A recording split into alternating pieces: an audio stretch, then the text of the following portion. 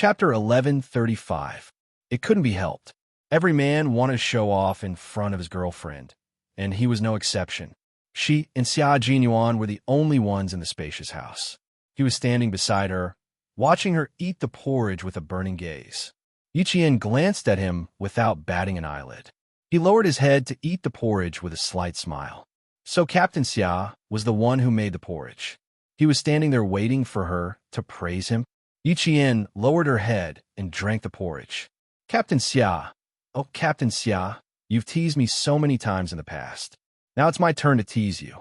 After she finished the porridge, Yi Qian turned his head and said seriously, Captain Xia, are you hungry too? Do you want a bowl? He had been standing there for so long with a satisfied expression on his face. In the end, his little fox didn't even notice that she had finished the entire bowl of porridge. That's not possible. But from her expression, it seemed like she really didn't know. Did she think that Uncle Chan made the porridge? What does the porridge taste? He asked. Yi Qian nodded and said Uncle Chan made it. It's not bad. He continued to maintain a serious expression so that the man in front of him wouldn't notice anything amiss. Major Xia, who had always been observant, believed him. He raised his hand to touch the top of her head and sighed. It wasn't easy for me to show off, but my future girlfriend didn't even notice. What a failure. It's okay. Captain Xia can continue to show off tomorrow morning. I'll definitely see, Yi Qian said, and couldn't help but laugh. As soon as she laughed, Xia Jinyuan immediately reacted. What a sly little fox. She even tricked him. So you were just teasing me. Don't struggle. Be good, and let me carry you back to your room. Xia Jinxiu raised her eyebrows and revealed a mischievous smile. Before Yi Qian got up, she hugged him with her long and strong arms and turned to walk into the room. This was a time to relax. Even though there were only the two of them in the house, and he was even carrying her into the room, Yi Qian did not feel any sense of danger. He smiled and praised, It's delicious and fragrant. It was comparable to a 5-star chef. Very good. I like it very much. You've worked hard. Captain Xia, I've been waiting for a word of praise from you. I feel like I've been waiting for an entire spring, summer, autumn, and winter. Now it's time for interest. Xia Jinyuan gently placed Yi Qian on the bed. Then he leaned over and placed his handsome face right in front of Yi Qian. He chuckled and said, Interest to kiss. Xia Jinyuan had experienced what it felt like to be starved for 7 days. He knew very well that even if he really drank a mouthful of hot porridge, his stomach would react with convulsions. She had been drinking the porridge with her head lowered just now to cover up the discomfort in her stomach. How would you go on like this? Yi Qian kissed him gently on the cheek. Then her eyes sparkled as she looked gently at the man who was taking care of her. Thank you, Captain Xia. Captain Xia? I don't like this title. How about we change it? His kiss landed on her lips. His gentle voice was as light as the strings of a piano under the dim light of the table lamp. Good brother, what do you think? Mushy. Yi Qian closed his eyes. The corners of his mouth curled up as he said, Captain Xia, Captain Xia, Captain Xia, Captain Xia. His lips and teeth were full of sweetness. You disobedient little thing. Let's talk about it again next time. It was 2:30. After half an hour of messing around, it was time to rest. Xia Jinyuan kissed her forehead and got up. I have to take a shower too. I haven't showered for 3 days and 2 nights. Didn't you smell my sweat just now? Chapter 1136. If there was a smell, Yi Qian would have been able to smell it. Because there was no smell of sweat, there was only a light, refreshing scent that filled his nose. Yi Qian joked, Captain Xia has his own body fragrance. How could there be a smell of sweat? Is that so? Xia Jinyuan lifted his hand to unbutton his cuffs and smiled. His handsome face revealed a lazy expression like a big cat. He smiled at Yi Qian and said, That's not bad. At least it won't send my girlfriend away. In the future, if I sneak in the middle of the night, I won't have to worry about the smell of sweat waking you up. When it came to being thick-skinned, Yi Qian had always been at a disadvantage. The image of him climbing through the window in the middle of the night flashed through his mind. Yi Qian couldn't help but blush. He hugged the quilt to his chest and said stiffly, I'm just being polite. Captain Xia is busy every day. Don't you know how dirty you are? It really wasn't dirty. After taking off the jacket, there was a white shirt underneath. There wasn't a trace of sweat on it. It was so white that she could almost smell the scent of soap after washing it. He raised his head slightly, revealing his sexy throat. His slender fingers began to unbutton the top button of his shirt. Following the movement of his fingers, Yi Qian, who had no interest in men, was mesmerized. He didn't know that the man's action of unbuttoning his shirt with his head raised was so beautiful. Because of his relaxed expression, there was a lazy and indifferent attitude in his bones. Combined with his elegant temperament, it became extremely sexy. At 24 years old, he was more charming and attractive than at 20 years old. Mature, sexy, cold, calm. Facing the iron-blooded tenderness of a soldier, Yi Qian felt as if he could hear his heart thumping loudly. The girl he had a crush on was staring at him with a slightly dazed gaze. Xia Jinyuan, who had sharp senses, raised the corner of his mouth a little. He had always been very confident in his body. Little Fox, who had been training with a group of male soldiers, had seen a lot of shirtless male soldiers. It was undeniable that her heart was a little jealous. She didn't look at him that much. Stop, stop, stop. You can go to the bathroom now. When Major Xia had unbuttoned the third button and was about to reveal a large portion of his chest, Yi Qian, who was determined not to be seduced by men, immediately stopped him. He pointed in the direction of the bathroom and said seriously, "You can take it off inside. Put the dirty clothes in the laundry basket." If he didn't stop, she would be admiring him until he took off pants. Xia Jinyuan, who had the thought of showing off his figure in front of his girlfriend when necessary, couldn't go into the bathroom to take off his clothes. If he did, he wouldn't be Xia Jinyuan. His fingers stopped at the edge of the fourth button. As he slowly undid it, he said with an elegant smile, "Even if I take it off here, I can still put it in the basket. When I take off my pants later, I don't have to worry about my feet slipping and needing you to help me up." He was the only one who could come up with such an excuse. After he finished speaking, he looked up at the bed. Under the faint warm light, he could clearly see the shyness on Yi Qian's face. There wasn't a trace of impurity on her face. It was as clear as a mountain spring. He couldn't help but want to tease her, and dote on her. Yi Qian met his gaze and saw the uncontrollable laughter in his eyes. In the end, the room was filled with his laughter. Yi Qian was so embarrassed that he jumped up from the bed. He was addicted to taking it off, and he was taking so long. Fine, since he wanted to take it off for her to see, she would take it off for him. Chapter 1137. Hey, slow down, slow down. This bed is very elastic. Don't push your head against the ceiling. Xia Jinyuan noticed that her movements had suddenly become violent. His heart tightened, and he no longer had the time to tease her. He hurriedly hugged Yi Qian, who was still trying to jump off the bed. Everything was fine. Why did you suddenly? Yi Qian, who was in his arms, became violent for once. She grabbed his collar with both hands, and as he spoke, she valiantly tugged on his shirt. Yes, there was no need to undo the fourth button. She had already done it for him. Seeing how violent Yi Qian was, Xia Jinyuan suddenly fell silent. He originally wanted to ask, "Why did you suddenly become so naughty?" But wasn't she naughty? His entire shirt, starting from the middle button, was completely torn apart by her. The pearl color buttons fell to the floor and made a few crisp sounds. Xia Jinyuan, who was a little stunned, looked towards the floor and saw one of the buttons roll onto the bed.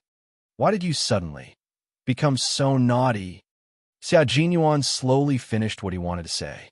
He looked at Yi Qian with his deep eyes and said, "You tore his shirt with your bare hands.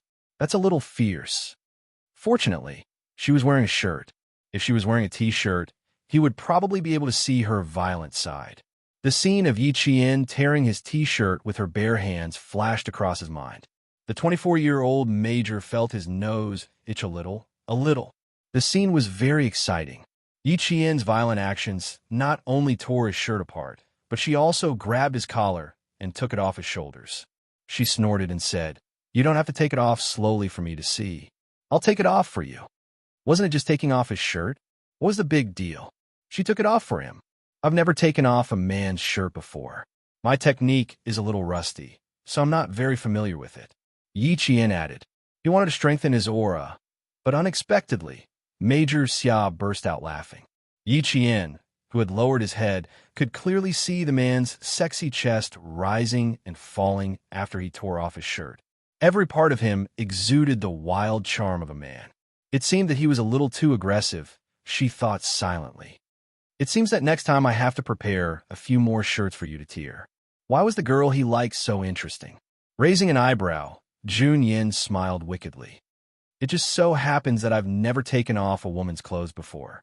My technique is also a little rusty, and my movements might be even more unfamiliar than yours.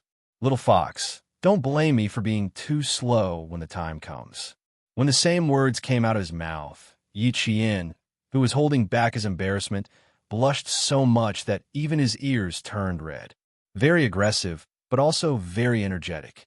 Why didn't I realize that you had such a unique side to you in the past? Xia Jinyuan truly loved the other side of her that she revealed from time to time. It was so real and so true to herself.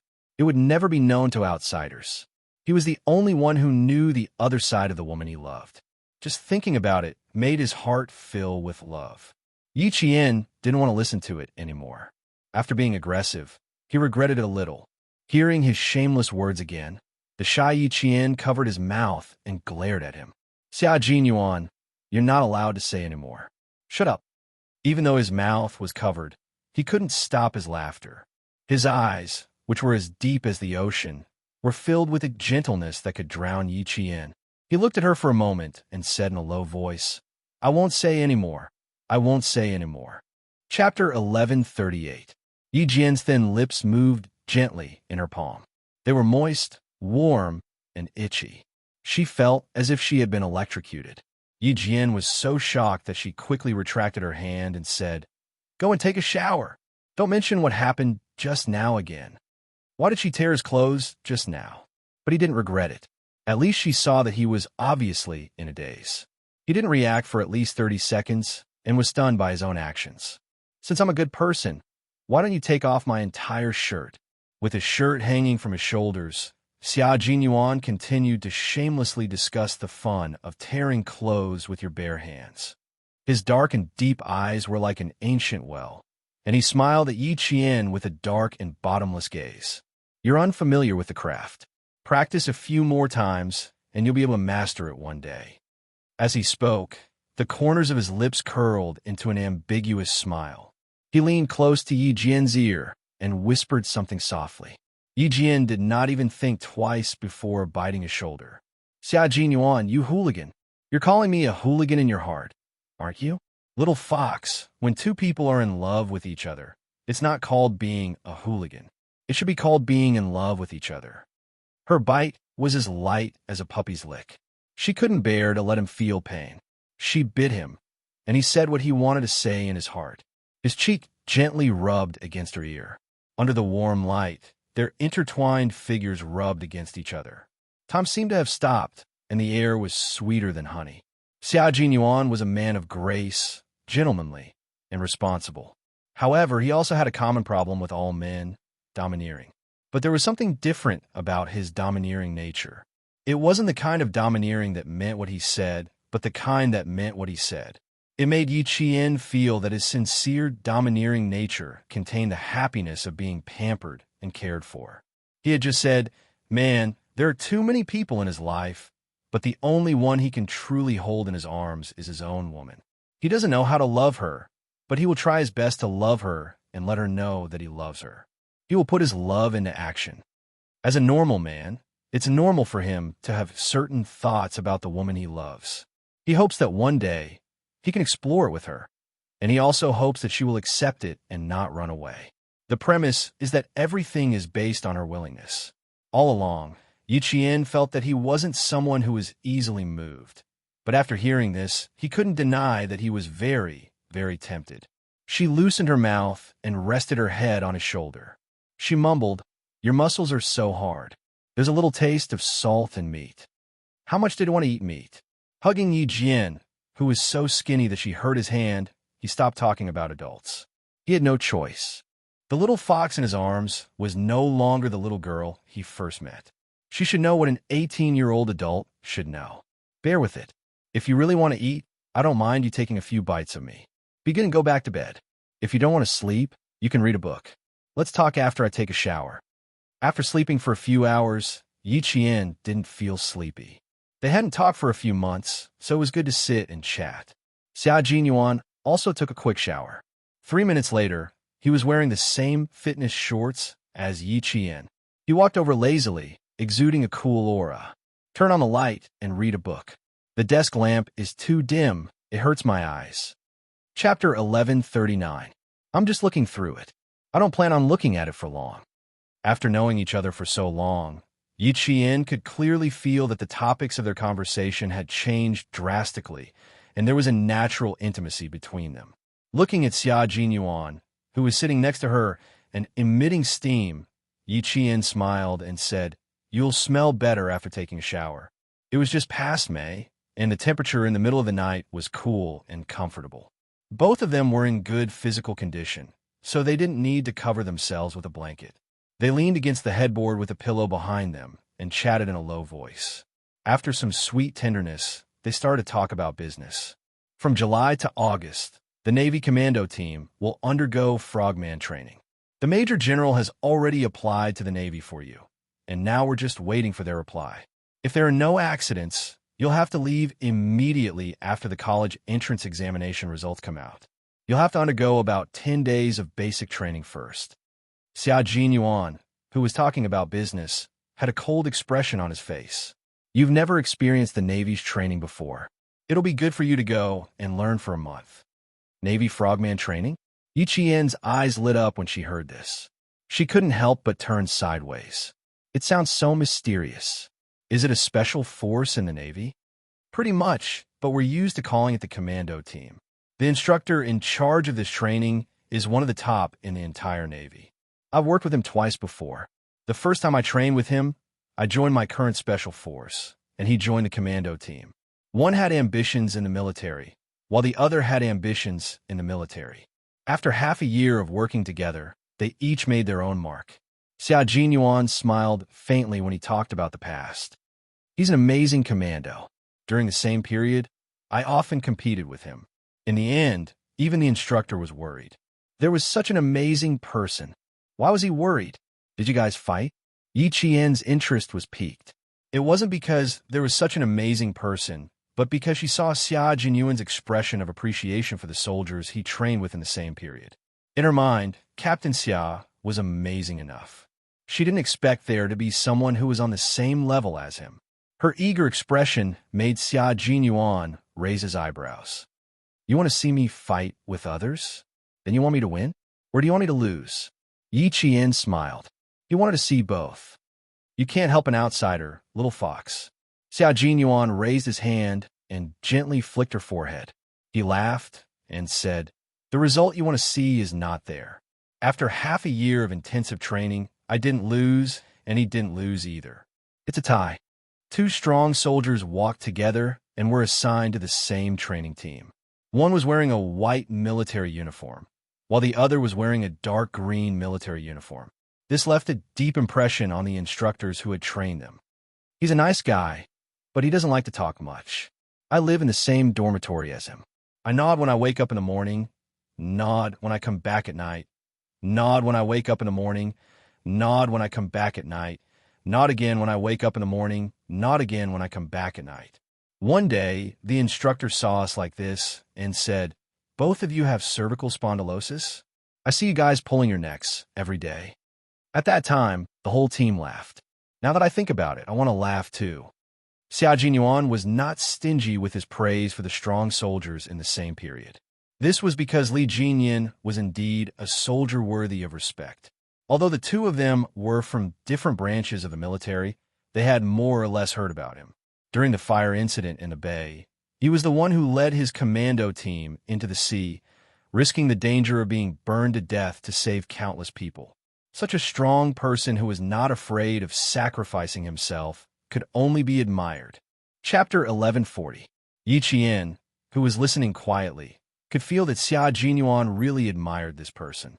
She couldn't help but laugh. Then I can't say that I know you when I go over. Don't give me too much training. All right, what's his name? You'll definitely get it if you give him too much training. Xia Jinyuan chuckled. This little brat was really thoughtful. Was she afraid that Li Jinyan would take revenge on her? He didn't have any enmity with Li Jinyan. They only contacted each other once or twice a year, but they didn't have any grudges. Looking at her sparkling eyes and her expression that said, Captain Xia must have been beaten up by him. He didn't know whether to laugh or cry. I don't have any grudges with Demon King Li. Training is training, but a soldier who doesn't fight for first place isn't considered a good soldier. We both fought for first place in training, so we have a good relationship in private. Yi Qian's eyes narrowed slightly. In her previous life, Yi Ying's mother-in-law was also surnamed Li. However, it was a secret who she married into. Even the villagers didn't know which family she married into to become an official's wife. She didn't pay attention to Yi Ying's in-laws. In her previous life, it was Yi Jifan and Yi Ying who had harmed her. Li Jinyan is a perfectionist. Once he finds out that someone isn't up to par, or that someone is trying to get by with their wits, he won't show them any mercy. He'll immediately invite them out of his commando team. He studied at West Point for half a year, and he has a Western-style ruthlessness when dealing with people. Considering that Yi Qian would be joining Li Jinyan's team, Xia Jinyuan didn't notice the hint of gloom in Yi Qian's eyes. He picked out some classic examples that could reflect his personality. He treats everyone who joins his team equally, regardless of their status. It can be said that he has a very upright personality, and it's admirable. As he spoke, he raised his hands and rested them behind his head. His slender legs were lazily crossed with an innate elegance. His thighs would even lightly touch Yi Qian's feet from time to time. When Yi Qian glared at him, he immediately smiled and stopped.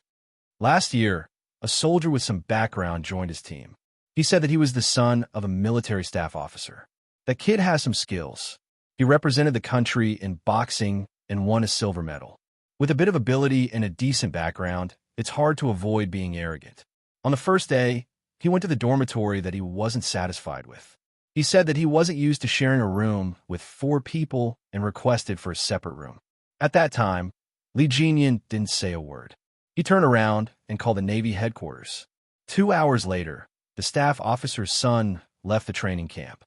Everyone is equal. The same training, the same learning, no special privileges, no special treatment, no difference in status. Little Fox, after you go in, he'll add a rule that says there's no distinction between men and women. After talking so much about Li Jinyan, Yi Qian's curiosity was piqued by the contents of his training. He sounds like a good person with strong principles.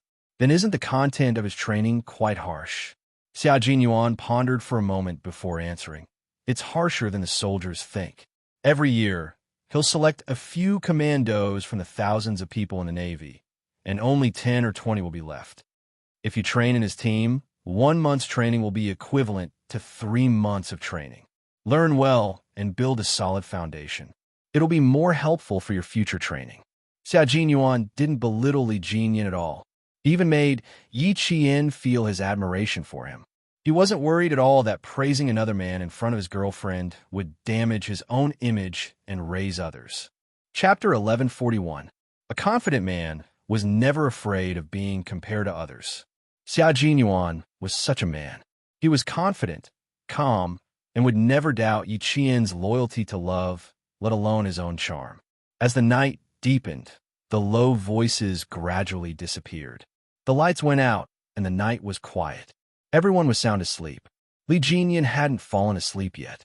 The blue light from the screen illuminated his handsome and cold face, revealing a sharp and cold aura. He was still writing down the contents of the selection and training for the commandos. After countless revisions, he then arranged targeted training according to the abilities of the selected commandos. He didn't type quickly.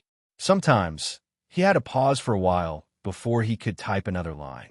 The risk of underwater training had always been much higher than that of training on land.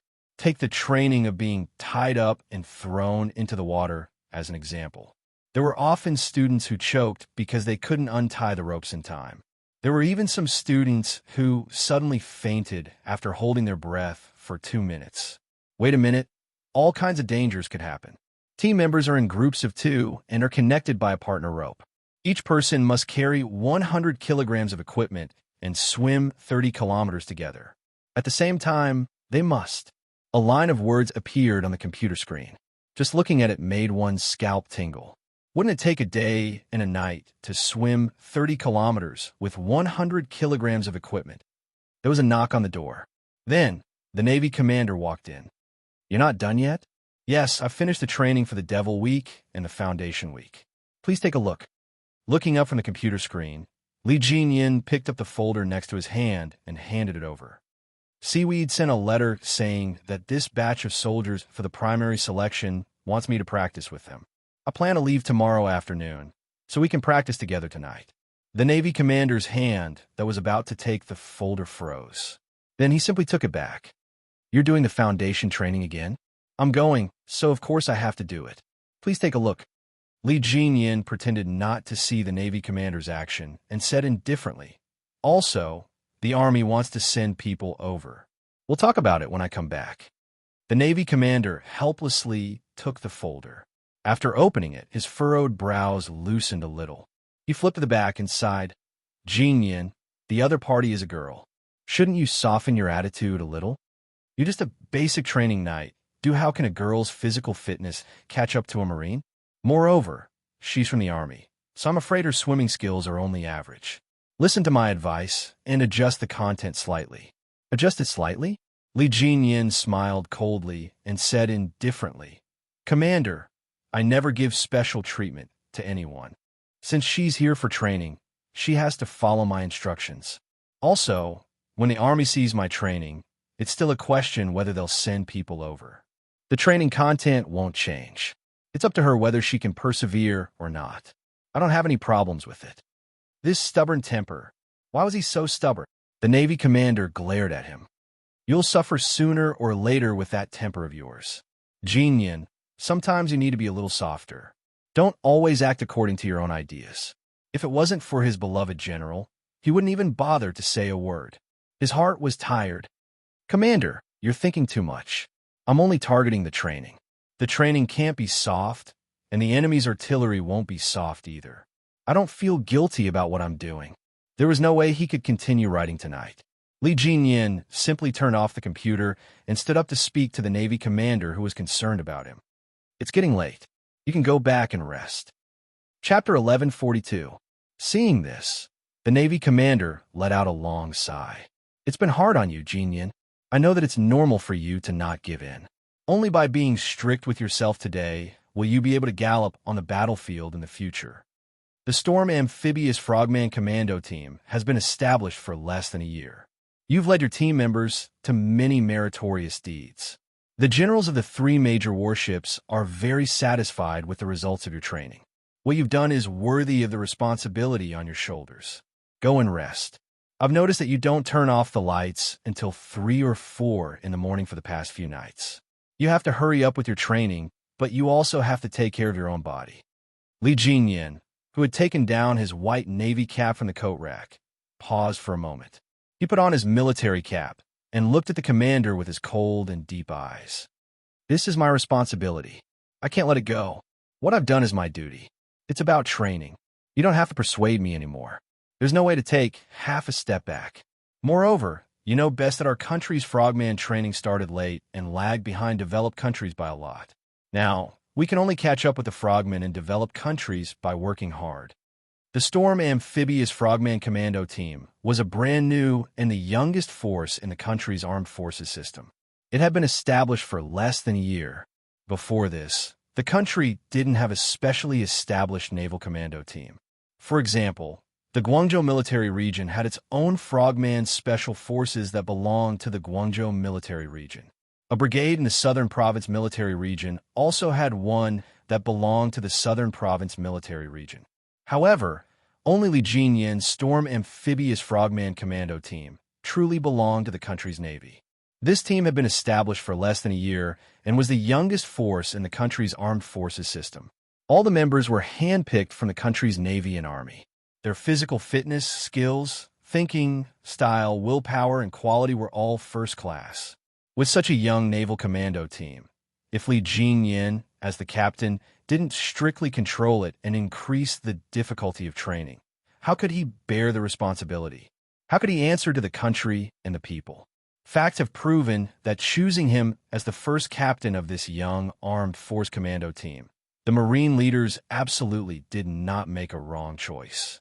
Although it has been established for less than a year, their combat strength is beyond the imagination of ordinary people. Coupled with the fact that their training places are all some deserted islands and corners, they have also become a strong, mysterious force. It could be said that in terms of strength, the Navy's Storm Commandos were on the same level as the mysterious Shui, U Special Forces. Both teams were the sharp blade of our country, and they were also the special forces that were hidden in the dark and not known by others. However, there were differences between the two units. First of all, the Snowfield Brigade was established at the end of the 80s, and it had been 10 years since then. On the other hand, the Storm Amphibious Frogman Assault Team was only established at the end of June last year. It hadn't even been a year since then. As the first captain of this unit, Li Jinyan shouldered a lot more pressure than Xia Jinyuan. Originally, he was a person who did not like to smile. Since he became the captain of the commando team, his sharp and cold, handsome face became colder and colder, and his eyes became sharper. Standing in front of the Navy commander, he was full of momentum and killing intent. Also, I'm intentionally increasing the difficulty of the training. You should know what I'm trying to prevent. This is not a place where some high-ranking officials want their sons to gain military merits and get promoted. Military merits and military ranks are given to capable comrades. Commander, I won't let the brothers who have gone through life and death with me suffer. Chapter 1143. After he finished speaking, the Navy commander patted him heavily on the shoulder and said with relief, "Jinyan, you never let me down. Work hard. No matter what happens, we will support you. The 3 major warships will also support you. I will not interfere with Yi Qian's matters anymore. You are the captain, so you should have full authority to make arrangements. I will not have any objections." At this point, a trace of a smile finally appeared on Li Jinyan's face. It was very faint, like a small wave in the sea that quickly splashed and disappeared, but it was enough to dissolve the coldness in his handsome face. "You've always been supportive of my work. I understand." With a Navy commander who supported the progress of his work, he could avoid many external factors and make his work progress smoother and more orderly. "It's my duty to support you. Let's go back to the dormitory together. It's good that you go there tomorrow. This batch of recruits is much worse than last year. They can't even compare to the soldiers you trained during that period. I don't know if it's because all the good seedlings have been selected, but I always feel that they are too impetuous and not as good as the soldiers they used to be." The Navy commander said seriously. The lights in the corridor illuminated 2 figures in the same white military uniform until they disappeared at the top of the stairs. The wind blew and the waves hit. The sentries held their steel guns and straightened their backs. They watched the surroundings with eagle-like eyes and stood guard until dawn. A new day came with the rise of the sun. Xia Jinyuan, who had just finished his morning run, brought a bowl of piping hot porridge to Yi Qian, who had just finished washing up, and said seriously, "I didn't get to hear your praise in time last night. Remember to say it after you taste it. I'll wait to hear it." Sometimes, the great Major Xia could be narrow-minded. Yi Qian pursed his lips and smiled. After he scooped a spoonful of porridge, he praised, "Not bad. The porridge is thick, but not sticky. It's very fragrant." In order to make up for last night's lack of praise, Yi Qian drank the bowl of porridge for 10 minutes. 5 of those minutes were dedicated to praising Major Xia. In front of him, even if it was just a bowl of porridge, the smile on Yi Qian's face was more than ever. The kind of smile that came from the bottom of his heart was like the rising sun outside, bright and beautiful. In her previous life, Yi Qian was as quiet as an orchid. She was talented, but failed to live up to her expectations. She rarely smiled. In this life, only Xia Jinyuan brought her endless joy and made her smile like a blooming flower. Xia Jinyuan looked at her smiling as she spoke. She was still optimistic without a trace of gloominess, and the darkness in his eyes gradually dissipated. He thought that he wouldn't have to worry about her training in the future and could really let go. Let her face it alone and adjust by herself. She wouldn't need his guidance or psychological guidance anymore. After going through so many trials and tribulations, his little fox was much more determined and mature than before. Her mental fortitude had also improved greatly, and she no longer had the hesitation she had when facing the sacrifice of her comrades. At 6:30 in the morning, Yi Qian went back to her room to pack the revision books she brought to school today. Xia Jinyuan cleaned up the dishes. After he finished cooking in the kitchen and returned to his room, he saw her standing in front of her luggage. Her side profile was slightly dark, and she looked slightly serious. Yi Qian heard footsteps and turned around. She saw the tall figure walking towards her. She pursed her lips and bent down to take out a yellow training uniform from her luggage. "Captain Xia, where did you rush over from?" Looking at the unzipped luggage from last night, Xia Jinyuan smiled casually and said, "I wasn't in a hurry. I just finished my work and came over. I didn't deliberately rush over." Chapter 1144. With that said, Xia Jinyuan reached out to take back the training uniform that he had used to climb the landslide. However, Ji Yunshu's hand flashed away, preventing him from taking it back. "You were in a hurry, and you didn't even take a car. You." Yi Qian pointed at the two obvious mud marks on his knees. Although the corners of her mouth were pressed tightly together, her eyes were slightly red. "Where did you come from? How did you climb all the way?" If he had been training to climb, there would have been marks on the knees of his pants and the elbows of his sleeves. However, Yi Qian only saw the marks on his pants and not the elbows of his clothes. However, there was some mud on his sleeves, so she understood everything. It was difficult to hide something like this from her. Xia Jinyuan couldn't bear to see her cry for him. He used his thumb to gently wipe away the tears at the corners of her eyes and gently explained, "When I came out, there was a landslide and the road was blocked. I wanted to catch the last bus into the city, so I had to climb over the landslide. Be good, don't cry. We often encounter this kind of thing, so don't take it to heart. Just treat it as my field training. When you cry, I feel even worse in my heart. I originally wanted to see you smile and listen to your voice, but I didn't expect that I would make you cry." The last thing he wanted to see was her tears. Drop by drop, they smashed into his heart like marbles. His handsome face was gentle as he continuously coaxed her. His mellow voice carried a hint of pity. "Don't cry. It's just climbing a landslide. Look at how sad you are." Yi Qian didn't know why she suddenly couldn't help but cry. She originally wanted to restrain herself, but when she heard his explanation, her heart suddenly tumbled, and her tears fell uncontrollably. Someone had traveled thousands of miles, even if it meant crawling, just to see her. Even though she had lived 2 lives and didn't know anything about sex, she understood that he really treated her differently. He really put her in his heart and gave her a headache. He loved her in a way that she could accept and guided her growth. No matter how strong her personality was, she had been too lonely in her previous life. Now that there was such a person in this life, she felt a warmth that she had never felt before. It was so warm that her heart was burning, so warm that tears suddenly flowed down her cheeks. Xia Jinyuan was a little flustered. He really didn't know why she was crying. In all these years, he had only heard her cry twice.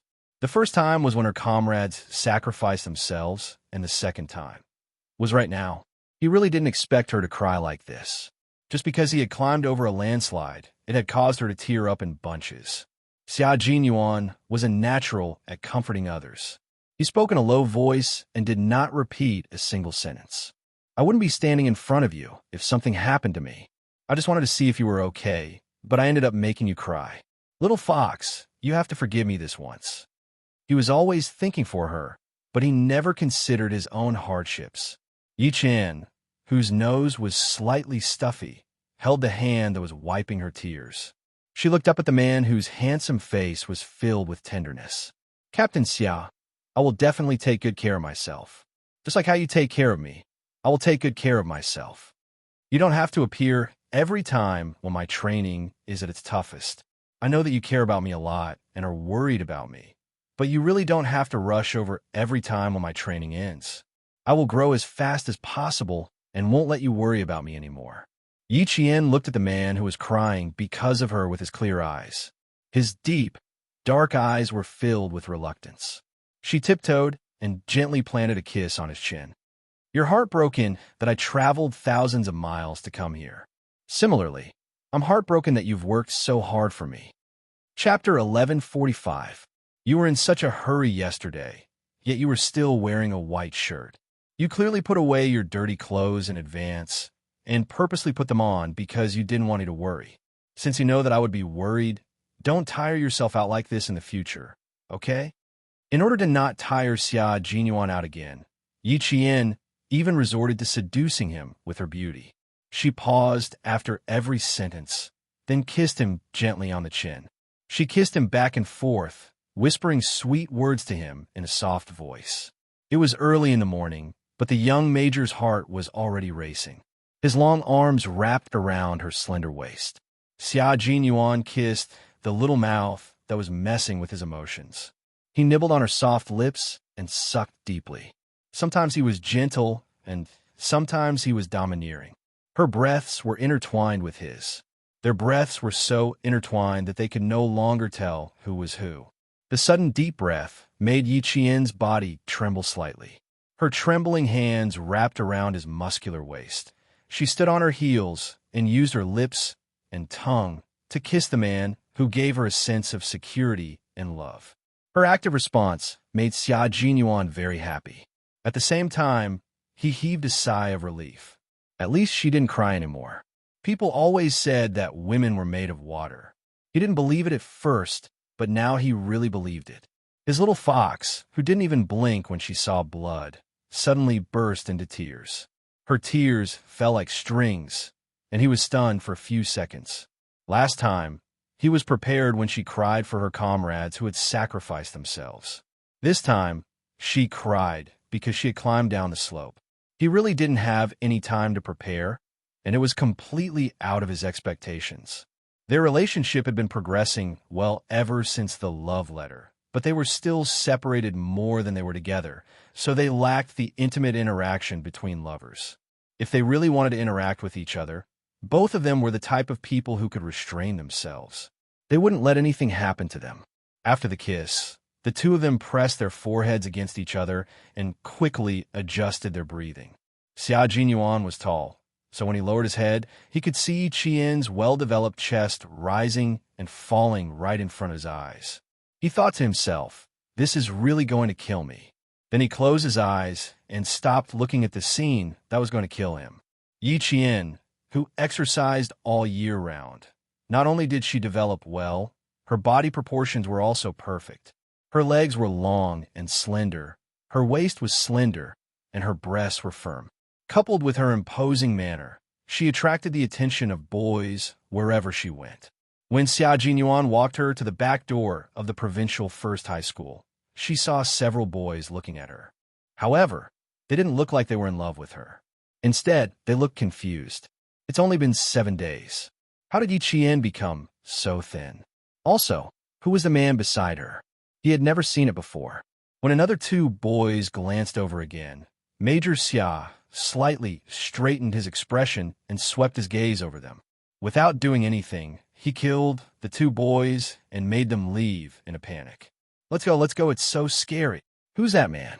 Why did Yi Qian lose so much weight? The two boys from grade 2, class 2, whispered to each other as they walked quickly. Yi Qian was definitely a celebrity in the provincial first high school. There wasn't a student from grade 1 to grade 3 who didn't know her. It couldn't be helped. Every year at the opening ceremony, she would go on stage as the student representative. The teachers of each class would often say to their students, "Look at your senior, Yi Qian. Look at your senior, Yi Qian. Look at Yi Qian from grade 3, class 1. Look at her, look at her. Her grades are good enough, right? She's still so hardworking." Chapter 1146. Look at you. Your grades are a mess, yet you're still not working hard. Do you think you're good? If you're really good, learn from Yi Qian. If you're half as good as her, I won't even care if you sleep in class. In the second year of high school, Yi Qian had always been compared to others. She had to compete with them every day without fail. Under such circumstances, it would be strange if someone didn't recognize her.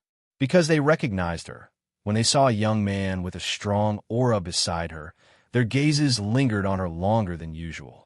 Who's that man? His gaze is so scary. He must be Yi Qian's brother. They look a little alike. The way they walk and their expressions are similar. They look like siblings. Are you crazy? Yi Qian doesn't have a brother. She's the only one left at home. How can he be her brother? But they do look a little alike. Cousin? Cousin? Distant relative? 7:20 in the morning was the peak time for school. There were many people at the front gate and back gate. Students who passed by would usually pay attention to Yi Qian, and so would even come over to greet her. However, none of them did that today. They all looked at her silently and then left. Why did she lose so much weight? Is she sick? She did lose weight, but she doesn't look like she's sick. She's in good spirits. Who's the person beside her? He's quite handsome, but his gaze is a little scary. I don't dare to look at him too much. Some of the whispers reached their ears clearly, while others were muffled and couldn't be heard clearly. Even if they reached his ears, it didn't affect Xia Jinyuan. He smiled and walked elegantly to school with Yi Qian. Everyone says you've lost weight. I'm afraid they think you've lost weight because of a scary man like me. Am I scary? I don't think so. I look decent. It was the first time Xia Jinyuan was accompanying his future girlfriend to school. The corners of his mouth were raised high. Although they weren't holding hands, he could at least show his face in front of the provincial first high school students to make his presence felt. Although his identity hadn't been recognized, it was good to be able to walk in front of her classmates. Don't think too much, Captain Xia. They looked at me first, then you. You, take a second look. When he said that he wanted to send her to school, he already knew that there would definitely be many students sizing her up. As a matter of fact, he didn't know how many gazes he received along the way. Yi Qian said with a smile. He nodded at a girl who was smiling at him and politely said, "Good morning." Then he continued to speak to Xia Jinyuan, "But you're right about one thing. I'm afraid they really think that I've lost weight because of you." He returned to the team in the afternoon. The distance from the residential area to the campus was less than 400 meters. Walking slowly for 10 minutes became the time they spent together. She wanted to spend more time with him, even if they were seen by their classmates. In the past, she was afraid that he would be influenced by an underage student because of his identity as a soldier. Now that she was 18 years old, what did she have to be afraid of? Hurry up and go. I'll visit you again when I'm free. Xia Jinyuan walked Yi Qian all the way to the back gate of the school. He was wearing a white short-sleeved shirt and black trousers.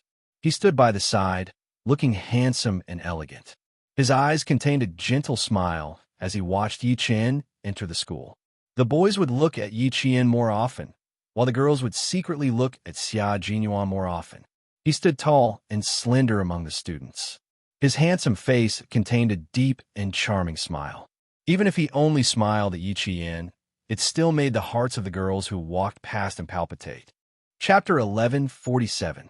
Even though she didn't say a word, she couldn't help but blush when she walked past him. Yi Qian, who had already entered the school, smirked when he saw this. So many people were looking at him.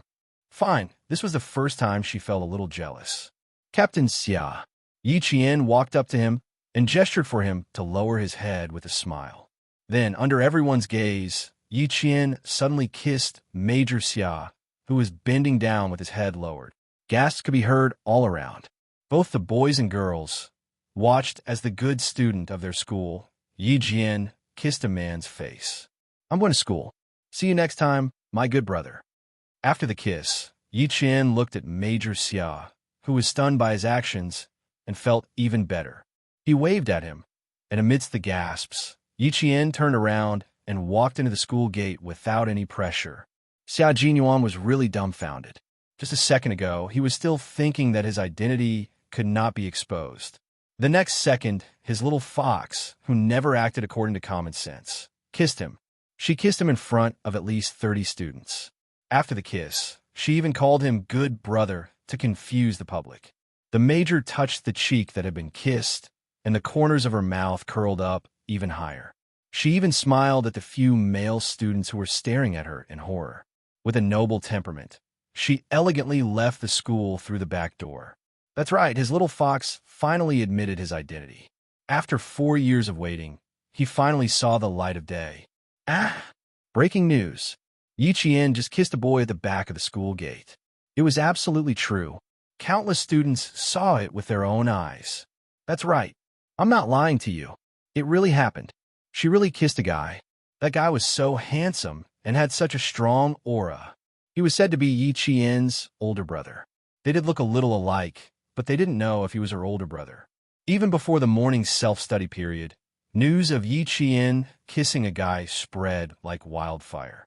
Instantly, the classrooms of every grade were filled with gasps of disbelief. That's impossible. She really kissed him. It can't be. You really saw it? Fuck. Really? The goddess in our hearts really kissed a man? What does he look like? Handsome? Ugly? Damn, is he that handsome? It can't be. And it's very high? There was no Yi Qian in the class, so he could only ask. Meanwhile, some of the grade 12 class 1 students were staring at Yi Qian. Their eyes were like searchlights, trying to find some clues from her face. This time, Jiasin did not hesitate to take the lead. She squeezed onto the same stool as Yi Qian and said with a worried look, "There are only 40 days left until the college entrance exam. Yi Qian, why are you kissing a man? If you really want to kiss me, you have to do it in secret. Why did you kiss me in public?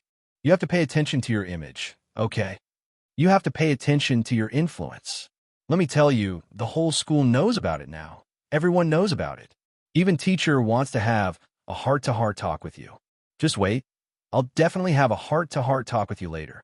The girl who was listening by the side was extremely anxious. Why didn't she get to the point? She kept shushing her and said, "Are you in a relationship? What does that guy do? Where's he from? When did you date?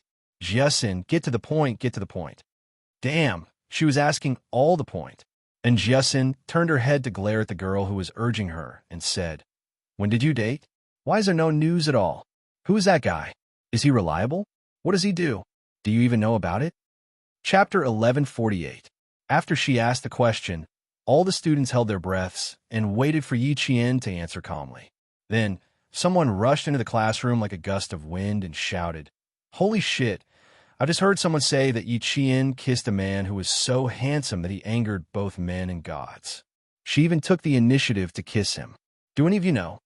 The classroom was very quiet, but the boy's voice was exceptionally loud. The students who were waiting for Yi Qian's answer turned to glare at the boy who came late. All the students sitting in the classroom knew. You're the only one who knows. So handsome that he angered both men and gods. Yi Qian laughed and pondered for a while before saying, "Not so handsome that he angered both men and gods. But handsome, he is indeed a little handsome." And Jiasin rubbed her forehead and forced a smile. She asked, "Jane Eyre, you're focusing on the wrong thing. Can you answer me a little? You dared to run a red light at a critical moment. Aren't you afraid of being punished?" Everyone was only concerned about who Yi Qian kissed, but Jiasin's focus was completely different. She was afraid that something would happen to Yi Qian, and, at this time, something would happen to him. "No, don't worry." Yi Qian comforted her and smiled. "I'll tell you who he is in the future. It's a little inconvenient now, but I can tell you that he is indeed someone who is very close to me. Our relationship is far from what you have seen. Everyone's curiosity can be quelled. It was just a normal kiss. Don't tell me that the couples in class don't know what a normal kiss is. This is what it is. The few couples in the class kissed normally. Yi Jian just didn't say it out loud. The students of grade 12 class 1 immediately understood. A few boys screamed and said, "She's already taken. There's no hope for all of them. Go, go, go, go. Turn your grief into strength and learn." The whole class burst into laughter. If they were to talk about it, they wouldn't be surprised. It was just a small matter. Who didn't have a crush on someone? Who didn't fantasize about kissing someone in their heart? As for Yi Qian, his grades were at the forefront, and his actions were also at the forefront. They couldn't compare. "Are you sure? Are you sure?" The students dispersed, but Jiasin didn't leave. She said softly, "You always have your own way of doing things. If you say it's fine, then it's fine. Oh damn, I was scared to death just now. I was just getting breakfast when I heard a bunch of people talking about how Yi Chien kissed a man. A very, very handsome man. How handsome? And Jiasin had always believed in Yi Chien. When she said that she was fine, her worries were immediately swept away. She giggled and asked, "There's only one handsome man I've ever seen, and that's the handsome military officer who taught us about precautionary measures in junior high. TSK, that's what I call handsome. He's so handsome that I'm drooling." As she spoke, she pretended to wipe the corner of her mouth. "I'm drooling all over the floor." She still remembered? Yi Chien smiled meaningfully and said, "Yes, he is. Next time, I'll bring you to meet him." "No way, he's really that handsome." Okay, bring me to meet him. Bring me to meet him." And Jiasin immediately nodded. Then she touched Yi Chien's arm and frowned as she stared at her wrist. "What happened? You've lost so much weight in 7 days. Where did you go?" "I went to do something. I didn't eat much. It's fine. I'll be fine after a few days." Just then, the morning self-study bell rang. Yi Chien gestured for her to quickly return to her seat. "I'll be fine here. It won't affect anything. Hurry back to your seat." Chapter 1149. Since Yi Chien dared to kiss him, she was not afraid that something would happen. Moreover, she did not do anything bad. What impact could it have? Affect her studies? No. Even if she went home and rested until the day of the college entrance exam, it would not affect her studies. Affect her classmates? She did not date anyone in school, nor did she go around talking about who she dated. What impact could it have? The teachers naturally knew about it. How could they not know about it when the entire school knew about it? The school doesn't have to worry about this. I know who that man is. He is someone who has known Yi Chien for many years. Principal Chow smiled at the worried teacher Tong. "You don't have to mention it or worry about it. It won't affect Yi Chien's exams." Principal Chow was not surprised at all when he heard the news. He had long noticed that Major Xia treated Yi Chien differently. Now that Yi Chien had turned 18, there was some progress in their relationship. The two of them were already restraining themselves. If she could restrain herself from falling in love, why would she be afraid of anything else? There was no need to worry at all. Nothing would happen. Since the principal had said so, Teacher Tong did not look for Yi Chien to have a heart-to-heart talk. The school did not intervene. The incident of Yi Chien kissing a man faded away on the third day with the arrival of the midterm exams. The midterm exams were for the first to second year of high school. The third year of high school was a mock college entrance exam. The entire school was quiet. Only the sound of writing could be heard in the classroom. Old Madam Yi stood at the school gate and looked at the deserted campus. She said to Yi Jifan, who had accompanied her, "Jifan, ask the security guard when the students will be dismissed. Also, ask around where Yi Chien's form teacher is. I'll go talk to her first." She was quite capable. She even managed to get into the provincial number 1 middle school. But she was too disobedient. Yi Jifan had always been good at pretending. When he heard this, he smiled and said, "Okay, then you rest first. I'll go ask around." After 2 minutes, he came back. "What a coincidence. It's the midterm exams. I asked the security guard to call Miss Jian's form teacher. We can only go in when she arrives."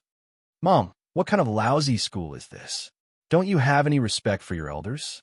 Yi Xiang, who was dressed in bright red, frowned and said in disgust, "Lele and Changcheng should go to an elite school.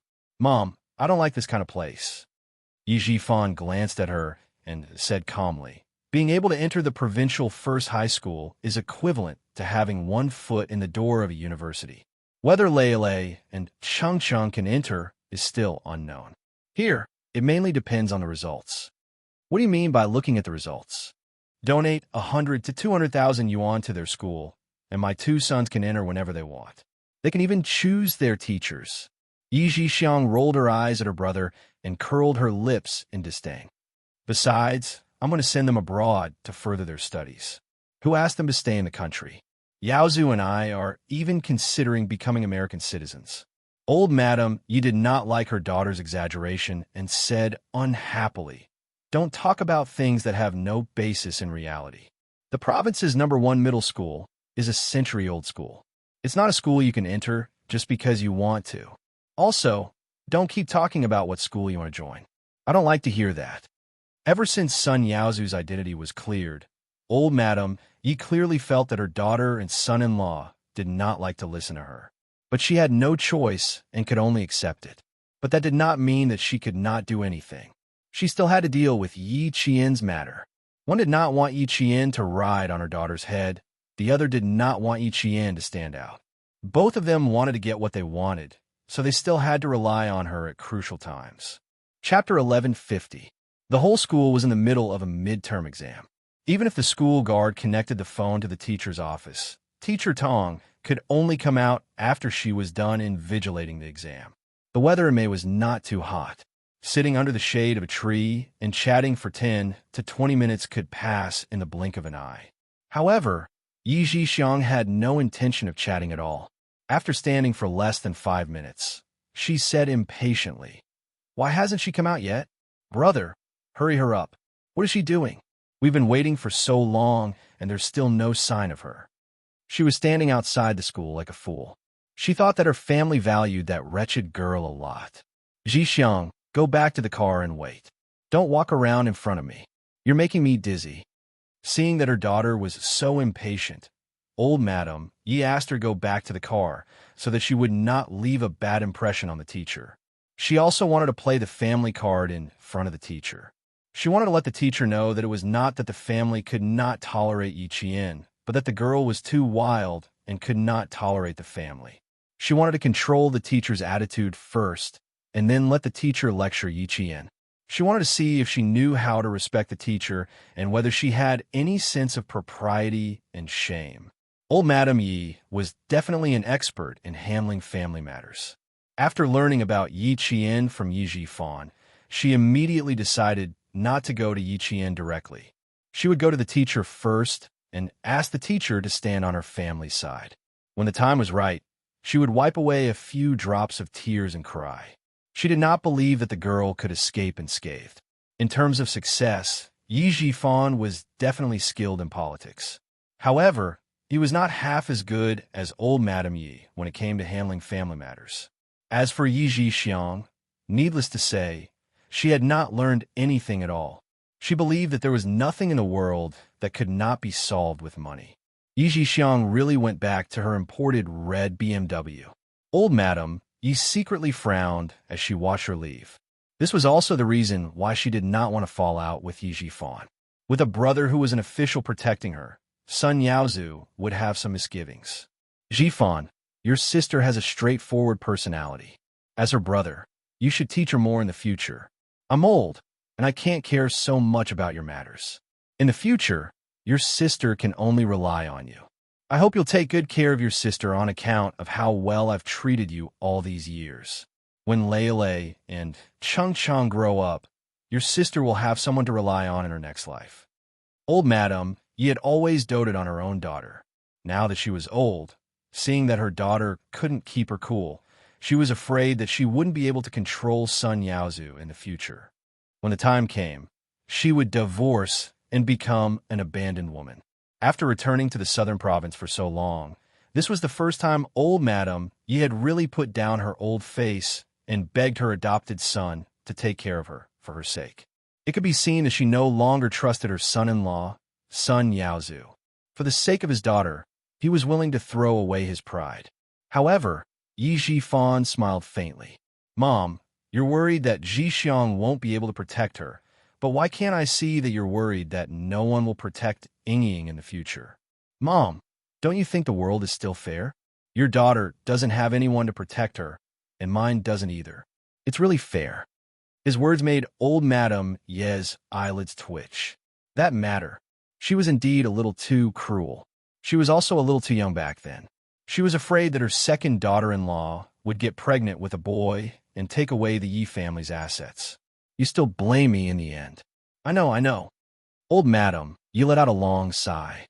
Her youthful spirit instantly withered with that sigh. She suddenly felt that she had aged a lot. Chapter 1151. In the face of old Madam Yi's remorse, Yi Zhifan's expression was very calm.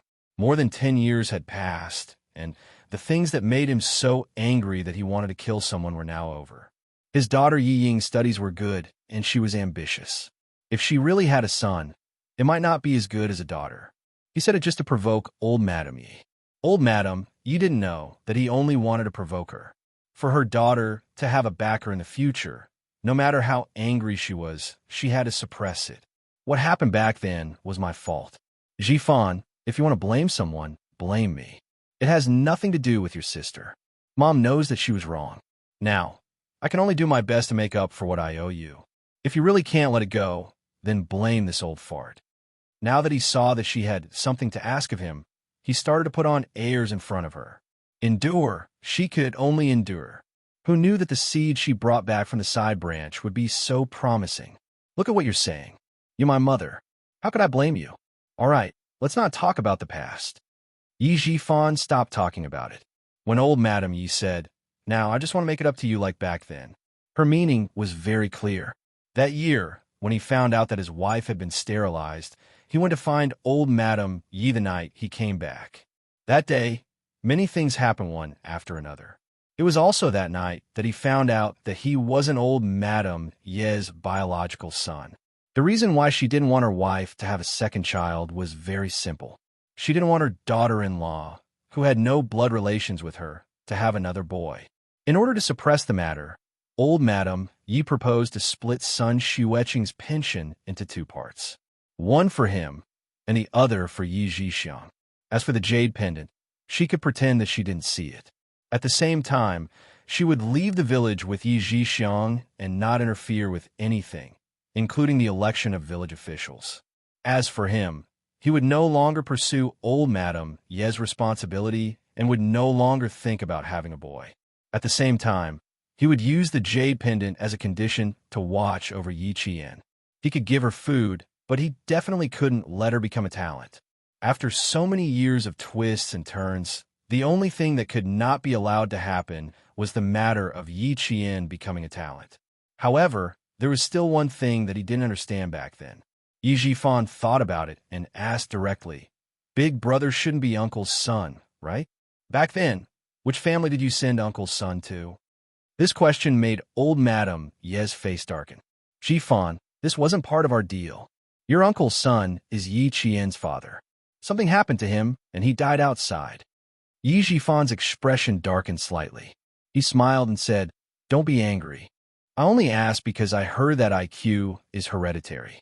I thought that Yi Qian was so good at studying. Big brother doesn't have such a high IQ. Sister-in-law is smart, but she's not as smart as Yi Qian. Also, don't you think it's strange that Yi Qian doesn't look like big brother at all? He looks 60% like sister-in-law, but I don't know who he got the other 40% from." Old Madame Yi's face was not only dark, but also cold. "That's why before I left the village, I repeatedly reminded you to watch over that damned girl. You can't let her have the chance to become a talent." As she spoke, her voice was tense and filled with disgust. "Your sister-in-law married Yi Xinfan for less than a month and said that she had a child. Then, the child was born before a month. She was obviously unclean before she married him, bringing someone else's bastard child into our Yi family." Chapter 1152. Yi Xinfan, Yi Qian's father, was an honest villager. When he was young, Yi Jifan had never been afraid of his big brother. Now that he knew something he didn't know, Yi Jifan nodded and said without a trace of surprise, "No wonder the little girl didn't follow Big Brother. She's not Big Brother's child. She didn't look like Yi Qian, she didn't have the same IQ, and she didn't have the same way of doing things. It made sense that she wasn't Big Brother's child. What about Big Uncle's son?" The elders in the village said that when Big Aunt came back with Big Uncle, the whole village was shocked. Even the way she walked and spoke was like a fairy. They even said that she was so beautiful that a notorious villain in town wanted to take her for himself. Yi Jifan looked at old Madame Yi and found that her eyelids were drooping, as if she didn't want him to see the expression in her eyes. It seemed that old Madame Yi had some misgivings about Big Uncle's family and his son. Big Aunt was an outsider. When she came back with Big Uncle, even the way she walked and spoke was like a fairy. This meant that Big Aunt was very elegant back then. To be able to raise such a beautiful and elegant daughter in that era, It was definitely not something an ordinary family could raise. Since Big Aunt had an extraordinary background, why did she come back with Big Uncle? Also, that era was extremely chaotic.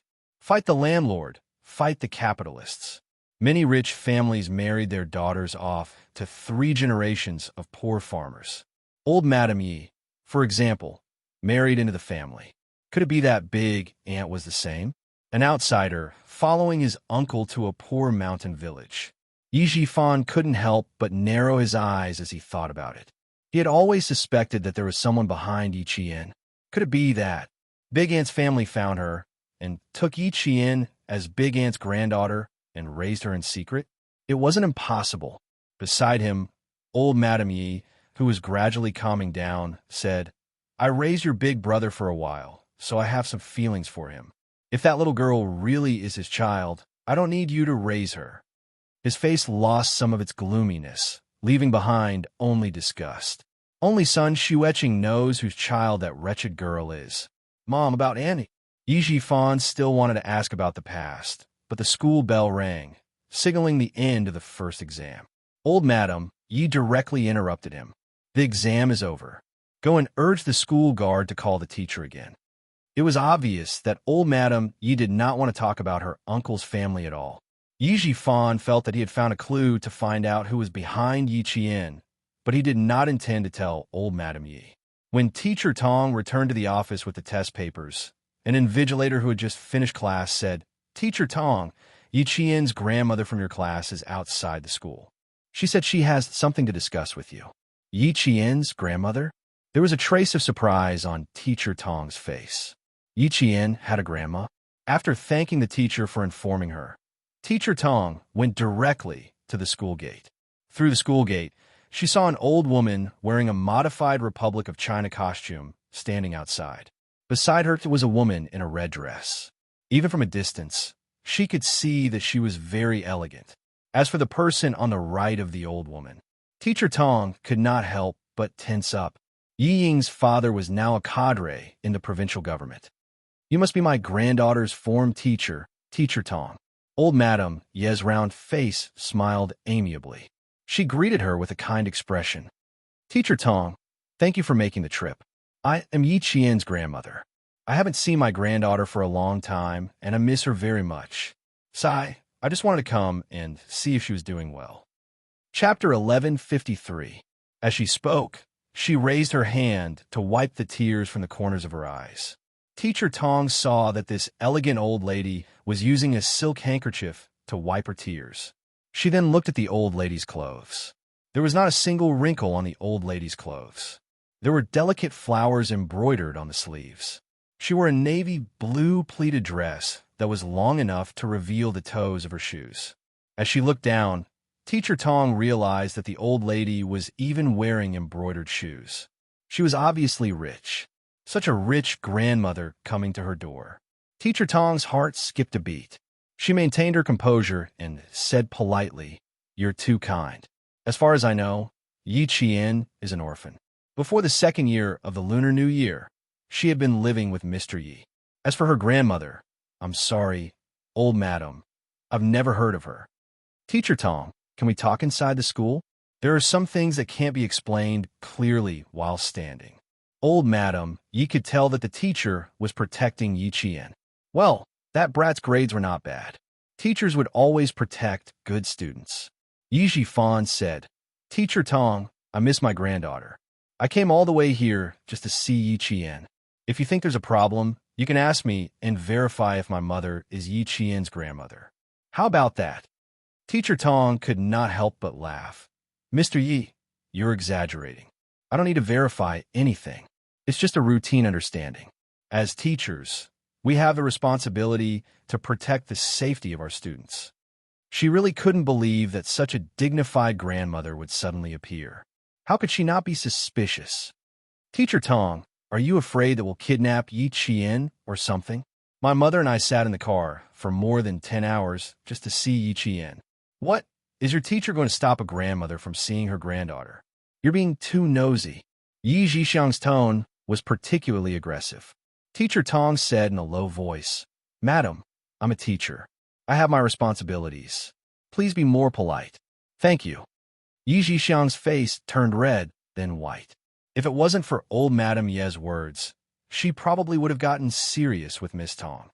Teacher Tong, I have also been waiting outside for half an hour. If you have doubts, it means that you are a teacher and truly care about my granddaughter. Old Madame Yi once again used the silk handkerchief in her hand to wipe the corners of her eyes.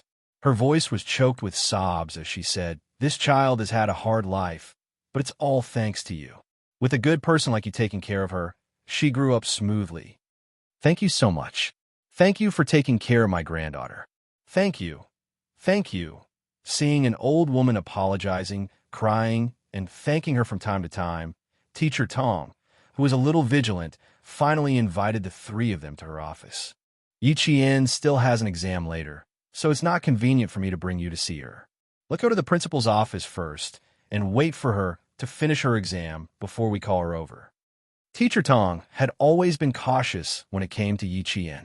Now that an old lady had suddenly appeared and was even brought here by Yi Ying's father, Teacher Tong felt uncomfortable whenever she thought about how Yi Ying had treated Yi Qian in school. She had to let Principal Chow know and let him come out to greet her. Principal Chow was also surprised by old Madame Ye's arrival. He had never heard of Yi Qian having a grandmother. While pouring water, he secretly said to Teacher Tong, "Go and call old Chen over. Tell him that Yi Qian's grandmother is here." Chapter 1154. Old Chen was the only one who knew about Yi Qian's situation in school. Before he came, they would wait and see why this so-called grandma was here. Yi Qian hadn't appeared for a few years. Now that the college entrance exam was about to begin, she came looking for them. Her intentions were unclear, and she seemed a little unfriendly. Teacher Tong took the opportunity to go to the library. Since she was here, she must have something to do with Yi Qian. But she had to think about why she was here. Principal Chun was organizing the new batch of books in school when he heard that Yi Qian's grandma was here. He put away the books in his hands and smiled. "Sorry for troubling you, Teacher Tong. I'll go over right now. You don't have to tell Yi Qian. Don't affect her exams. Don't worry, I'll take care of Yi Qian. It's just that her grandma came with Yi Ying's father. You might need to be more careful." Teacher Tong didn't want to badmouth her former student's parents, so she reminded him implicitly. She had never heard Yi Qian mention such a dignified grandma. She felt that something was wrong. Principal Chun didn't panic at old Madame Ye's arrival. Ever since old Uncle Jin told him everything, he had a deeper understanding of Yi Qian's family matters. In addition, she came over during the spring festival to say that she wanted to move Yi Qian's household registration. It could be said that Principal Chun had been waiting for old Madame Yi to come. Now that she was here, he would meet her. Principal Chun walked calmly towards the teacher's building. Old Madame Yi was definitely here for Yi Qian's household registration. There were only 40 days left until Yi Qian's college entrance exam. Old Madame Yi was here with evil intentions. She thought about how Yi Qian had persevered all these years. No matter how tired she was, she never said that she would give up. Why? Wasn't it to fight for a way out for herself? In the end, there were always some dirty people who jumped out to make trouble for her. "Looks like there will be more trouble in the future," Principal Chun said softly. A terrifying light flashed across the sniper's eyes. If they really made trouble, he wouldn't let them have a good time. If he dared to ruin Jianyuling's future, he would have to get past him first. In the principal's office, old Madame Yi was complaining so much that her voice was trembling. Her amiable face was filled with sorrow as she sobbed. "My granddaughter has never been close to me since she was young. She has a strong personality and will remember even the slightest thing in her heart. She won't forget it for a long time. Back then, I wanted to take her with me, but she didn't agree and insisted on staying at Uncle's house. It's not bad to have her own uncle to take care of her, so I didn't try to persuade her any further. I thought that since it was her uncle who was taking care of her and she was still in the village, she would be used to living there. Who would have thought that the older the child is, the more ideas he has? He has been stubborn against my second son without saying a word. He doesn't recognize his own uncle or aunt. Now, he doesn't even recognize me as his grandmother. He only cares about his own personality and doesn't leave any leeway for his family. For his sake, I've been worried sick. I recite sutras every day, hoping that Bodhisattva will bless him and keep him safe, and everything will go smoothly. As she spoke, old Madam Yi touched the string of red sandalwood Buddha balls on her wrist. She had been twirling them for many years until they were shiny. She softly chanted, Amit Ba. She continued, now that I see that he is promising, my years of reciting sutras were not in vain. Yi Qian was promising. Her years of reciting sutras were not in vain. She wanted to say that the reason Yi Qian was so good at reading was all because of her reciting sutras. Principal Chun, who was waiting for Principal Chun to come over, was not so easily led by the nose by an old lady. He smiled warmly and said, it's good to believe in Buddha. First, it's to have peace of mind. Second, it's to have things go smoothly. Third, it's to have peace of mind. Chapter 1155. She talked for 5 to 6 minutes, but Principal Chow was neither cold nor warm. She could not even tell his attitude. Old Madam Yi picked up the disposable cup on the coffee table and took a sip of water. It seemed that the wretched girl was deeply liked by the teachers and leaders in the school. That would be troublesome. If they all liked her, it was unlikely that the teachers would reprimand her. Principal, can I go to the classroom to take a look? I just want to take a look. I won't disturb her. Is that okay? Old Madam Yi immediately changed her mind to prevent the principal from reading her mind. To be honest, I came here once last year, but the door was shut in my face. The child is all grown up, and we can't say anything. Sigh. I can only trouble the school to teach her. Outside the door, Principal Chun knocked on the door with a cold look on his face. He only pushed the door open when he heard Principal Chow say, come in. Before the door closed, Principal Chun smiled and said, which one of you is Yi Qian's grandmother? I've been teaching her for 4 years, but I've never seen her have a grandmother, nor have I heard of such a thing. Principal Chow, you're not lying to me, are you? You don't know? Principal Chow already knew what he was implying. He stood up from his desk and introduced, this is Yi Qian's grandmother. You've been teaching in Fujian Town for so many years. How could you not know? Even old Chun did not know about Yi Qian's grandmother. Things were even more fishy. Principal Chow's eyes darkened. He turned to Yi Jifan and introduced, this is Yi Qian's uncle. I know him. As for this lady, she says she's Yi Qian's aunt. Old Chun, don't tell me that you don't know her. Old Madam Yi couldn't help but blush when she said that she didn't know him and that she didn't know him. Both of them were saying that she did not care about the wretched girl, and that there must be something wrong with her. I know Mr. Yi. He used to be the mayor of Fujian Town. We're old friends. Principal Chin laughed heartily and reached out to shake hands with Yi Jifan politely. Long time no see, Mr. Yi. Yi Jifan shook his hand politely. Long time no see, Principal Chun. My mother just came back from the coastal area and wanted to meet her granddaughter, who knew that the school didn't believe her. She's old and can't stand the stimulation. She just wants to see her granddaughter and leave. So this is Principal Chun. I know.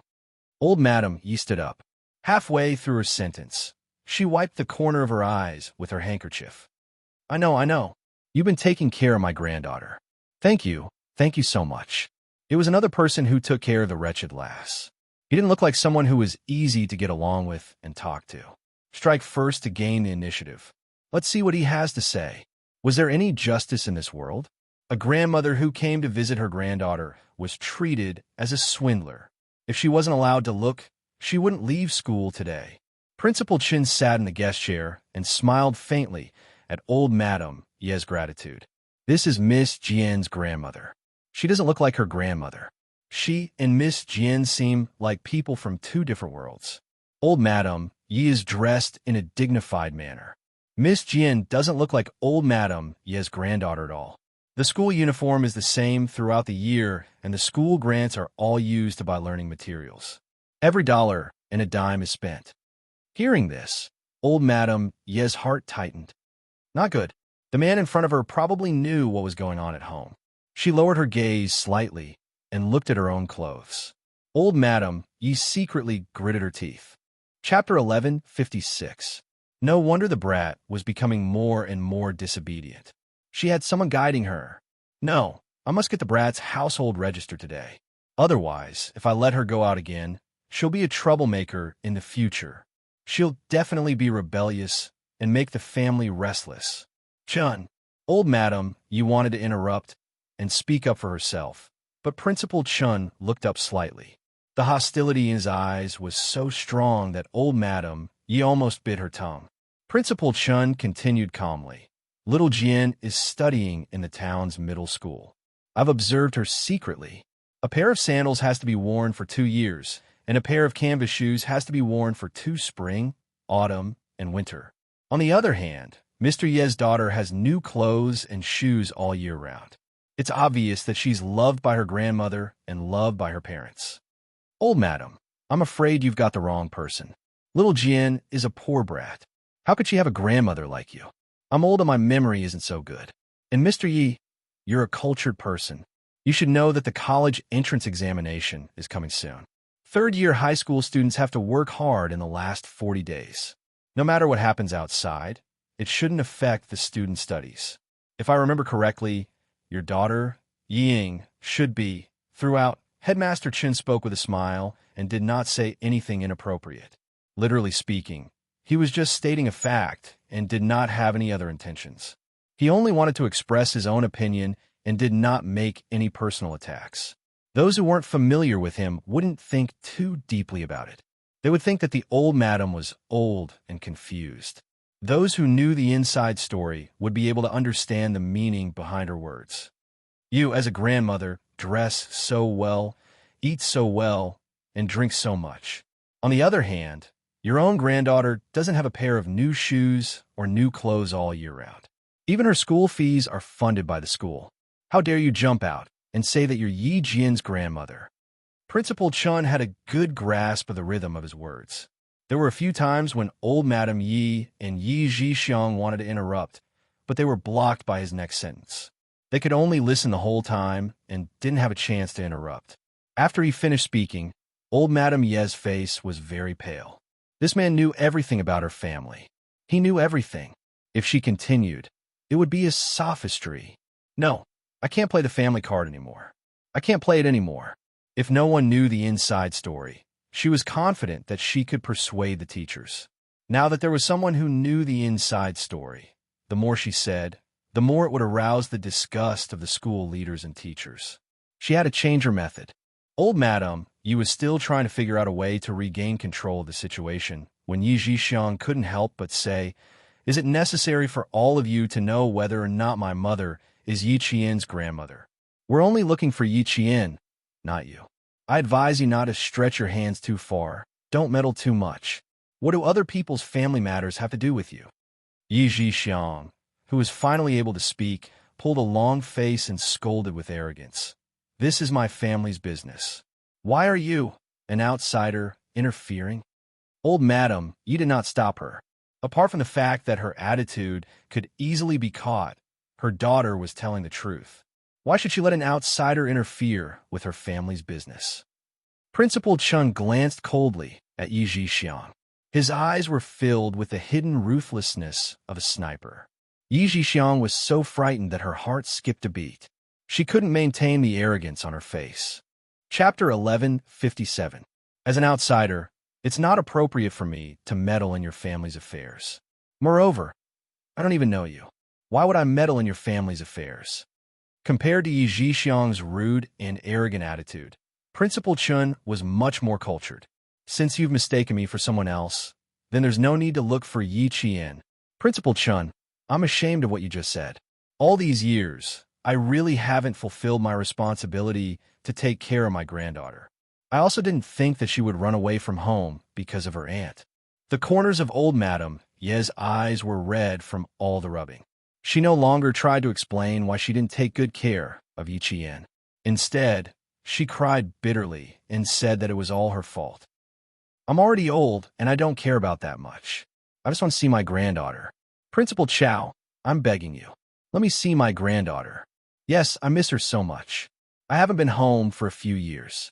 Every time I called, her aunt would say that everything was fine at home. She told me not to worry. I believed her. I believed her. Who knew that she was just lying to me? My granddaughter ran away from home and even moved her own household register out of the Yi family. I've let down my eldest son and my daughter-in-law who sacrificed herself for me. Old Madame Yi, who no longer used her silk handkerchief to wipe her tears, threw herself onto the armrest of the wooden sofa and cried. As she cried, she didn't forget to give Yi Jifan a look. If they didn't force Yi Qian to come over, they wouldn't let the whole school know about this today. Seeing this, Yi Jifan sighed and slowly opened his mouth. Principal Chun, my mother has been living with my sister in the coastal area. What about Yi Qian? Ever since she left my house, my wife was afraid that my mother would be angry, so she kept it from my mother and said that Yi Qian was fine at home. As he spoke, he revealed a bitter smile. I'm also partly responsible. I thought that my mother wouldn't come back, so I wanted to keep it a secret for as long as I could. In addition, Yi Qian has the school to take care of her. I thought that since we can't control her at home, we might as well let the school take care of her. Old Madame Ye's fist landed on Yi Jifan's shoulders, one punch after another. Her fist came fast and furious. Even Yi Jifan did not have time to react before his shoulders were hit several times. You're her uncle. I handed her over to you to take care of, but you forced my granddaughter to the point where she can't even see her grandmother. You're cutting a piece of flesh from my heart. Do you want me to be too ashamed to face your elder brother and sister-in-law after they pass away? Compared to Sun Dongqing's tantrum, old Madame Ye's tantrum was brilliant. She was so brilliant that Principal Chow almost believed her. Fortunately, before he opened his mouth, he glanced at Principal Chun beside him and stopped in time. He sat quietly in the office chair and waited for the old lady to finish her act. 40 minutes after the Chinese literature exam, the campus was still quiet. After handing his paper, Yi Qian hurriedly walked out of the teaching block and headed towards the teacher's office building. Just now, the music teacher said that her grandmother had found Teacher Tong and asked her if she should go and have a look. Grandma? What kind of grandma did she have? One who never cared about her and was even cruel enough to say to her son-in-law, "It's inauspicious to kick her to death at home. Put her outside. It's snowing heavily outside. Once the snow covers her, everything will be over." Grandma? Does she need this kind of grandma? Yi Qian went to the teacher's office first. When he realized that there was no one there, he thought for a while and quickly walked towards Principal Chow's office. Teacher Tong was marking the papers, so old Madam Yi would not leave the school easily. The only place he could go was the principal's office. Chapter 1158. The principal's office was upstairs. Yi Qian took 2 steps at a time and stood at the door in less than 3 minutes. A voice came from inside. Yi Qian, who was about to knock on the door, paused. His beautiful face had a sharp look. Even his eyebrows were cold. I want to see my good granddaughter. I haven't seen her in years. If I don't see her today, I won't leave the school. My granddaughter, Grandma, is here to see you. Grandma is here to see you. She was crying and shouting. She was addicted to acting. Teacher Tong chased after Yi Qian from behind. When Yi Qian raised his hand to knock on the door, she grabbed Yi Qian's wrist. Why are you here?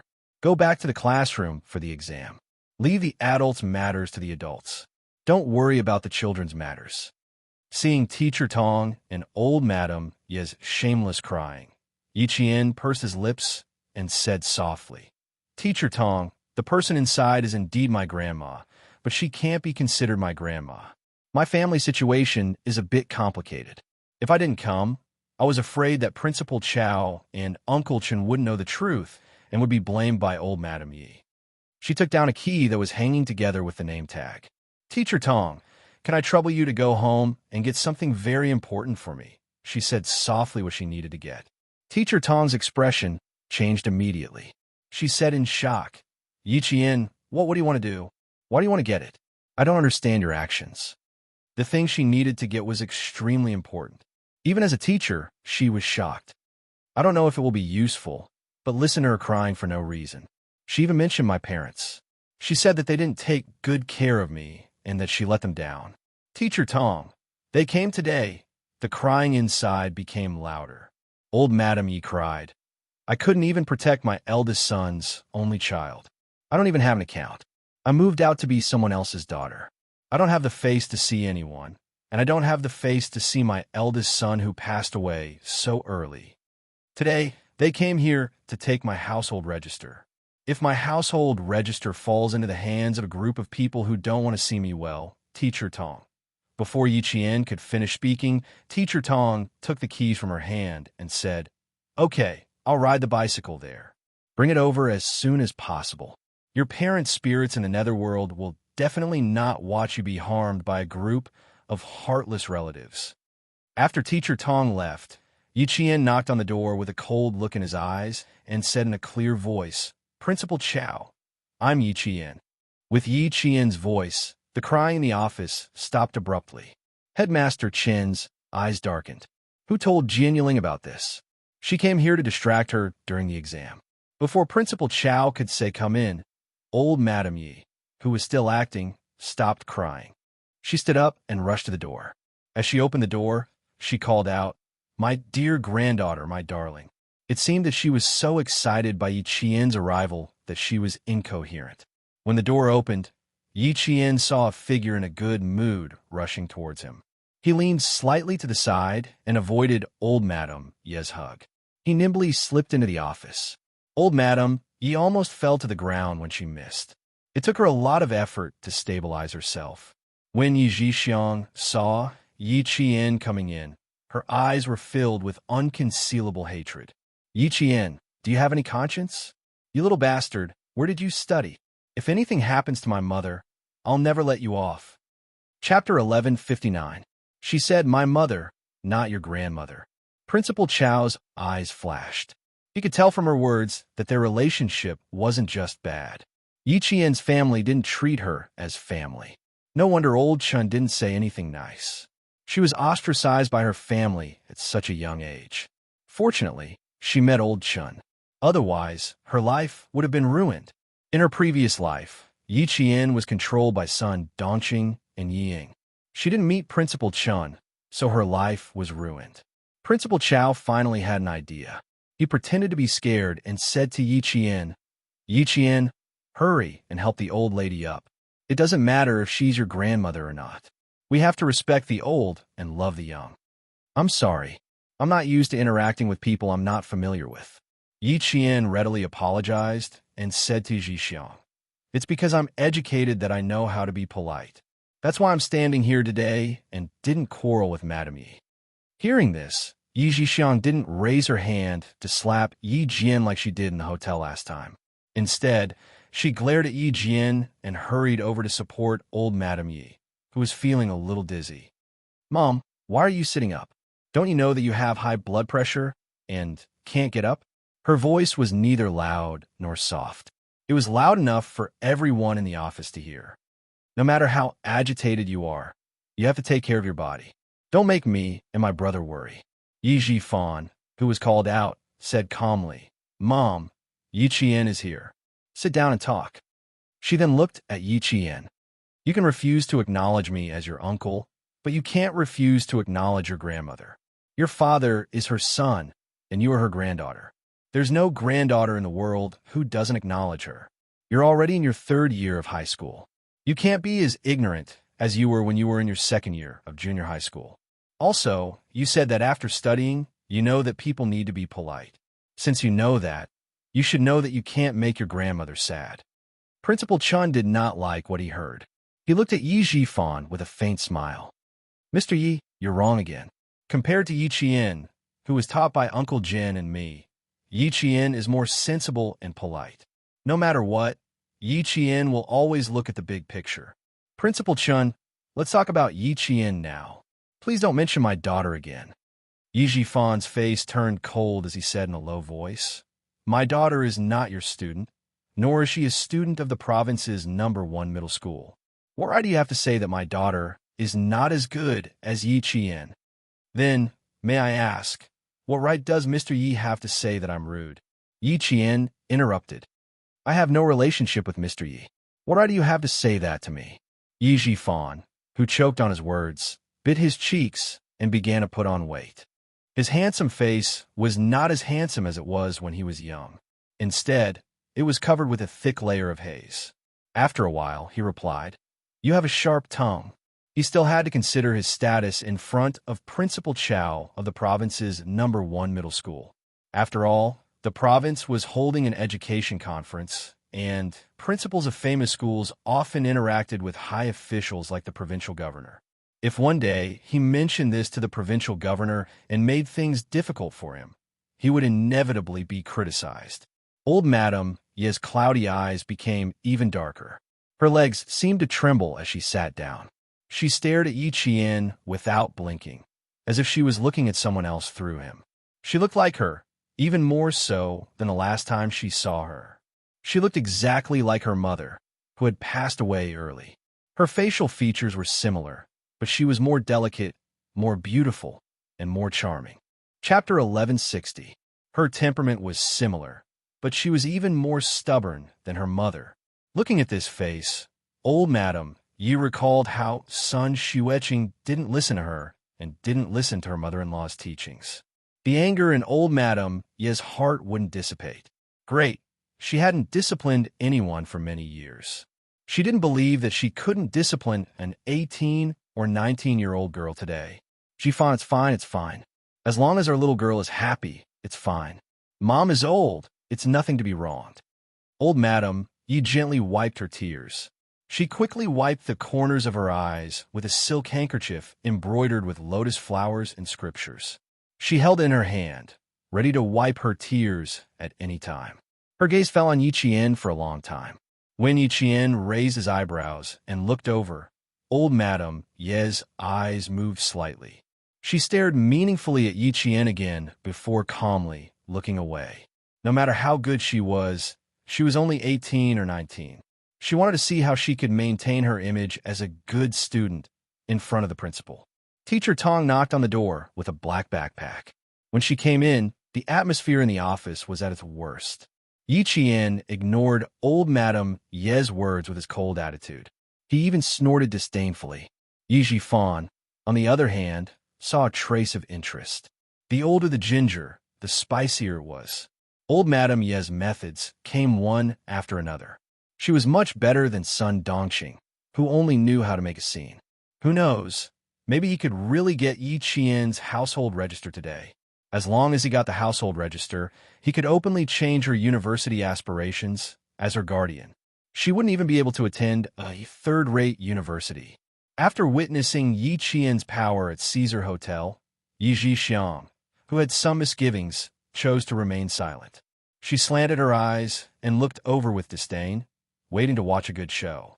Yi Qian, who saw their expressions, curled his lips slightly. He stood obediently beside Principal Chun and said softly, "Uncle Chun, she's not my grandmother. I don't have a grandmother, an aunt, or an uncle. Don't be afraid, Uncle Chun knows. You shouldn't have come. You should focus on your exams." Principal Chun sighed and said to Principal Chow, "I'll leave with Yi Qian first. Please take care of them." Principal Chow nodded with a cold expression. "Okay, I'll take care of this matter. Take Yi Qian and leave. Girl, you'll forgive me. Me, for your parents.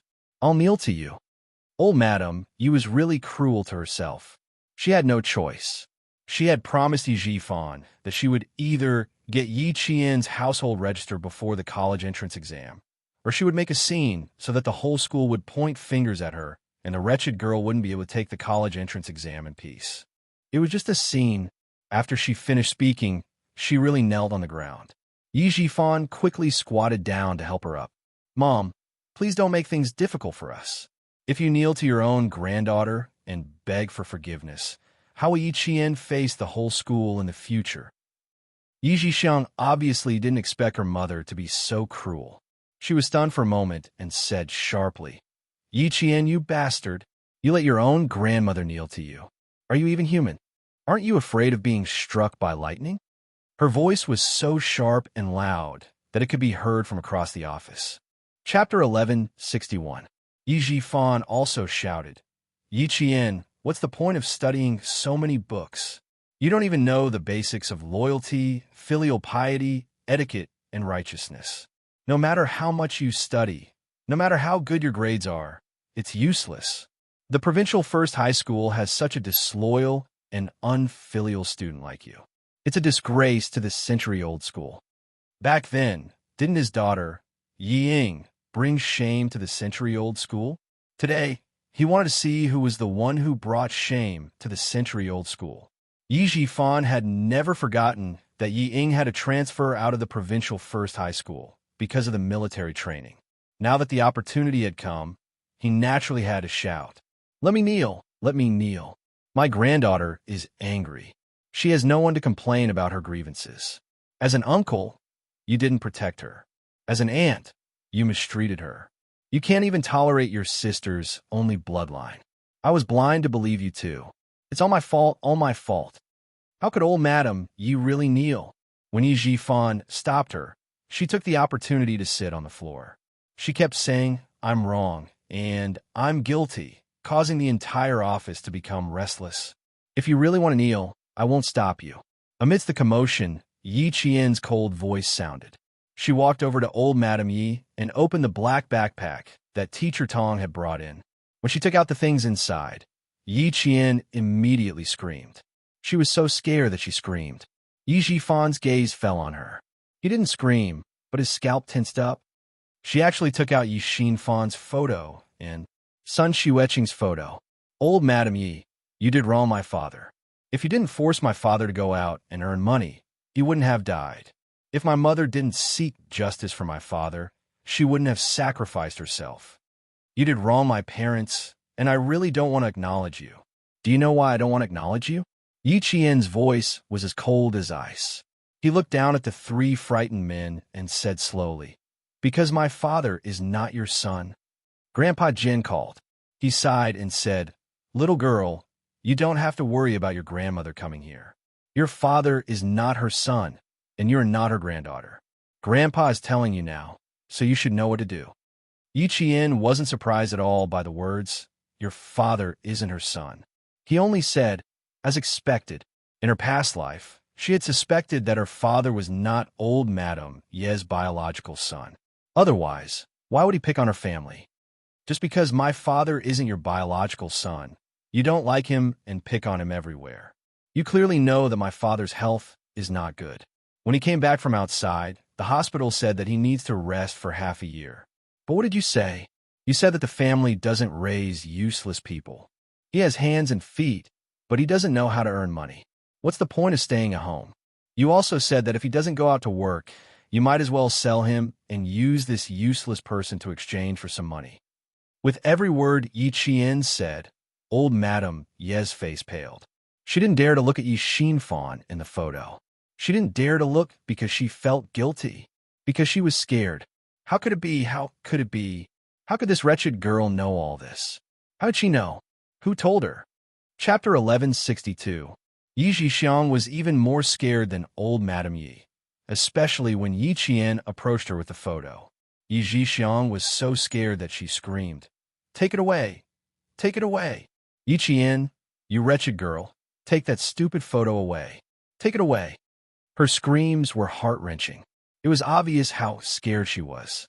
"Madam Yi, what are you scared of? Weren't you so arrogant when you scolded my dad back then? Now that he's gone, there's only one photo left. What are you scared of?" Yi Qian's face was expressionless. He was cold and said, "Madam Yi, you're scared of the photo. What are you trying to say?" Yi Zhixiang, who was dressed in red, was no longer as arrogant as she was at the school gate. With her hair disheveled, she didn't even dare to look at Yi Qian. Whatever Yi Qian said was automatically ignored by her. She only knew how to hide behind old Madam Yi. Principal Chun and Principal Chow were both surprised. They both looked at Teacher Tong. Teacher Tong had brought the black bag in and handed it to Yi Qian. How could Teacher Tong agree to Yi Qian's shocking actions? "Don't look at me like that, I'm also..." Sigh. As a teacher, how could she agree to it? However, this was a serious matter. If she could really protect Yi Jian from being threatened and hurt, she thought that Yi Jian's parents would be willing to use this method to protect their daughter in the underworld. She briefly explained how she met Yi Qian at the school gate and how she persuaded her to retrieve the photo of Yi Qian's parents. When she finished, Teacher Tong couldn't hide her heartache. She said softly, "I'm also a parent. How can I watch my daughter's future be ruined by someone else? I agree. As a parent, I agree to Yi Qian's request. Principal Chen's mouth was dry. He said in a low voice, "Thank you, Teacher Tong." It was because of his teacher who treated Yi Qian like her own child that she believed in Yi Qian unconditionally. You're too polite. Protecting the students is also the responsibility of us teachers. Teacher Tong shook her head slightly and looked at the three people who were stunned by Yi Qian. She lowered her voice and said, "Do you need us to step in?" "No, let Yi Qian handle it." Principal Chun refused without hesitation. Jin Yiling wouldn't do something for no reason, and she wouldn't suddenly ask for a photo of her parents. Her expression looked cold, but there was a hint of sadness between her brows. It was so thick that it couldn't be dissolved. There must be another reason for doing this. Before they figured it out, it was best for them not to make a move. The atmosphere in the office suddenly reached the peak of tension. It was like setting off a high-temperature explosive, making everyone's heartstrings tense. Yi Zhixiang's screams were still ringing in the air. A woman's voice was sharp to begin with, and now that she was screaming in fear, everyone's eardrums hurt. Originally, old Madame Yi wasn't afraid of the photos because Yi Qian had suddenly revealed her secret. However, with Yi Zhixiang's screams in her ears, she couldn't help but be affected. Her heart suddenly skipped a beat. Then, her gaze fell on one of the black and white photos. Old Madame Yi looked at the young man's face in the photo. As she looked, old Madame Yi couldn't help but feel her scalp go numb. That damn girl was right. Yi Xinfan really wasn't her son. She had never thought of Yi Xinfan as her son. He was just a beggar who was brought back from the outside. If she hadn't brought him back in a moment of desperation to raise him as Yi Xinfan, he might have starved to death on the streets. She was already kind enough to bring him back and give him a meal. Chapter 1163. Old Madame Yi had 2 sons and 1 daughter. Her eldest son was Yi Zhifan, her second son was Yi Zhifan, and her youngest daughter was Yi Zhixiang. To this day, everyone in the village believed that her 2 sons and 1 daughter were old Madame Yi's biological children. No one had ever suspected that her 2 sons were not her biological children. Old Madame Yi had always thought that no one knew about this secret. She had brought Yi Xinfan back to the village from the city. Other than her own father, who knew that he was not her biological child, and a few of the older generation knew a little about it. As the older generation passed away one by one, the fact that Yi Xinfan was not her biological child was buried in the earth. No one ever brought it up again.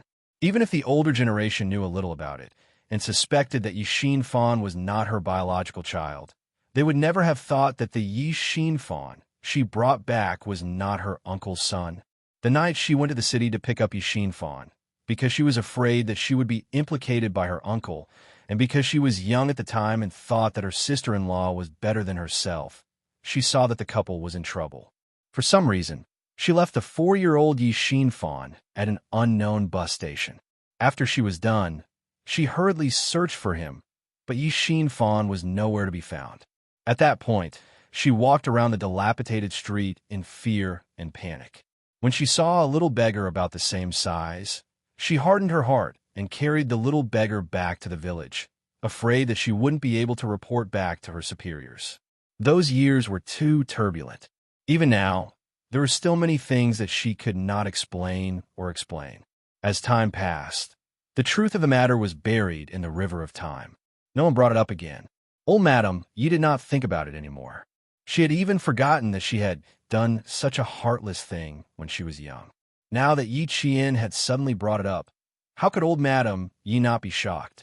What shocked her even more was that she did not expect Yi Qian to remember everything she had said so clearly. Yi Qian's gaze was extremely clear and sharp. When he looked at her, he felt like there was nowhere to hide. No matter how pitiful old Madame Yi had pretended to be, he did not pity her at all. "You've always disliked my parents and me. I didn't understand why you spoiled Yi Zhixiang so much before, but now I understand. My father isn't your son at all. I'm not your son, so of course I wouldn't feel bad for him. My dad was injured and needed a rest, but you scolded him one day and stabbed him the next." An honest man sat alone in his room until dawn, carrying a few clothes and coughing as he left home to earn money. The money I earned didn't go to my mother. You kept it all. Old Madam Yi, you sold my father's life for money. Tell me, why should I acknowledge you? Why should I recognize you? The last two sentences, why should I recognize you, were filled with hostility and sharpness. Yi Zhixiang screamed again in shock. Old Madam Yi was so shocked that she took 2 steps back without caring about her image. Yi Qian, who had been on the battlefield and killed people before, not only was there hostility between her brows, there was also a bloodthirsty coldness. Sometimes, she was not good at hiding her emotions. Even Teacher Tong would be shocked when she saw this.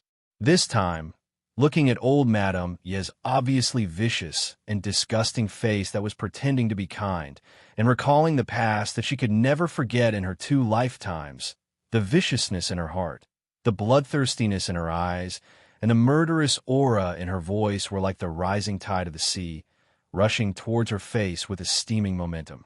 Even the elderly old Madame Yi was so frightened that layers of cold sweat appeared on her back. Chapter 1164. In the yellowed black and white photo, Yi Xinfan had an unnatural smile on his face as he stared at old Madame Yi, who had retreated to the edge of the sofa. He seemed to be smiling, but at the same time, he seemed to be crying. Old Madame Yi was so shocked that she turned her head away, not daring to look at him. One of the photos Yi Qian took out was of her father, and the other was of her mother. When the 2 photos were placed side by side, no one would think that they were husband and wife. Yi Xinfan's features were plain and unadorned. There was no trace of him on Yi Qian. On the other hand, Sun Xueqing's features were beautiful. She wore a Type 71 military cap with a 5-pointed star in the middle. Her bright eyes and white teeth exuded the heroic spirit of a soldier.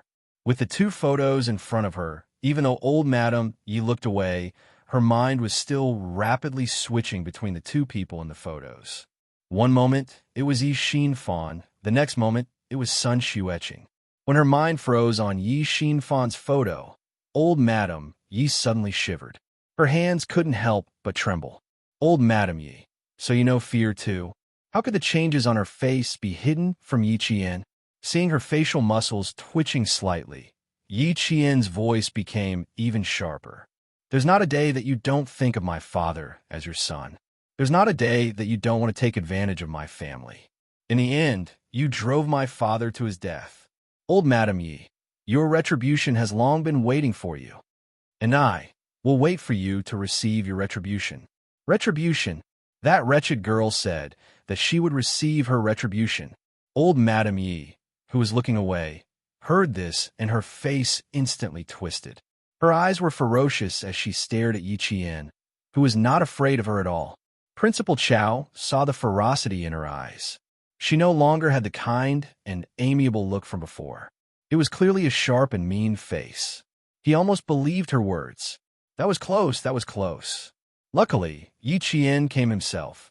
Otherwise, even if Old Chen was here, he might not have believed Old Chen completely. Principal Chao, who was secretly wiping away his cold sweat, sighed softly. His eyes were filled with pity as he looked at the slender figure standing proudly in the middle of the office. It really wasn't easy for Yi Qian to get to where he was today. Principal Chao let out a long sigh in his heart. It wasn't easy at all. At this moment, old Madame Yi wished she could charge forward and give Yi Qian a few tight slaps. She actually cursed her own grandmother to suffer retribution. How could she have such guts? Who gave her the guts to go against her? Even Yi Xinfan and Sun Xueqing had never dared to curse her like this. It had to be said that Yi Qian had hit the nail on the head. Some people became calmer as they got older, while some people became more suspicious as they got older. Old Madame Yi, who had a strong desire for control, belonged to the latter. In his previous life, he had done so many evil deeds that he had never let go of his Buddhist beads when he was old. He was delusional to think that he had the protection of the Dharma and the protection of the Bodhisattva so that he could have peace of mind in his old age. That year at the Caesar Hotel, Yi Qian had noticed the shiny prayer beads in her hands when she met old Madame Yi for the first time. At that time, She wondered if wearing this string of prayer beads every day was a sign of repentance to her father. After thinking about it, she felt that she was overthinking things. With old Madame Ye's personality, how could she feel repentance toward a son she didn't like? In her previous life, she didn't have the ability to go against the Yi family. Even though she knew that her father had died in an accident because of old Madame Yi, she didn't have the ability to go back and seek justice. The things that she had always wanted to do in her previous life had become an obsession in this life. She couldn't forget it. One day, she would hold her parents' portraits and ask old Madame Yi if she felt any repentance. Reality proved that she was too naive. Chapter 1165. How could a person without a conscience feel repentance? What's more, the person she forced to death wasn't even her own son. Of course, old Madame Yi didn't feel any remorse, but she was truly frightened by Yi Qian. Retribution. She was most afraid of retribution. Old Madame Yi was so frightened that her heart was beating erratically. She grabbed Yi Jifan's arm tightly, hinting for him to break the stalemate. Yi Qian, you're too daring. Yi Jifan didn't show much fear. His elder brother and sister-in-law's early deaths had nothing to do with him. He calmly reprimanded. Where did you hear that from? Your father is my elder brother, your grandmother's son. How can you say he's not my father? As expected, he wasn't easy to deal with. With her move, the school leaders and teachers wouldn't easily step in. Yi Jifan, who was the calmest of the three, was vexed. He put on the airs of an elder and reprimanded her again. Yi Qian, you casually took out your parents' portraits. Unfilial son is heartless, even more vicious than a scorpion. His scolding wasn't light. As an official, he didn't swear, but his words were 100 times worse than a swear word. Faced with the scolding, Yi Qian lightly sneered. Unfilial son? Mr. Yi, you're talking about yourself. Since you're old Madame Ye's son, how could you allow her to live outside with her own daughter? And how could you allow your own wife to insult old Madame Yi in front of you? In the Yi family, I've heard a lot of those insults. Unfilial son is heartless, even more vicious than a scorpion. Mr. Yi, I'll return the favor. Yi Qian's reaction to arguments was exceptional. There were only words she didn't want to say, but nothing she couldn't say. In an instant, Yi Jifan's face turned ashen. He stared at his niece, who made him more and more confused. After a while, he coldly snorted and said to the pale-faced old Madame Yi, Mom, let's go back first. Yi Jixiang didn't even dare to raise her head. She was afraid to see the viciousness in Yi Qian's eyes, as well as the murderous intent that terrified her. Mom, let's go, let's go. That wretched girl is a lunatic just like her mother. Let's go, let's go. Yi Qian's shock wasn't normal. It was so great that it was abnormal. Her words made Yi Qian's cold eyes sharpen. His gaze shot towards Yi Jixiang like an arrow. Yi Qian, who had no intention of letting them leave, saw her figure flash past. Her movements were so fast that it was a blur. In the blink of an eye, she had blocked their path. Didn't you want to take away my household registration? Why are you leaving so soon? Not only did she block them, but she also grabbed Yi Jixiang's wrist with lightning speed. Her gaze was bone-chilling. Madame Yi, back then you and Sun Yaozu wanted to beat me to death. Now that you have money and power, why don't you dare? Her grip was so strong that Yi Jixiang didn't even notice it. However, it was already too late. Yi Jixiang screamed in pain as her wrist was gripped so tightly that her bones hurt. When did I say I was going to kill you? Let go of me. Let go. Didn't you come here to find trouble with me? I'm here, and I took the initiative to ask you to stay. Shouldn't you be happier? As Yi Qian spoke, a faint smile appeared at the corner of his mouth. I still have over 40 days before the college entrance exam. I don't want to waste any more time with you. Chapter 1166. Yi Jian's voice seemed to penetrate every nook and cranny of the room. Her voice was laced with a bone-chilling coldness that spread to every corner of the room and pierced into Yi Jixiang's body like needles. She couldn't escape even if she wanted to. Those two colorless photos. No, she didn't want to see them. She didn't want to see them. What does your college entrance exam have to do with me? Damn girl, let go of me. Ouch, ouch, ouch. Let go, let go. The more Yi Zhixiang scolded her, the stronger Yi Jian's grip became. Yi Jian, who could carry a heavy weapon and run, had a lot of strength in her grip. With a little more force, Yi Zhixiang screamed like a pig being slaughtered. It hurt, it hurt, it hurt too much. She felt like her bones were being crushed. Her screams made old Madame Ye's relaxed face twitch. She scolded, "How old are you? Why are you screaming? Shut up." Yi Zhixiang, who was in pain and flustered, couldn't shut up. She immediately retorted, "Damn girl, you're so strong that you're going to crush my bones. Mom, pull her away." Listen, listen, is this something an adult would say? A woman in her 30s or 40s can't even compare to a little girl. She can't keep her cool at all. Old Madame Ye's eyelids drooped. Her triangular eyes flashed fiercely. When she raised her head again, she looked at Yi Qian with tears in her eyes. "Child, don't scare your aunt. Quickly put away your parents' photos." "Did you hear that? Damn girl, get away from me. What's so good about a pair of short-lived ghosts?" Yi Zhixiang didn't dare to look at them. She turned her head away and tried to pull her hand back. She didn't pull her hand back the first time. Yi Zhixiang screamed even louder. "Yi Qian, what are you trying to do? Murder? Someone's trying to kill someone. Someone come quickly. Someone come quickly." Her screams were extraordinarily loud and filled with incomprehensible horror. She seemed very afraid of seeing Yi Qian's parents' photos. Old Madame Yi was also very afraid. Not only was she afraid, but both mother and daughter looked flustered. Their eyes flickered to Yi Qian's face from time to time, as if they were searching for something. Yi Qian's eyes darkened. Something was wrong, very wrong. Just now, he was angered by old Madame Ye's lack of remorse, so he didn't pay attention to their unusual reactions when she took out the photos. Yi Qian's eyes, and he recalled what happened. That old Madame Ye's pupils constricted, and her facial expression stiffened. Then, her lips trembled slightly, and she hurriedly averted her gaze.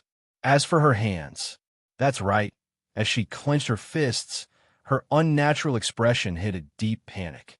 What was she shocked about? What was she panicking about? Yi Zhixiang's expression was full of fear. She didn't dare to face it. But when she said, "Old Madame Yi, you did wrong to my father. If you didn't force my father to go out and earn money, he wouldn't have died." There was also a trace of relief in the mother and daughter's shocked expressions. Something was wrong. Something was very wrong. Why was there relief? When she said, "My father isn't your son," old Madame Ye's face turned pale. She was scared again. This time, there was even a trace of guilt. Fear, panic, relief, guilt. She could understand fear, panic, and guilt, but she couldn't explain why there was also relief. Chapter 1167. There's a problem. There must be a problem. Yi Qian pursed his lips and stared at Yi Zhixiang coldly. He stared at her until she bit her lower lip and straightened her body. Her head was twisted so much that her neck was about to be dislocated. Seeing her daughter so easily frightened, old Madame Yi pressed her daughter's shoulder. If she had known this would happen, she wouldn't have let her come. That wretched girl didn't seem to know anything. She shouldn't scare herself and let her find out more. "Zhixiang, you're her aunt. Don't be so alarmed. Little Jian isn't close to us. If you scream again, how could she be close to you in the future?" She hinted at Yi Zhixiang to calm down and stop screaming. "It's just your brother and sister-in-law. We're family. What's there to be afraid of? Didn't you plan to go to the Martyrs' Cemetery tomorrow to pay your respects? Now that you've seen the photo, you should bow properly to show your remembrance." Yi Zhixiang wasn't willing, but old Madame Ye's fingers tightened around her shoulders. She knew that no matter how much she resisted, she had no choice but to lower her head. She bent, lowered her head, and bowed to the black and white photo. Even so, she never looked directly at it. Seeing this, Yi Qian didn't let go of her hand. Instead, he tightened his grip. Old Madame Yi clenched her teeth and sighed. "You're too extreme. If your parents were still alive, they would be so sad. Your father was diligent, and your mother worked for the country and the people. Child, you should learn from your parents. Learn how they lowered their heads in front of her. Learn how to be honest." How could old Madame Yi say the words in her heart out loud? She could only harshly mutter them in her heart. Behind the tears, the pair of murky eyes that were filled with scheming were rolling with ominous clouds. This wretched girl was far more difficult to deal with than she had imagined. She had to stay calm. She hadn't panicked or messed up after so long. It was as if she had been waiting for her to come. Luckily, she only knew this one thing. Just now, she was really scared and thought that she knew something else. She glanced coldly at Yi Jixiang. Seeing that she wasn't panicking anymore, old Madame Yi finally calmed down. Now that she knew that her father wasn't her biological son, and that her teacher was helping her, she couldn't do anything to her teacher. She had to think of another way. In the dark, old Madame Yi glanced at Yi Jifan, who had a dark expression on his face. She saw him glance at the silent teacher Tong and then shake his head subtly. His meaning was obvious. His teacher was not going to help them convince Yi Qian. Looking at Yi Qian's stubborn behavior, old Madame Yi, who had been scheming in her heart, suddenly smiled. Those who are too hard will break easily, while those who are soft will never be defeated. Since the wretched girl had such a stubborn personality, he might as well let her break herself. There was no need to dirty his hands. Old Madame Yi raised her well-maintained but slightly withered hand and placed it on Yi Qian's wrist. She said softly, "So what if old man Jin told you everything? Your father has been my son for more than 10 years. How can you say no just because you say no?" Earlier, she was still pretending to show off her familial love. Now, she suddenly revealed her poisonous tongue. Yi Qian, who was holding his parents' portrait, couldn't help but narrow his eyes. He didn't need to guess to know that this vicious old lady was scheming again. No matter what she was scheming, he would definitely make her return empty-handed today. She would come here with her head held high and leave the school with her tail between her legs. Chapter 1168. Your father is my son. I can do whatever I want with him. He's just a wild thing that came out of nowhere. What about your mother? So what if she has a fiery temper? At least I'm still alive. She's already dead and turned into a pile of bones. She had a fiery temper, right? Fine, I'll just say things that you don't like to hear. I want to see how a 19-year-old girl can keep her composure. Old Madame Yi purposely lowered her voice at the beginning, but as she slowly tightened her grip on Yi Qian's wrist, her voice gradually became louder and filled with the helplessness of an elderly person. Little Jian, you can't explain what happened over the past 10 years. Your father's surname is Yi, and so is your surname. Whether you admit it or not, everyone in the village knows that your father is my son and you're my granddaughter. No one can change this. You have to admit it even if you don't want to. You're still young, and it's easy for you to trust the wrong people. At this point, old Madame Ye's gaze drifted to Principal Chun before she continued sadly. Grandma doesn't blame you for being insensible, and I don't blame you for not coming out to meet me.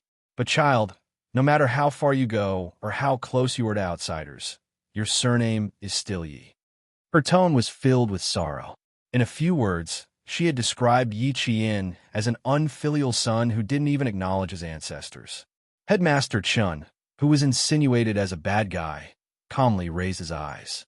Seeing that Yi Jian did not show any signs of anger on her face, a faint smile appeared on his resolute face that had been through many hardships. Old Madame Yi was indeed someone. No wonder her daughter and son-in-law had to rely on her for so many years. She couldn't do anything to the teacher, so she came up with the idea of angering Yi Qian. It was true that they wanted to take away Yi Qian's household registration, but their ultimate goal was to ruin little Jian's future. On the eve of the college entrance exam, all the candidates were protected like pandas by the school and their parents, afraid that a slight distraction would affect the exam. Last year, the grandfather of a candidate from the provincial first high school passed away. In order not to affect the candidate's revision, the whole family kept his secret and only brought the candidate to his grandfather's grave to kowtow after the exam. They didn't even dare to say that a relative had passed away, afraid that the candidate would fail the exam. On the other hand, old Madame Yi used the excuse of looking after her granddaughter. On the surface, she missed her granddaughter so much that she fell ill, but in reality, she had an ulterior motive. They only wanted to ruin Yi Qian's college entrance exam. If Principal Chun could see it, Principal Chow and Teacher Tong could see it even more clearly. If it wasn't for Yi Qian hinting at them with his eyes, Teacher Tong would have kicked old Madam Yi and her family out of school. But Yi Qian's eyes made them feel at ease. For some reason, she always had a charm that made people involuntarily believe in her.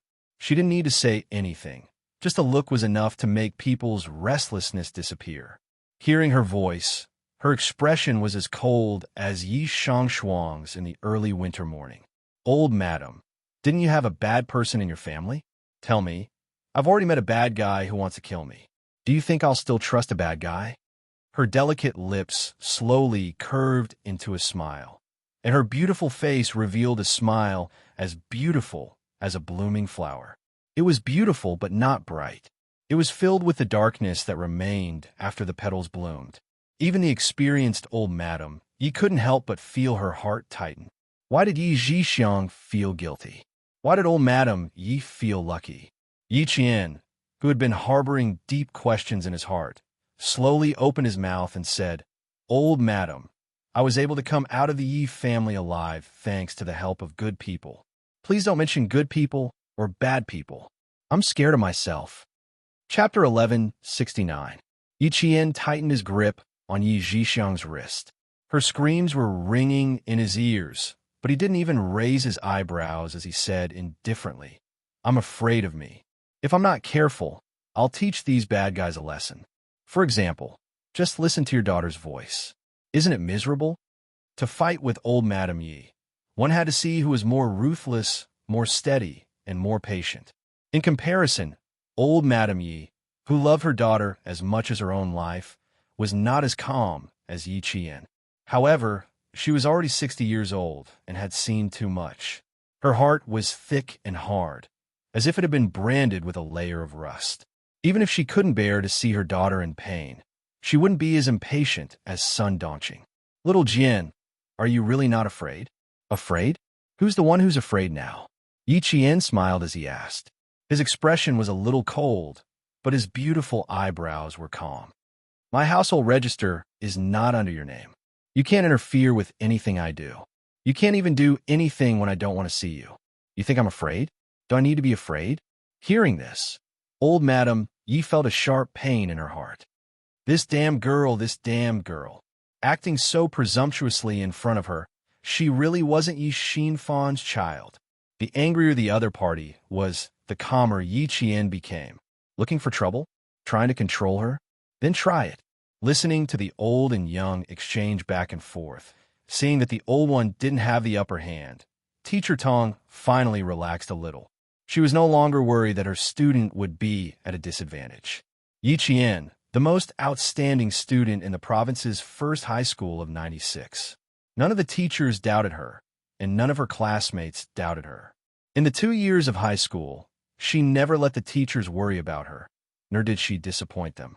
If she said she could solve it, then the teachers would believe her. Only old Madam Yi's heavy breathing could be heard in the office.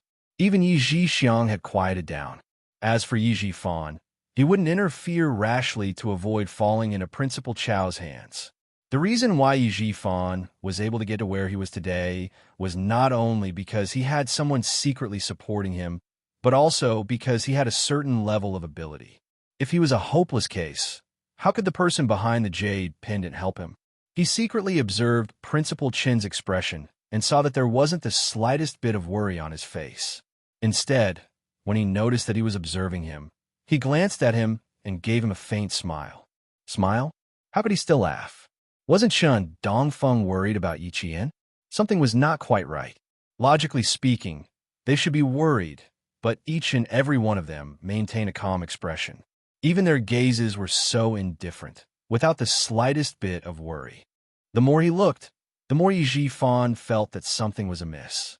As he supported old Madam Yi, he could not help but remind her in a low voice, "Mom, they don't seem to be worried about Yi Qian. Do you think there's a problem?"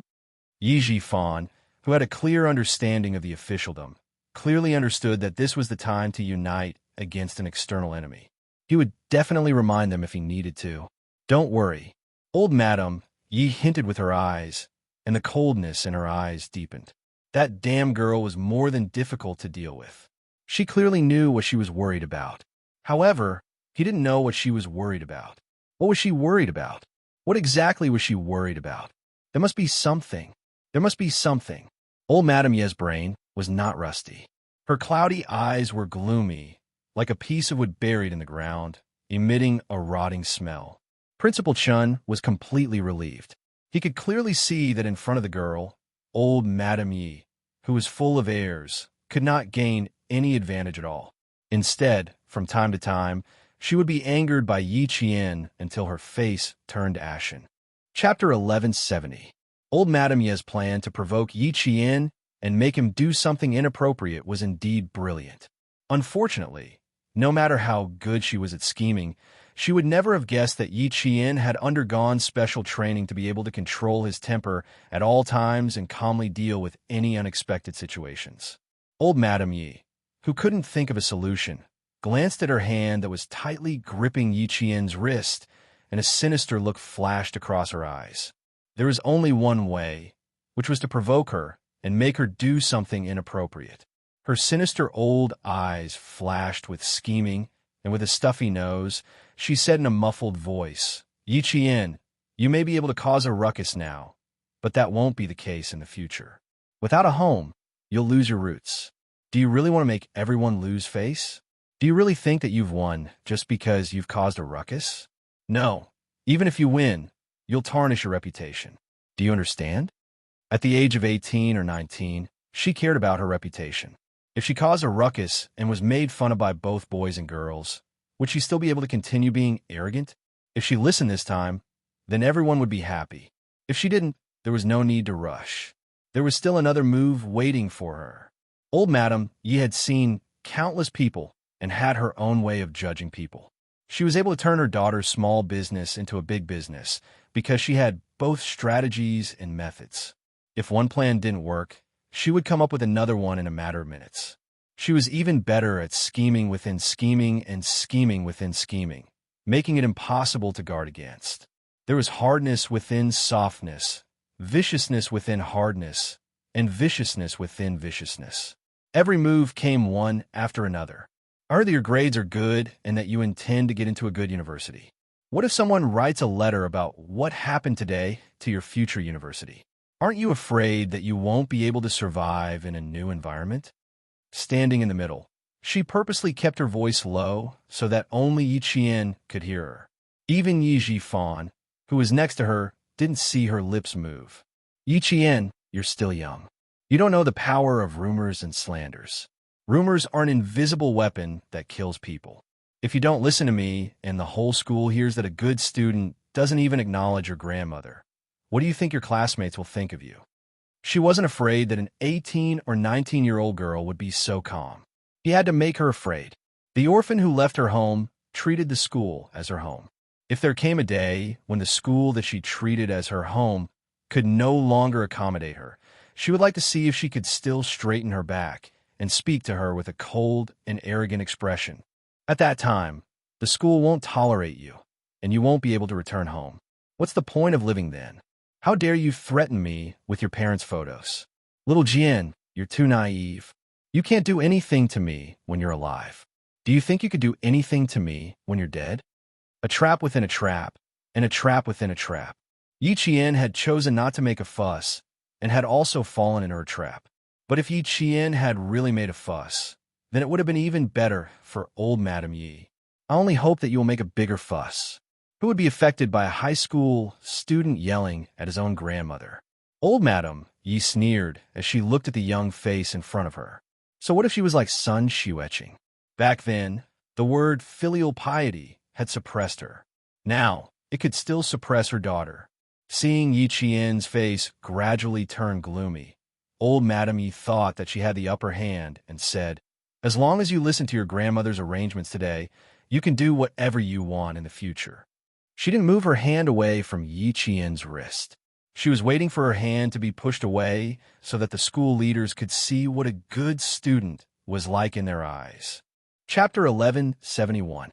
As long as she moved, she would immediately fall to the ground. She would definitely not be able to bear the consequences. Would a century-old school protect a student who pushed, scolded, and hit an elderly person? Old Madame Ye's plan was indeed brilliant. If it had been another person today, they might not have fallen for the first trick, but the second and third tricks might have fallen for it. But for Yi Jian, who had lived 2 lives, how could she, who could even see through life and death, not know what old Madame Yi was up to? Old Madame Ye's perceived threat had no effect on Yi Jian. All she got in return was a cold, thin laugh that brushed past her ear. It was very light, like a flower falling to the ground, but also contained the calm before destruction. The world is so big.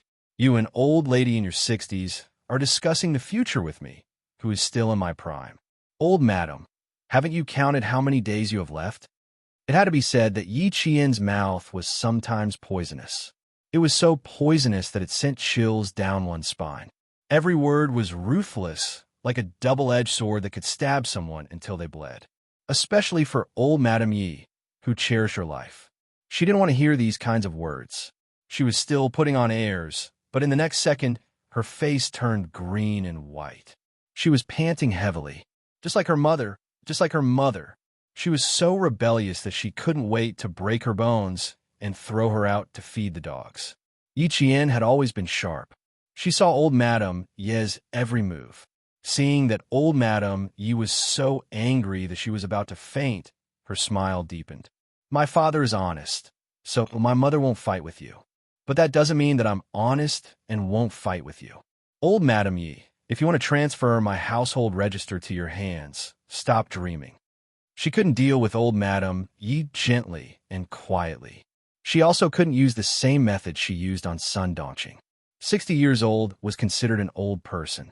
If he were to argue with her, he would first be accused of being arrogant and despotic, not knowing how to respect the elderly and love the young.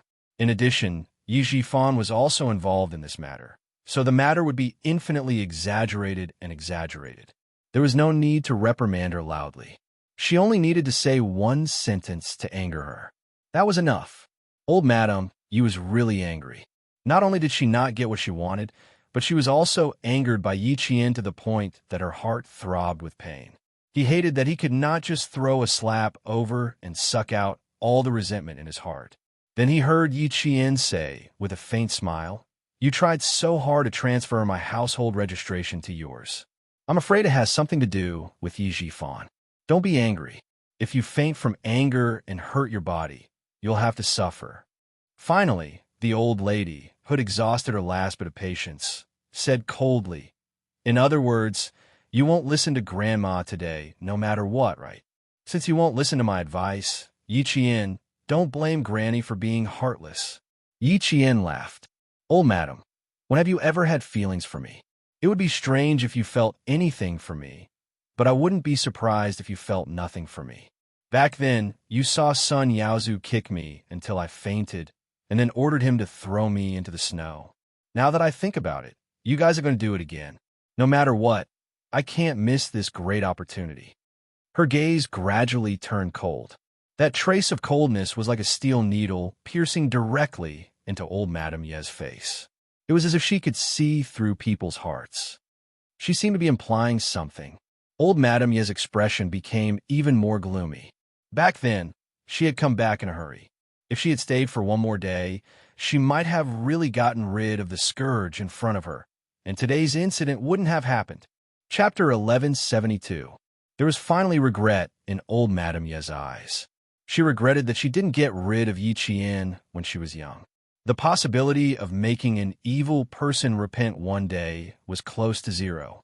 Facing old Madame Ye's haze, Yi Qian, whose eyes were filled with emotions, smiled faintly and added, "God knows what you're doing. God is watching what you do. Don't think that what you've done will cause people to forget the truth as time passes. Old Madam, I'm telling you very clearly that I'll remember everything you've done to me. I'll remember it clearly." The first half of the sentence seemed to be said casually, but it was actually a test. She wanted to see what old Madame Ye's expression would be when she said this. As Yi Qian finished speaking, old Madame Ye's expression tensed up again. She quickly looked down at Yi Xinfan's photo and used her drooping eyelids to hide the darkness in her eyes. Yi Qian felt as if a huge rock was pressing down on her chest. It was so heavy that she couldn't even breathe properly. What did old Madame Yi do to father? She didn't even dare to look at him. Yi Qian closed her eyes. In her previous life, other than keeping an eye on Yi Jifan's family, she had never thought of keeping an eye on old Madame Yi. In her previous life, she only wanted to seek justice for herself. She also wanted to ask old Madame Yi if she regretted what she had done to her parents. But she never thought that her father's accidental death might have a lot to do with old Madame Yi. Unfilial. She was indeed unfilial. Luckily, she could start her life over. She had to settle the things she didn't settle in her previous life, one by one in this life. Yi Qian steadied her mind and quietly approached old Madame Yi. My father isn't your biological son. Don't even think about getting any benefits from me. Don't even think about getting my household register back. Don't even think about causing trouble for me during my college entrance exams. Her voice was cold and faint. There was even a trace of understanding in it. Old Madam, if you don't want anyone to know, don't do it in the first place. Will wait for your retribution. I will see what will happen to you. The old Madam who forced my father to death. I will see what kind of ending will befall you. An old lady who doesn't have a shred of compassion. Yi Qian's calm voice drifted into old Madame Fu's ears and echoed in her heart. Her words made old Madame Ye's anger surge in wave after wave.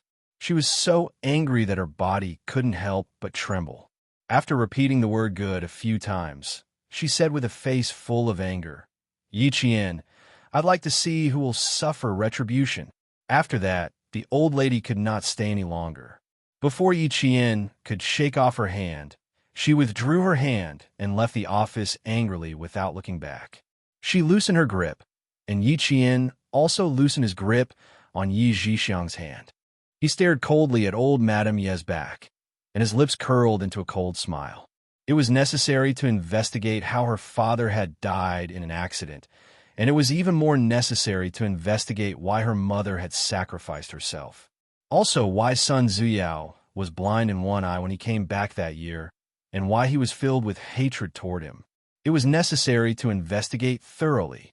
Yi Zhixiang, who was finally free, saw that Yi Qian had clearly scratched her wrist. Before she left, she said fiercely, Yi Qian, just you wait. I will definitely get back at you for this. She had miscalculated today.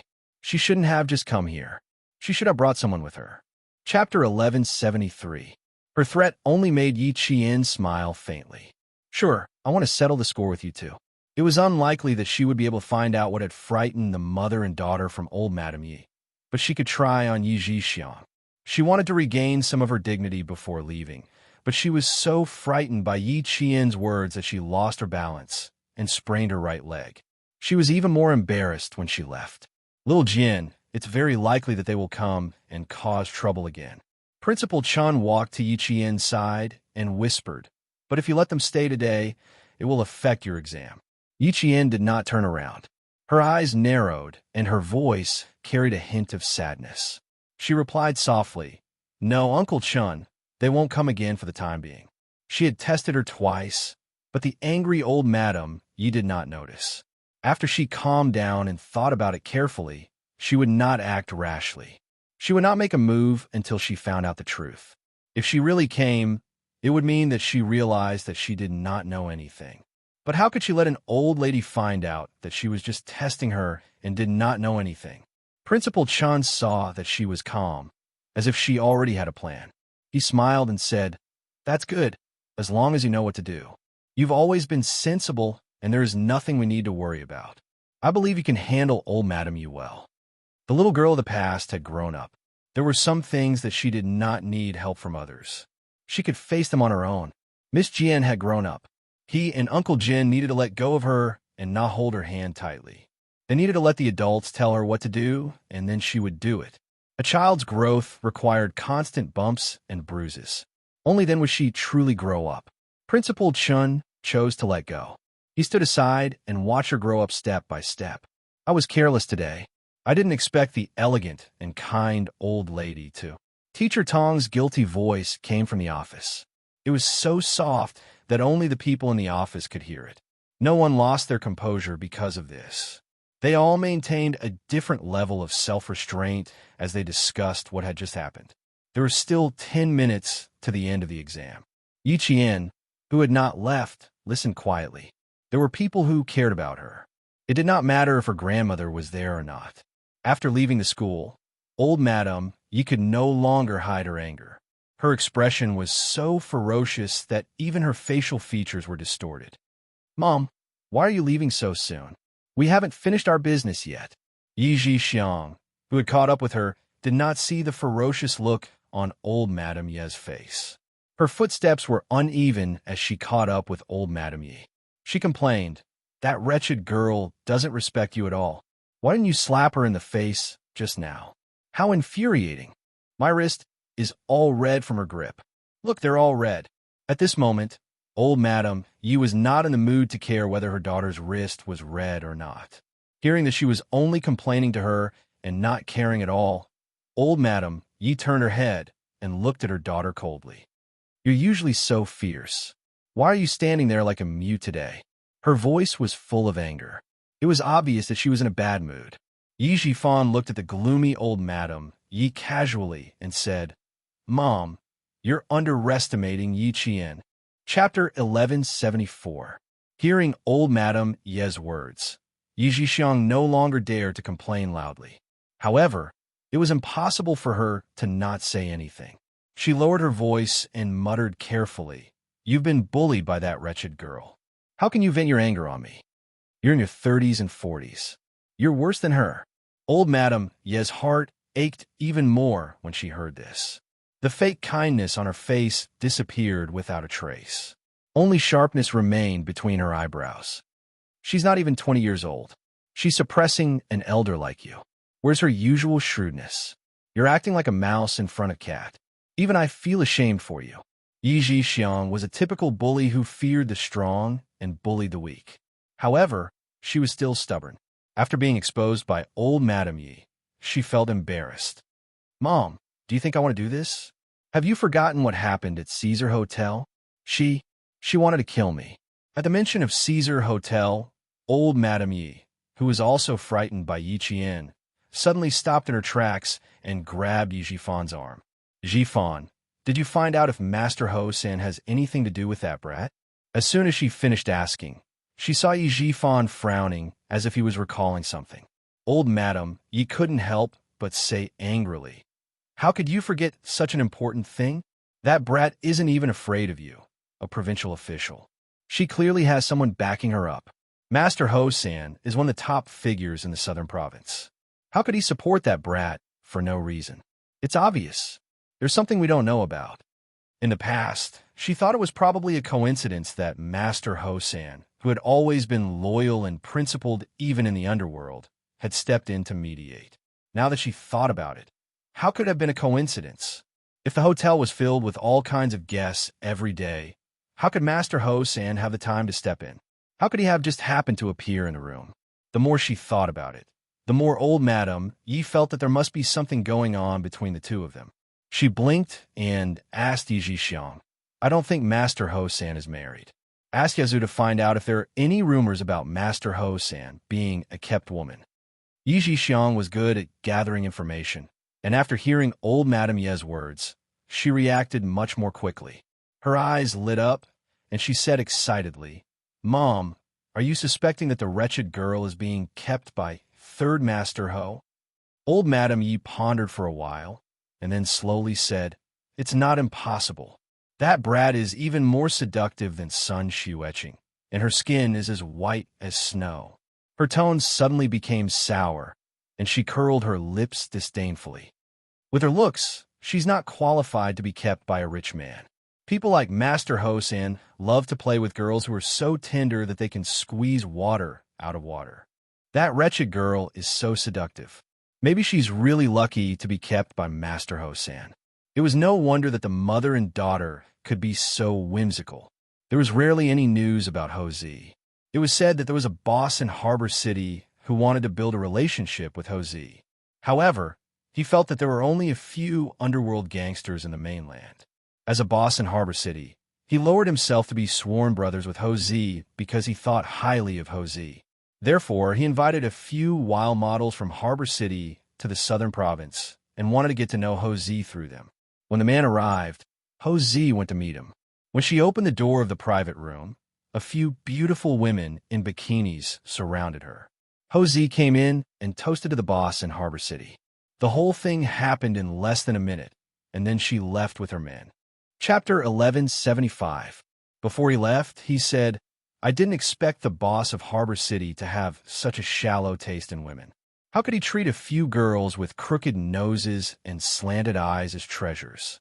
In less than 5 minutes, he sent 10 foreign models to Harbor City's boss, slapping him in the face with his actions. After that, it was rumored that Third Master Ho's taste was very high. The women he chose not only had to be beautiful, but also elegant and intelligent. As for Yi Qian, no matter how much old Madame Yi hated her, she had to admit that she really met Ho Zi's requirements. She was beautiful and had an indescribable air of arrogance. She was so smart that she could go abroad to compete, and so young that she was like a flower bud that was about to bloom. No matter how one looked at her, she seemed to be able to catch Ho Zi's eye. Yi Jifan didn't say anything and only said indifferently, "It's good to let my little sister investigate. If I have any news, I'll send a letter to Mother. There are only 40 days before her college entrance examination. If my little sister can really find out something, we can use it. If there is conclusive evidence of a good student being kept, even if we don't get her household registration, the school will be pressured to expel her." It didn't matter what method was used as long as the goal was achieved. The matter was settled. Old Madame Yi revealed a faint smile and then sighed. "Alas, disobedient children always have to suffer a little. Only after suffering a little will they understand. We are her family. It's better to let her suffer a little in her own home than in society." In the blink of an eye, old Madame Yi returned to her amiable appearance. Her face was full of helplessness. Yi Jifan glanced at her, and a trace of contempt flashed in his eyes. The old woman was good at pretending when she was young. When she was old, she was even better at it. People who didn't know her would really think that she was a kind person. When he went back, he would remind son Dongqing to avoid the old woman as much as possible. Yi Jixiang, who was a little interested in the conversation, suddenly asked, "Mother, how did that wretched girl suddenly know that Big Brother is not your biological son? Who told her?" Her eyes were already looking at Yi Jifan. "You don't have to look at me. I only found out later than you that Big Brother is not Mom's son." Yi Jifan was not lying. When he found out, he was still in a daze. It turned out that the old woman had only given birth to one child, Yi Jixiang. Old Madame Yi glanced at her daughter and said angrily, "Old Man Jin knows your uncle, and he also knows that your brother is not my biological son. That wretched girl is close to Old Man Jin. What's so strange about her knowing?" He then warned, "Go back and inform Yaozu to investigate Master Hosan. Inform me immediately if there is any news. Your brother is right. If news of a good student being kept as a mistress gets out, that wretched girl will only be expelled." At this time, they still didn't know what the consequences of offending Yi Qian would be. They were so focused on taking down Yi Qian that they forgot about Ho Zi's reaction. When Ho Zi found out that someone was secretly investigating whether he and Yi Jian were kept as mistresses, even he, who had always been calm, was a little stunned. Sitting in the air-conditioned room on a hot day, he shivered and asked his 2 assistants, "Does Miss Ya know about it too? She should know." The news came out after Miss Ya attended a charity auction. Miss Ya was there at the time, and were busy with the auction. The assistant was very reserved. At the time, Master Ho-san was busy being jealous and fighting with a returning designer who was standing next to Miss Ya. Chapter 1176. When the incident from a few days ago was brought up, the gloomy Ho Zi snapped the pen in his hand in two and said in a deep voice, "Investigate it.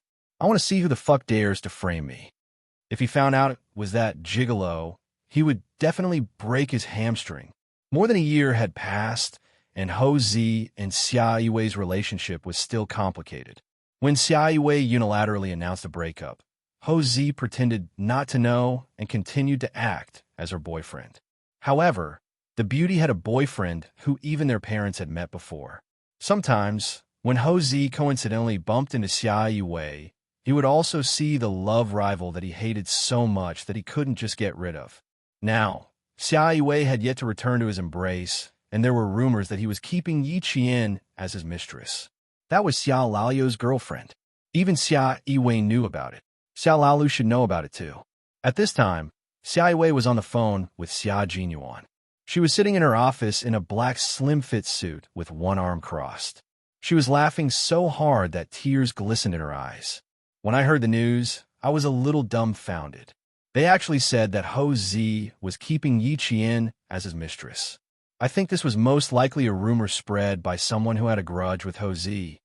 Xia Yiwei didn't think that this rumor could be targeted at Yi Qian. After all, a student was not as important as a mafia boss. But if the rumor was really directed at Ho-zi, then Yi Qian was in danger. After laughing, Xia Yiwei looked serious and said in a low voice, "Do you want me to go to the school and inform Yi Qian to be careful these few days? There are only 20 days left until the college entrance exam. Why don't you just stay on campus?" Although living in the neighborhood was convenient, it wasn't as safe as living in the school. Since the person who had a grudge with Ho-zi was able to mention Yi Qian's name, it was obvious that they had spent a lot of effort to investigate. If they really sent someone to look for Yi Qian to threaten Ho-zi, it wouldn't be safe for her to live alone in the neighborhood. Xia Jinyuan, who didn't even take off his helmet, leaned against his desk. His body was covered in smoke, and he even put aside his fatigue. He said in a deep voice, "Yi Qian and Brother Z have only met twice. It's impossible for there to be any rumors about them having an improper relationship.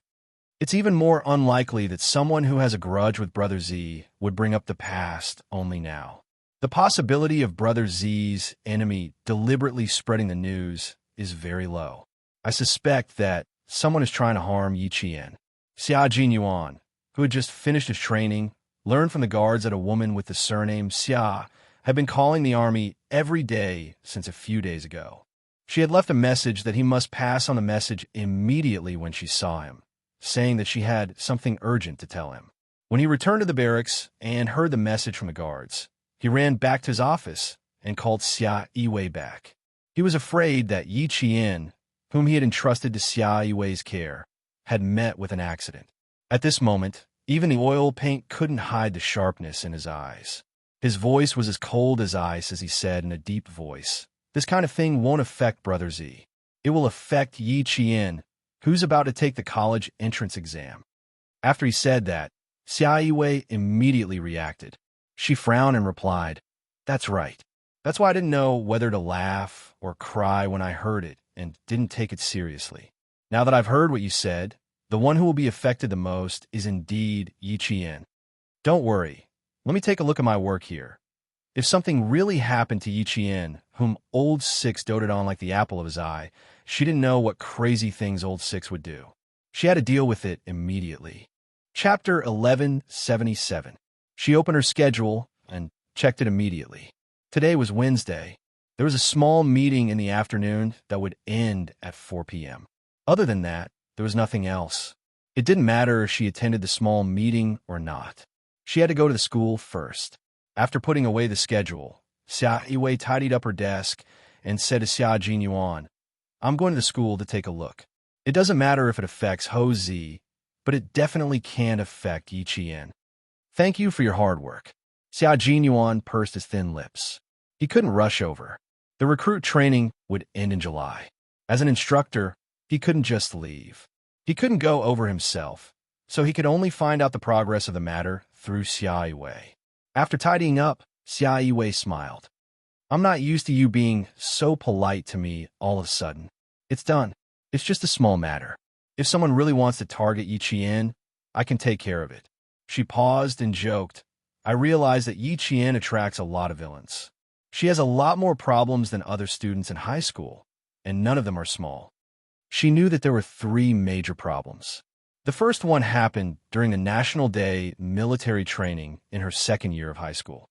If she didn't have some skills, she might have been ostracized and couldn't participate in the military training. The second one was even bigger. There was a suicide incident at the provincial first high school, and Yi Qian was almost pushed off the building. The third one. There were even rumors of her being a kept woman. It's not that she attracts villains. It's because she's too outstanding that others are jealous of her. Plus, she doesn't like to explain herself. She has a quiet personality and doesn't like to argue with her classmates. She's always been this way, so those who are jealous of her don't even have a chance to find fault with her. You can see a thing or two about the complexity of human nature. Being too perfect will also attract trouble. The person who knew Yi Qian the best was Xia Jinyuan. Xia Yiwei agreed and added, also, Yi Qian's extraordinariness sets off their ordinariness. At her age, she shouldn't be so advanced. It's normal for her to attract jealousy. It's better for her to be in a different environment. If she's in an environment full of smart people, like the junior class, who will be jealous? That was true. The junior class at the University of Science and Technology was full of extraordinary people. Yi Qian wouldn't be so extraordinary if she went to the junior class. The college entrance examination is only 20 days away. Sister, please take good care of her and let her finish the college entrance examination smoothly.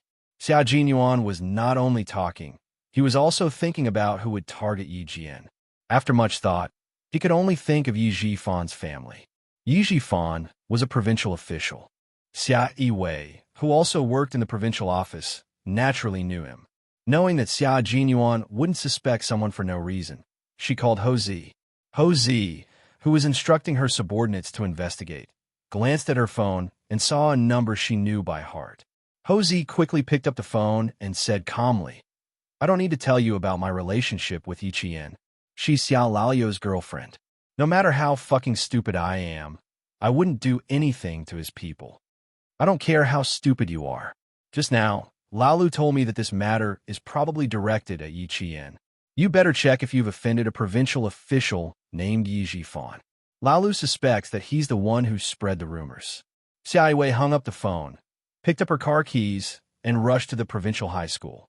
Chapter 1178. Xia Yiwei seemed to have really turned cold towards Ho Zi.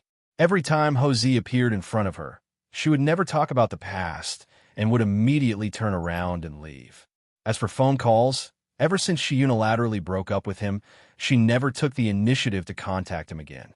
She broke up with him just like that and stopped contacting him just like that. Ho Zi was shocked by her decisiveness. When a woman was ruthless, she could be even more ruthless than a man. Once a woman decided to stop loving someone, it was even harder for her to change her mind than a man. Her decisiveness in hanging up the phone once again made Ho Zi so angry that his expression changed completely. He gripped his phone tightly, and his arms trembled as he lowered his head. Only Miss Xia could make their third master so angry that he wanted to kill someone, and he had to hold it in. After a while, Ho Zi's cold voice sounded in the office that was filled with murderous intent. I have one day. I want to know who's gossiping behind my back by this time tomorrow. His voice was so heavy that it felt like a few inches of ice. It was so cold that the calves of his assistant, who was listening to his orders, secretly trembled. It had been a long time since the third master was angry. The assistant couldn't remember the last time he was angry. It had been at least 3 years, if not 5 years. I've already sent someone to investigate. I'll report to you as soon as there's any news. Ho Zi's subordinates had always been good at handling matters. As long as it had something to do with Xia Yiwei, they would put it first and didn't dare to delay at all. Especially when there were rumors that the third master was having an affair with a high school student and kept her as a mistress, they didn't dare to delay. Detain the person. I haven't met anyone who dares to add to my scandal in a long time. Ho Zi stood up and tugged at his tie in annoyance. I'm going out for a while. Call the chairman of Chengguang Corporation and tell him that I have something urgent to deal with. I'll arrange a place to apologize to him tomorrow. This was the first time she had taken the initiative to call him in a few hundred days. It was obvious that she had taken note of this matter. Of course, he didn't think that she was taking note of it because of him. The first thing he said was, she's probably targeting Yi Qian. Sigh. When she took the initiative to call, he didn't expect that it was all thanks to old Six's girlfriend that he got a call from her, even though it was only for 16 seconds. After being in love for 17 years, both of them could more or less guess what the other party would do next. When Xia Wei drove to the entrance of the provincial first high school, she saw the man she was most familiar with standing beside the black car with one hand in his trouser pocket, exuding a cold aura as he waited for her. "You've come." Hosea walked over and looked at his lover, whom he could hug as long as he stretched out his hand. Now, it was difficult for him to even see her. His heart ached slightly. He didn't know why he had come to this point. Xia Wei took off her sunglasses, revealing a pair of clear eyes. It was rare for someone in their mid-30s to still have a pair of eyes as clear as a young girl's. She looked at Hosea indifferently, and her red lips curved slightly. "Something happened to Six Brothers' girlfriend. As his sister, of course I have to come. I'll go with you. There's no need to trouble Third Master Ho with our family matters. Also, I'll have to trouble Third Master Ho to clean up your matters first. Don't implicate my family." Xia Wei's smile gradually smoothed out. Her expression gradually turned cold as she rejected him indifferently. "I don't want to implicate Yi Qian because of your matter and make Six Brother worry. I also don't want Yi Qian to suffer because of your matter." Chapter 1179. She kept calling him Master Ho-san and told him not to implicate my family. The way she looked at him was even colder than when she looked at a stranger. There was no trace of past friendship in her eyes. There was only coldness, rejection, and rejection towards him. Master Ho-san felt as if his heart was blocked by a pile of broken ice. His originally warm heart was now so cold that it felt as if his blood had frozen. "Away, do we still need to be so clear? Master Ho-san, we didn't need to be so clear in the past. But now, you have your life and I have mine. We need to be clear. As the secretary of the Southern Province's governor, how could Xia Wei do the job if she didn't have the courage?" Hosea, whose face was even more beautiful than a woman's, was so angry that the veins on her forehead were popping out. Her tone didn't even have the slightest fluctuation. Xia Wei looked at him with a sharp and cold gaze. He was angry and very angry. She had never made him angry before. She had always been a virtuous and magnanimous girlfriend. She didn't expect that after breaking up with him, she would anger the famous Master Ho-san. It was really sarcastic. Hosea saw that her gaze had turned cold. There was a trace of sadness in his anger. At this point, he indeed had to bear a lot of responsibility. He controlled his temper and said, "I need to ask Laoyo's girlfriend if she has any grudges with Yi Jifan. At the same time, I also need to ask if she has offended anyone recently. Since you want me to solve the matter that will affect your family as soon as possible, you should at least let me investigate." The reason was very good. Xia Wei couldn't refuse to go with him. So when Yi Qian saw the two of them sitting on the same stone bench by Swan Lake, a trace of surprise flashed in his eyes. Captain Xia said that Sister Xia seemed to have made up her mind to not be with Hosea anymore. She also said that her relationship with the designer was stable. Why did they come to find him together today? "Jane Eyre, over here." Xia Wei had already spotted Yi Qian. She stood up gracefully and waved at him. In comparison, Hosea's reaction was a beat slower. His attention was on the woman he loved, and he did not pay attention to his surroundings. It was summer in the southern province. In the afternoon, the sun shone so brightly that the leaves on the trees curled up. However, Xia Wei, who was wearing a professional suit, did not sweat at all. Her makeup was clean, and she did not seem to feel hot at all. With a serious expression, she said calmly, "If you haven't heard of it yet, either the school doesn't know about it, or the school knows about it, but doesn't believe it." She was Hosea's kept woman. Yi Qian, who appeared calm on the surface, was actually a little embarrassed. Of all the things to spread, why did they have to spread the rumor that she was Hosea's kept woman? Sixth Brother reminded me that this matter might have something to do with Yi Jifan. "I'm here today to ask if you have any other suspects." Hosea said, "I thought that someone was targeting me, but it doesn't seem like it. If someone is really targeting me, Yi Qian, I can tell you very seriously that it's not just a rumor. He had too many enemies around him, and they were all ruthless people who had killed people. If someone was really targeting him, how could they just spread some rumors?" Yi Qian smiled and said, "It shouldn't be targeting Brother Z. I'm afraid this matter is really targeting me. As for the suspect, she paused slightly and looked at Ho Zi with her bright black eyes. Brother Z, do you know a man named Sun Yaozu? Chapter 1180. Sun Yaozu? After going through the names in his mind, Ho Zi muttered, I've never heard of this person. Sun Yaozu's wife is called Yi Xiang. She and Yi Zhifan are siblings. Yi Qian told Ho Zi everything that happened 20 days ago.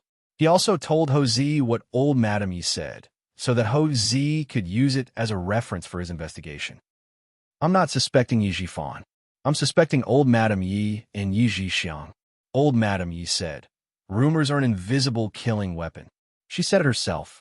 Now that there were rumors about her being Ho Zi's mistress, Yi Qian was almost certain that the mother and daughter were behind it. Sun Yaozu, right? Okay, I'll go back and check. If it's really his family, I'll invite their whole family out for tea and have a good chat. Ho Zi said elegantly.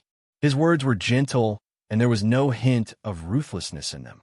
However, Xia Yiwei, who had not looked at him directly, frowned slightly. She glanced at the man she knew best and asked Yi Qian, if it's really their family who spread the rumors, how do you plan to deal with it? Are you going to be gentle, or do you want to be forceful? Ho Zi's face was gloomy. When he heard this, he suddenly laughed. His gaze on Xia Yiwei was even more scorching than the bright sunlight. 17 years of relationship and understanding. They were so familiar that they could sometimes know each other's intentions with just a look or a movement.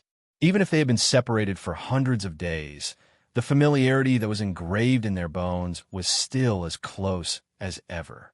The reason why Xia Yiwei's words made Ho Zi's gaze burn was because he could tell that she was asking Yi Qian for him.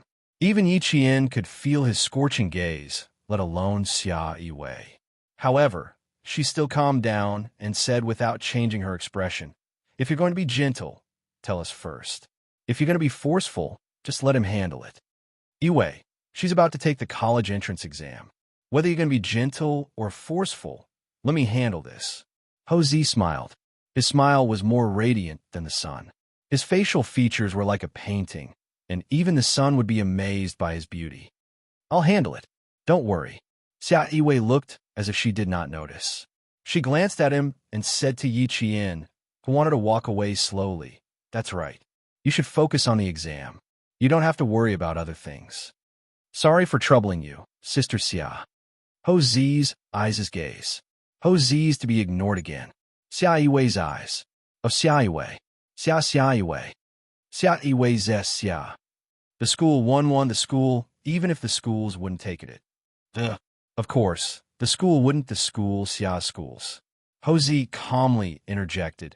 If the students really do talk about it, I'll ask the person who spread the rumors to apologize in the newspaper, in front of the school, or on TV. No matter what, Ho Zi had to take responsibility for this matter. He told Yi Qian his plan. His forceful way of dealing with things made Yi Qian see it. But his plan really moved Yi Qian. How would old Madame Yi have the face to appear in front of him again? Xia Yiwei was also moved. Moreover, this way of dealing with things was not lacking in gentleness. It was reasonable and wouldn't cause a big problem. Chapter 1181. The big issue she was thinking of was Ho Zi's violent solution. When Yi Qian saw that her expression had finally softened, he smiled and suggested to Ho Zi, Zigu, I have a suggestion. A suggestion with a little bit of selfishness. When Ho Zi raised his eyebrows, Yi Qian slowly said, Sun Yaozu is a little dirty. I used to suspect that he was a fugitive. I investigated him, but there were no results. Now that he's back in Nan Province, he must have heard of your name. With your power and status in Nan Province, it's enough for him to pay you a visit and make friends with you. If you say something harsh about this matter, I'm sure Sun Yaozu will know, and Yi Zhixiang and old Madame you will also know. Don't you think this family will be on tenterhooks? Xia Yiwei chuckled, only sharpening the knife without slashing it. Not bad. It's enough to make the whole family on tenterhooks. Ho Zi was a notorious killer in the underworld. 7 years ago, someone purposely hid goods in the kitchen of a bar under his name. When he found out, he immediately said something harsh. In the end, before the police could find anything, the person who deliberately framed him was so scared that he turned himself in. If the person who spread the rumors was really Yi Jifan's mother and sister, they would probably be scared half to death when they found out. Yi Qian said a few more words to Ho Zi, then ran back to the classroom 2 minutes before the bell rang. After her figure disappeared, Ho Zi said with interest, "A girl who knows how to use a gun is indeed impressive. She also has quite a personality. Old Six has good taste. Do you think I should tolerate being bullied?" Xia Yiwei said coldly, then left in her high heels without looking back. Ho Zi didn't care and chased after her with a smile on his face. She still cared about him, which was equivalent to giving him hope. He didn't think that what was originally a bad thing would become a happy thing. A happy thing that let him know that Xia Yiwei still cared about him. To Ho Zi, this was a joyous occasion. To Sun Yaozu, he was happy that he had found a way to get close to Ho Zi. However, after hearing Yi Zhixiang's words, his face turned from joy to anger. You said that Yi Qian is Master Ho San's sugar daddy. Is it you and mother-in-law who spread the news? Sun Yaozu was furious, but he was still unwilling to give up. He asked in a tense voice, "You said it? Or mother-in-law?" Yi Zhixiang, who was wearing a facial mask, didn't see her husband's face move. Sensing that something was wrong with his voice, she removed the mask and frowned. "My mom told me, and I told you. What's with your expression? Let me tell you, if this matter succeeds, Yi Qian will definitely be expelled from the school. When that time comes, it will be a matter of time before we step in and kill her. Since her mother blinded you, I'll make her daughter pay with her life." Sun Yaozu was so angry that his face turned the color of pig liver. He didn't hesitate at all. He didn't give Yi Zhixiang any time to prepare. He raised his hand, and the crisp sound of a slap came from the bedroom. "Master Ho San, how dare you spread rumors about Master Ho San?" He roared in anger. Yi Zhixiang, who was stunned by the slap, covered her burning face. After a few seconds, she shouted, "You bastard! How dare you hit me? Who am I doing this for? I'm doing this for you. How dare you hit me?" After being married for so many years, this was the first time Yi Zhixiang was hit by her husband. How could she bear it? She pounced on Sun Yaozu and scratched his face with her sharp fingers. Chapter 1182. Yi Zhixiang didn't understand why she was slapped. She didn't expect Sun Yaozu to hit her either. She screamed in her purple silk pajamas and scratched her husband's face with her sharp fingers. Her fingers were beautiful. In old Madame Ye's words, they were very lucky. She was indeed lucky. She had never suffered since she was born. When she grew up, she had 2 older brothers. She had never done any heavy work since she was young, not even washing or cooking. After she got married, she didn't have any parents-in-law to take care of her. She didn't have any sisters-in-law. All she did was eat, drink, and play with Sun Yaozu. Her life was very carefree. After living a smooth life for more than 30 years, Yi Zhixiang had indeed been living in a honeypot.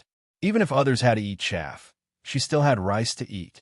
How could she take a slap from Sun Yaozu when she hadn't even hit old Madame Yi before? Immediately, as if she had poked a hornet's nest, her hands and feet started to hit the short Sun Yaozu. "You heartless person, I did it for you. You hit me. You hit me." Old Madame Yi had chosen Sun Yaozu to be her son-in-law. His ancestors had a small family fortune. Although he was a little ugly, he was smart. He knew how to make money in the 1980s. After that incident, he escaped from Fujian town. With the pension from Yi Qian's mother, he followed old Madame Ye's advice and settled down in a coastal city. It could be said that without old Madame Ye's guidance, he wouldn't be where he was now. With a powerful mother-in-law and his identity as a fugitive, even Sun Yaozu, who was rich, didn't dare to hit or scold Yi Zhixiang. However, things are different now. Sun Yaozu, who was no longer afraid that his identity would be exposed, saw Yi Zhixiang scratch his face and kick him. With a fierce look in his eyes, he grabbed Yi Zhixiang's hand and pushed her to the carpeted floor. He said angrily, "Damn it, I've tolerated you for long enough. If you dare to hit me again, I'll make you pack your things and get out of my house tonight."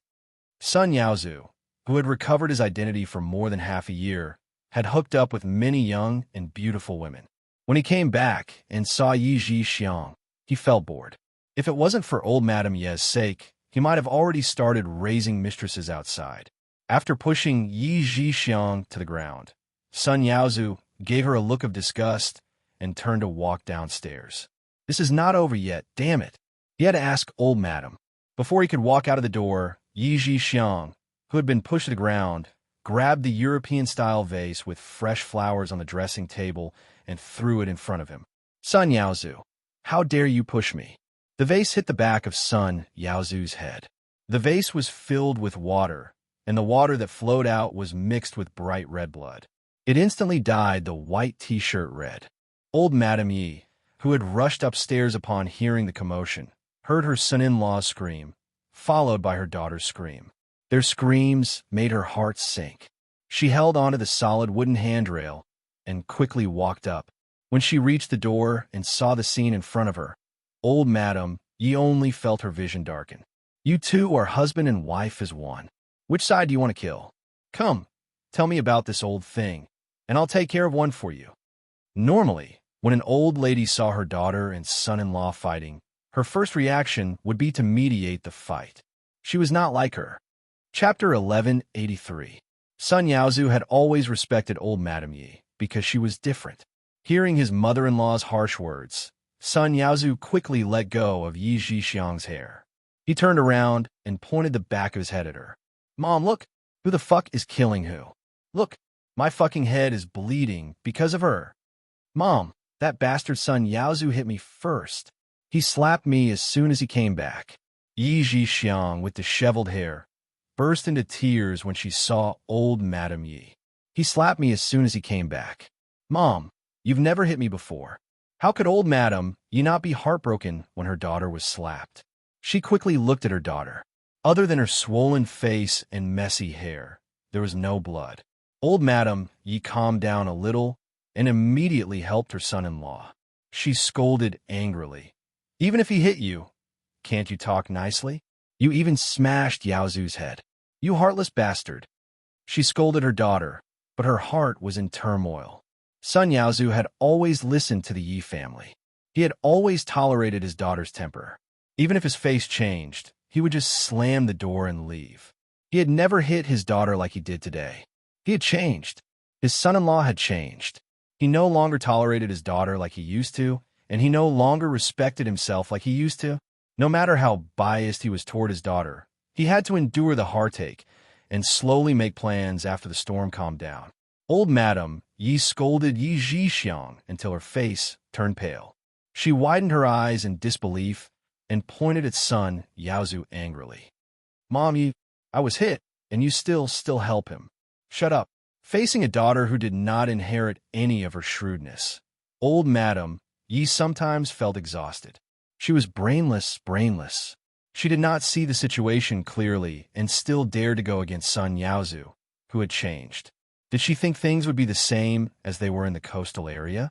After scolding her daughter, old Madame Yi, who was worried, said to her son-in-law, It must be painful. Yaozu, ask the driver to take you to the hospital. I'm fine here. Mom, I want to ask you something in the living room. Compared to offending Master Ho-san, the injury on his head was nothing. Sun Yaozu grabbed a small medicine box and went downstairs to the living room. What was the big deal about bleeding? He was afraid that he would lose his life. Old Madame Yi, who had intentionally gone downstairs one step later, warned her daughter resentfully, You're such a troublemaker.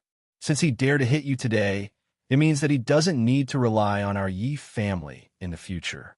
Why didn't you think it through? You still have the face to shout at me. Quickly wash his face and come out to treat his wounds. Compared to old Madame Yi's shrewdness, Yi Zhixiang was considered stupid. But she had one good point. She always listened to old Madame Yi's orders. After she tidied up and went downstairs, she saw old Madame Yi say with a panicked expression, Then how can this be? We've already asked the hotel staff. Master Ho-san really treats Yi Qian differently. How could he not be a mistress? She wasn't his mistress, and he even said that he was going to deal with those who dare to gossip. Old Madame Yi thought that she had calculated everything correctly from the first step, but now she was also panicking. Master Ho-san was a man of his word. Since he had said so, he would do it. It's not up to you to decide whether or not we're his mistress. This matter will not end here. Mom, you see what you can do about it. Even Sun Yaozu, who had a successful career now, could not do anything about offending Hosea. He was not clean and had some power, but compared to Hosea, he was like an egg. Chapter 1184. Of course, old Madam Yi knew how powerful Hosea was. That was why she dared to talk about it outside. If she hadn't repeatedly confirmed that the wretched girl had been in the Caesar Hotel and driven Master Hosea's car, how could she have said that Master Hosea had kept a high school student as a mistress? Yes, old Madam Yi said that Master Hosea had kept a high school student as a mistress, not that Master Hosea was keeping a high school student as a mistress. It was a past tense. Even if it was mentioned again, Master Hosea would just laugh it off. What was so surprising about a man, especially a man like him, playing with a few high school students? It shouldn't be like this. Old Madam Yi still couldn't believe it. She murmured in a low voice, "I've investigated it very clearly. That wretched girl hasn't contacted Master Hosea for a long time. How could he stand up for her now?" Miscalculation. It seemed that this was a miscalculation. She thought that the wretched girl had no contact with Master Hosea. How could she have known that it would cause such a trouble? She had to find a way to solve it. Old Madam Yi's flustered heart gradually calmed down and quickly thought about how to smooth things over. But how to smooth things over and get her and her daughter out of it? Old Madam Yi narrowed her eyes. There was a way, but she glanced at Sun Yaozu, whose face was twitching because of the iodine, and a trace of ruthlessness flashed in her eyes. She said in a low voice, "I didn't mean to say that. If there's anything, I'll tell Master Hosea personally. Yaozu, don't worry too much. Master Hosea is a man who could do big things. He won't keep holding on to these small things." Sun Yaozu was ambitious now. Well, there was such a thing to let him see. Don't think that you can do whatever you want with your identity. She hadn't even hit her daughter before, but she was slapped by him. She really couldn't take it lying down. She wasn't in a hurry. There was a way. No matter how ruthless Master Hosea was, would he hit an old woman like her? After more than 60 years of ups and downs, old Madam Yi could calm down quickly no matter how flustered she was. She could also think of ways to seek benefits for herself in emergencies. For example, now she thought that she might as well push Sun Yaozu away and use Hosea to take him down.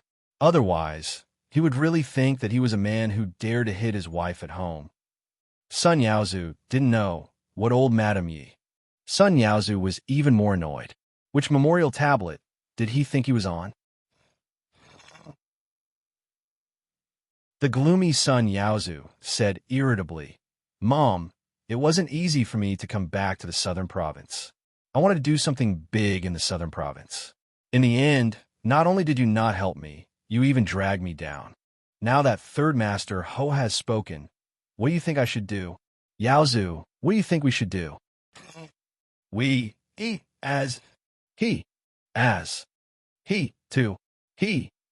He'll know. If he can't find out, he won't be Master Hosea. Mom, can't you discuss with me before you do anything? Now that something has happened, I'm the unlucky one. Old Madam Yi could calm down, but Sun Yaozu couldn't. Chapter 1185. Thinking of this, Sun Yaozu became even more restless. He asked worriedly, "You're not hiding anything from me, right? Your brother and I just want Yi Qian to be expelled before the college entrance exam so that she can't take it." Old Madam Yi could hear her son-in-law's suspicion.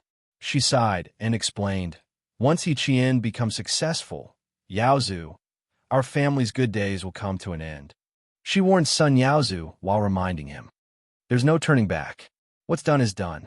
Now, we have to think of a way to stop Master Ho-san from hurting his relationship over such a small matter. As for Yi Qian, we have to let the school know that she's a kept woman. We've already come this far. Our whole family is in a state of panic. How can we let her take the college entrance examination in peace? I'll go to the school and make a fuss. After that wretched girl drops out, our family will apologize to Master Ho-san." Old Madam Yi, who knew Sun Yaozu well, observed him as she spoke. When she saw his face darken, her cloudy eyes flashed with shrewdness. "Mom, I'm not sure if this matter can be covered up. But you're right. If Yi Qian becomes successful, our family will be the first to suffer. Maybe he'll be the first unlucky one. Sun Yaozu, who also had his own thoughts, narrowed his eyes and said slowly and fiercely, "We have to find out if she has anything to do with Master Ho-san. If she doesn't, nowadays, it's not a big news for people to be killed by cars on the road." Old Madam Ye's eyes lit up. That's why it's said that men are the ones who can do big things. That's because men have the courage to do big things. If you want to do something, you have to be ruthless. Before she could finish rejoicing, she heard Sun Yaozu say, "Master Ho-san is worried." No one dares to question his words. He just said it casually. "Mom, you have to deal with Yi Qian's matter. You have to be careful with Master Ho-san." Yi Zhixiang, who had been listening for a long time, still didn't understand what Master Ho-san said. When she saw old Madame Ye's expression, she couldn't help but feel afraid. He walked over in a panic and asked in a trembling voice, "What did Master Ho-san say?" Before she could get close, old Madame Yi glanced at her and signaled her to treat the wound on the back of Sun Yaozu's head. It was Sun Yaozu's subordinate who treated his wound. Yi Zhixiang glanced at him and thought it was nothing serious. She ignored old Madame Ye's signal and sat down. She asked in a tense voice, "Mom, what did Master Ho-san say? Why are you so scared? What harsh words? I'm afraid that if I tell you, you'll be so scared that you'll pee your pants." Sun Yaozu said angrily and then said to old Madame Yi, "Mom, this matter is no longer your problem. If Third Master Ho wants to find someone, he will only find me." The wound on the back of his head was only scratched, so he could wipe it with iodine and spray some anti-inflammatory and hemostatic powder. As the subordinate who was treating his wound put away the medicine box, Sun Yaozu stood up and frowned. He suppressed his anger and said, "I will go out and ask around to see how to solve this. And Mom, you have to talk to your daughter. If she continues like this, I won't be able to take care of her anymore." Yi Zhixiang's face changed when he said that. Old Madame Yi quickly pressed her daughter's hand and said to Sun Yaozu, "Go do your thing. I will talk to her." Chapter 1186. Sun Yaozu left with his two subordinates despite the injury on his head. Watching him walk out of the door, the panic on old Madame Ye's face disappeared. She looked at her daughter, who was trembling with anger, and said, "Do you see the biggest difference between a man and a woman? Women can share joys and sorrows with men, but men can share sorrows with women, but they can't share joys. Zhixiang, you should leave a way out for yourself." Sun Yaozu is not the Sun Yaozu of the past. His identity as a fugitive has suppressed him for more than 10 years. Now that he's free, he doesn't have any scruples. Your relationship with him as husband and wife is almost over. Live your life well and don't think about getting anything from him. Raise Lei and Chengsheng well. In the future, you can rely on your son to live. Her words made Yi Zhixiang's body feel cold. After a long time, she said in a low voice, "Let's wait and see. We can't let others take advantage of us." Old Madame Yi nodded coldly. She didn't expect her daughter to accept it immediately, but the fact that she could say these words made her feel a little relieved. At least she would listen and not be stubborn. Her gaze fell on the door of the villa again. Old Madame Ye's hands couldn't help but tighten. Offending Third Master Ho was not her wish. In the underworld, there was a saying, "It's better to provoke the police than to provoke Ho Zi." In the end, she and her daughter had provoked him. Sure enough, the wretched girl was the same as her mother. They were both here to jinx her. Old Madame Ye's heart was not as calm as her face. She, who had lived a good life for more than 10 years, was afraid that Ho Zi's people would suddenly appear from somewhere and directly take her and her daughter's life. After a night of fear, old Madame Yi decided to go to the province's first high school early in the morning. "You going alone?" "No, I'll go with you." Yi Zhixiang was still considered filial. She clenched her teeth and said, "Bring a few more people with you. If the wretched girl dares to be disrespectful to us, we'll deal with her directly." Looking at her daughter, who was obviously not going to succeed, old Madame Ye's heart ached indescribably. If her daughter was even a little bit as smart as her, why would she go back to Yi Zhifan? Why should he suffer the supercilious look of his adopted son? After all, Xixiang was her own flesh and blood. After a soft sigh, old Madame Yi raised her orange, peel-like hand and touched her daughter's face, which was still red and swollen from the night before. Xixiang, I'm old and can't protect you for the rest of your life. You have to learn to be patient and calculating. Don't act like a child and think that you're the most important person in the world. Lele, Chengsheng, didn't you say that the school's food is bad? Why don't you rent a house next to their school and take care of the two brothers in Hongkou City? You can come back after Mother and Sun Yaozu deal with Third Master Ho's matter. Yi Zhixiang's eyelids twitched when she heard that. Mom, don't worry about me.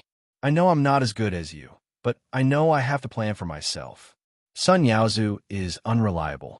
Do you really think I'm stupid enough not to know? It's good that you know. I'm going to school. You go and do something. Picking up a piece of paper from the dining table, old Madame Yi handed it over. Print out the words on this paper and make 100 copies. What kind of document needs 100 copies? Yi Zhixiang took the paper and looked at it. She suddenly giggled. Mom, you're still the best. This way, the wretched girl's reputation in school, no, with her reputation in the entire Nin province, will be ruined. Chapter 1187. After finishing her porridge, old Madame Yi said calmly, if she comes out to see me later and listens to my arrangements, then everything will be fine. If she doesn't, then it won't be too late for us to make our move. 100 copies. We'll need some people to post them on the front and back doors of the school. We'll let all the teachers and students know that Yi Qian, the good student in their eyes, is actually a mistress. Yi Zhixiang seemed to have foreseen Yi Qian's fate. She said excitedly, when that happens, will that wretched girl still want to take the college entrance exam? She'll never have the chance to take the exam. Destroying Yi Qian's reputation became old Madame Ye's #1 priority. She thought that she could control Yi Qian, but she didn't know that what awaited her was not a happy ending, but a nightmare. It was June in Southern Province. It was only 9 in the morning, and the sun was shining brightly on one's skin. The fans in the classrooms of the provincial First High School had never stopped. The swaying of the fans brought a hot wind to the third-year students who were studying nervously in the classroom. As the entire third-year students entered the final sprint, the atmosphere in the entire school seemed to have become particularly serious. The students of the first and second-year classes could not help but restrain themselves a lot after class. Teacher Tong walked out of the office with a cold face and hurried to the school gate. Teacher Tong, Teacher Tong. The class had just ended. Some students greeted her politely, and Teacher Tong nodded slightly. Her expression was so serious that it was as if she was marking a test paper with a 0 score, making the students' hearts skip a beat. When she saw the figure standing at the school gate, Teacher Tong took a deep breath, suppressed the burning desire in her heart, and walked out of the school gate. Teacher Tong, I'm sorry to disturb you again. Old Madame Ye's gaze fell behind Teacher Tong. When she found that Yi Qian did not follow her out, the smile on her face became colder. Why didn't my granddaughter come out with you? As a teacher, her professional ethics reminded Teacher Tong not to say vulgar words. She replied with a faint smile, your granddaughter is in the provincial second high school. This is the provincial first high school. You came to the wrong school. It's true that I have a granddaughter in the provincial second high school, but Yi Qian's granddaughter is in your class, Teacher Tong. Why? Is Teacher Tong's memory so bad that she doesn't even know which students' parents are? Old Madame Ye's sarcasm did not diminish the smile on Teacher Tong's face. If you don't have anything else, then I'll go back to the classroom. The students are about to take the college entrance examination. Their families don't dare to come to school casually, for fear of ruining their children's future. I'm not afraid that you'll get angry if I tell you this, but I really can't believe that you're Yi Qian's grandmother. Teacher Tong, please go back and tell Yi Qian that if he doesn't come out to see me, something big will happen at school tomorrow. Old Madame Yi had completely given up on threatening Yi Qian. Her face turned cold as she said in a ruthless voice, don't blame me for being rude when the time comes. Teacher Tong didn't even look back. She didn't even pause her footsteps. She only left her back to old Madame Yi. who had a gloomy expression on her face. The moment old Madam Yi left the provincial first high school with a gloomy face, Ho-zi already knew about it. When he received the news, he smiled coldly and ordered, "Go and buy 10 black cats with pure colors. Let them accompany the old lady who still likes to play young people's games." Since he knew who started the rumor, he naturally knew what this family's concerns were. Since Xia Laoyo's girlfriend said to let them be afraid, then let them be afraid for a while longer. Chapter 1188. Ho-zi picked up his phone and called Xia Wei. He had to tell her to tell Yi Qian not to cause a ruckus outside. Hearing Xia Wei's cold voice, Ho-zi thought to himself, "It seems that I can't deal with the Yi family in one go. If I do, I won't have enough reason to call Xia Wei." But in a flash, Ho-zi decided to wear the Yi family down, at least until old Six's girlfriend finished her college entrance exam. Because of Ho-zi's decision, the darkest days of the Yi family began. Old Madam Yi was most afraid of black cats. She was so afraid that she would scream at the sight of them. When 10 black cats suddenly appeared outside the window in the middle of the night, their eyes flashing with green light, old Madam Yi's hoarse scream echoed throughout the villa. Someone come!" She shouted loudly, and the few black cats were so scared that they meowed and fled out of the window. Old Madam Yi was so scared that her eyes rolled up, and she fainted on the bed. Yi Zhixiang was so scared that she quickly called an ambulance to send her to the hospital. After such a thing happened, old Madam Yi was not in the mood to cause a ruckus at school. After a day of observation in the hospital, old Madam Yi was still in a daze that night. She was frightened by Yi Zhixiang's scream and had a heart attack. Old Madam Yi supported her daughter, who was screaming in fear. She looked at the snake that was caught by the servant and shuddered. "You scare me to death. Mom, you scared me to death. You suddenly fell from the sky. I almost got bitten." Yi Zhixiang was so scared that her face was pale. She couldn't even speak properly. Her legs were still trembling. While she was showering, a colorful snake coiled around the shower head. Yi Zhixiang didn't notice it and turned on the hot water. The snake coiled around the copper shower head fell down with a pop. Yi Zhixiang screamed on the spot. Two strange things happened yesterday and tonight. Old Madam Yi knew that Ho-zi had made a move. He did not send anyone to teach her and her daughter a lesson, but he knew what their weakness was. She was afraid of cats, her daughter was afraid of snakes, and her son-in-law was afraid of the police. At this time, Sun Yaozu had not returned since the night before. Old Madam Yi, who did not dare to live in the villa anymore, dialed Yi Zhifan's number with trembling fingers. Yi Zhifan still didn't know what had happened. When he heard that she was going to stay over tonight, he didn't hesitate for a second and directly refused. "Mom, you know how much Sun Dongqing dislikes you. If you really live over, there won't be a day of peace at home. Moreover, Ying is about to take the college entrance examination and is living at home. I need to think for her." Ying, who is also taking the college entrance examination this year, became the family's most protected target. Every morning, Yi Zhifan would drive her to school, and in the afternoon, Sun Dongqing would bring her back home with boiled soup and fruits. Old Madam Yi felt a little better after hearing such a reason for rejection. Relying on Yi Zhifan was also Old Madam Yi's wishful thinking. She had been waiting for good news, but as the college entrance examination approached, there was still no progress. The matter had not been resolved, but she wanted to live in his house. How was that possible? However, the situation was a little strange. Why did she call him and say that she wanted to stay at his house in the middle of the night? Did something happen on the other side? She didn't ask Yi Qian to drop out of school, but she called him in the middle of the night. Suddenly, Yi Zhifan's expression changed. Could it be that what he guessed before was true? Aunt's family came to find Yi Qian? Chapter 1189. He couldn't be blamed for making wild guesses. Yi Qian's rise was too mysterious. After investigating for 4 years, he couldn't find anything else other than the fact that Shin Dongfeng from Fujian Town High School had been taking care of Yi Qian. Soon, Yi Zhifan knew he guessed wrong. After hearing the whole story from the Yi family's housekeeper, Yi Zhifan, who was in a daze for a long time, wished he hadn't guessed wrong.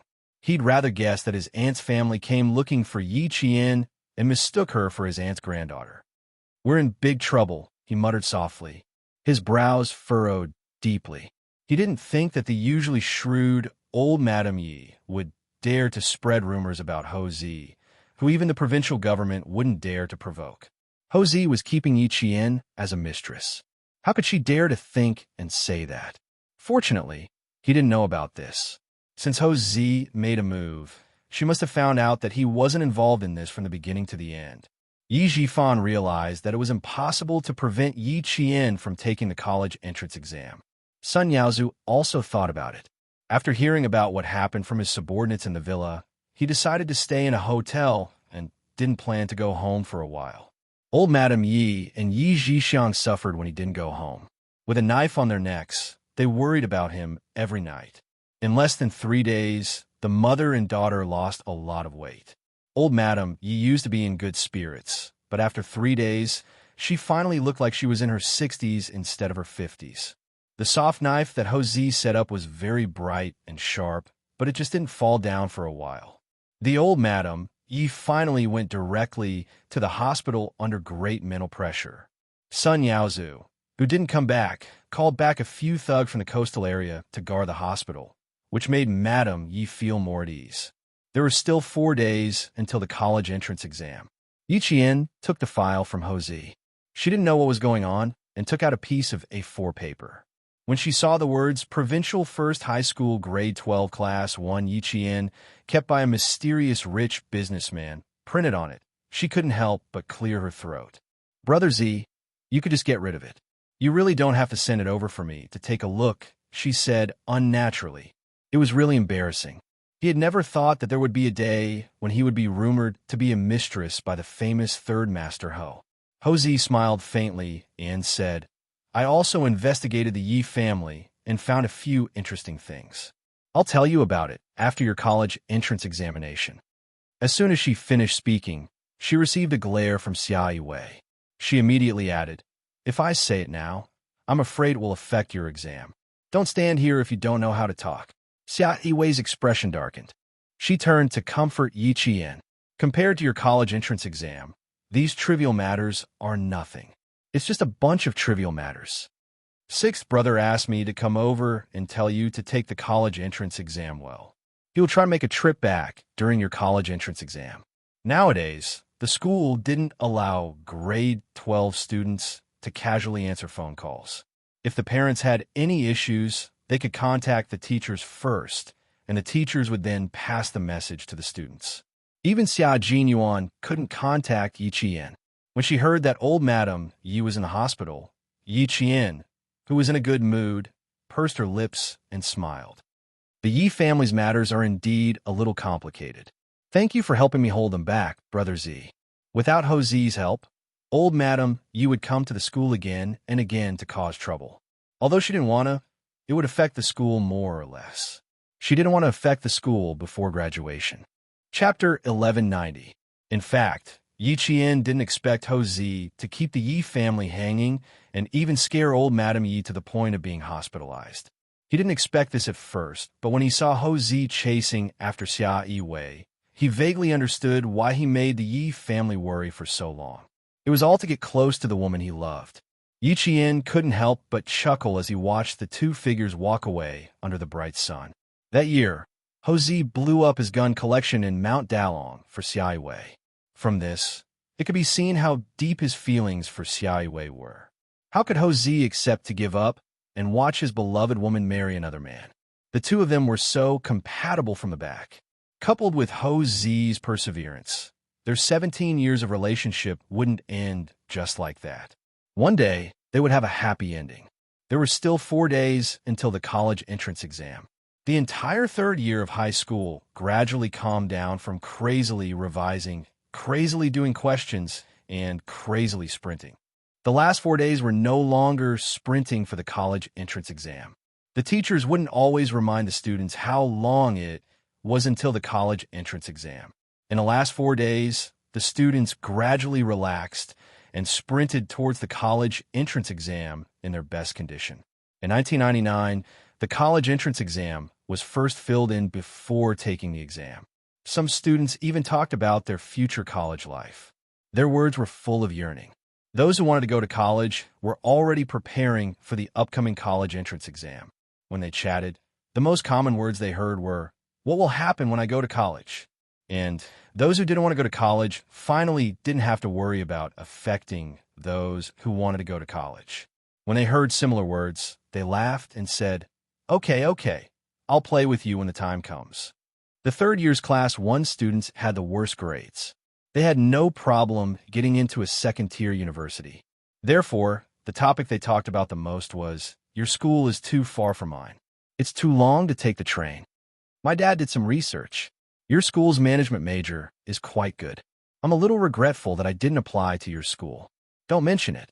I regret it too. If the admission cutoff score this year is too high, I'm worried that I won't be able to get in. It'll be so embarrassing if I have to restudy. What did Yi Qian apply to? How come I don't know? She gave up on Tsinghua University and West University. What school did she apply to? I don't know. I didn't hear it from her. And Jiesin and the others don't know either." Every time they chatted, the topic would always unknowingly turn to Yi Qian. Although some students also kept the school they applied to a secret, Yi Qian was always the center of attention, so he always attracted a lot of attention. Not only were the students in the same class discussing in low voices, but the students from other classes were also discussing in low voices. However, no one knew which school Yi Qian had applied to. In the past, she would feel a little jealous when she mentioned it. However, with the college entrance examination in 4 days, she couldn't help but feel a little melancholy when she talked about it again. At the same time as the college entrance examination, the time that you, I, and he spent together also entered the countdown. This also meant that their high school lives were coming to an end. After going their separate ways, they might not have the chance to meet again in the future. The feeling of jealousy lessened, and the reluctance to part increased. Yi Qian had always known that her classmates were secretly discussing which school she had applied to. Originally, she wanted to tell her classmates, but after Teacher Tong talked to her, she found out that there were only 4 students in the entire Nan province who had applied to the National University of Science and Technology. She was the only girl who had applied to the National University of Science and Technology. She was also the only student in the province who had applied to the National University of Science and Technology. Chapter 1191. As the Hua University and West University of the military schools, the National University of Science and Technology only accepted a small number of students each year. The admission score for the engineering and technology courses was sometimes higher than the admission score for Hua University and West University. Yi Qian, who had always had good grades, listened to Xia Jinyuan's advice and chose the lower admission score for the command course. Even she had to fill in her application and major conservatively. It was obvious how difficult it was to get into the National University of Science and Technology in the 1990s. After Teacher Tong's reminder, Yi Qian remained silent on his application for the college entrance exam. Fortunately, the students did not pester him, which made Yi Qian feel a little relieved. On the 3rd day of the college entrance exam, the 6th floor of Class 5 seemed to have been triggered. Pieces of paper floated up from the 6th floor like snowflakes, followed by the students of the 4 classes on the 6th floor. The candidates of the 3 classes downstairs were dumbfounded. Damn, are they tearing the books? No way, there's still 3 days left. Don't they plan to revise anymore? The students of grade 12 class 1 looked up from the sea of test papers and stacks of revision materials. They were a little confused. Tearing the books. Did the 4 classes upstairs have to be so arrogant? They seemed to be enjoying themselves. What should I do? My hands are itching too. And Jiesin rubbed her hands and muttered to Yi Qian, "Why don't we go to the rooftop later and tear a few books? I want to tear those evil English books." Yi Qian looked at the empty desk in front of him and smiled. "You can try. I can't do it."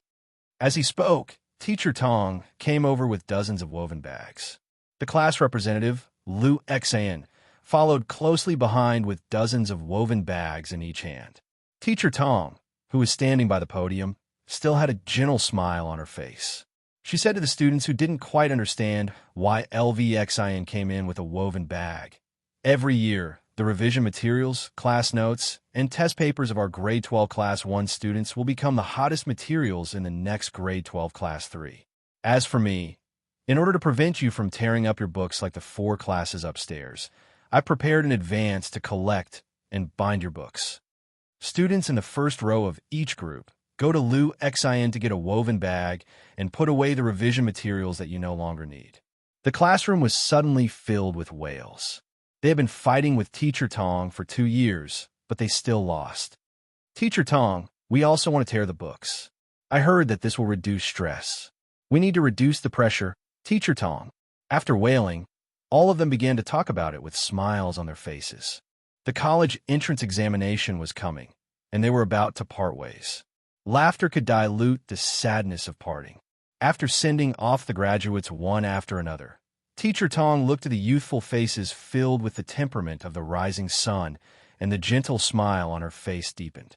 Take out your test papers with the highest and lowest scores and tear them apart on the last day of your high school career. Just as he finished speaking, the students laughed again. What about Yi Qian?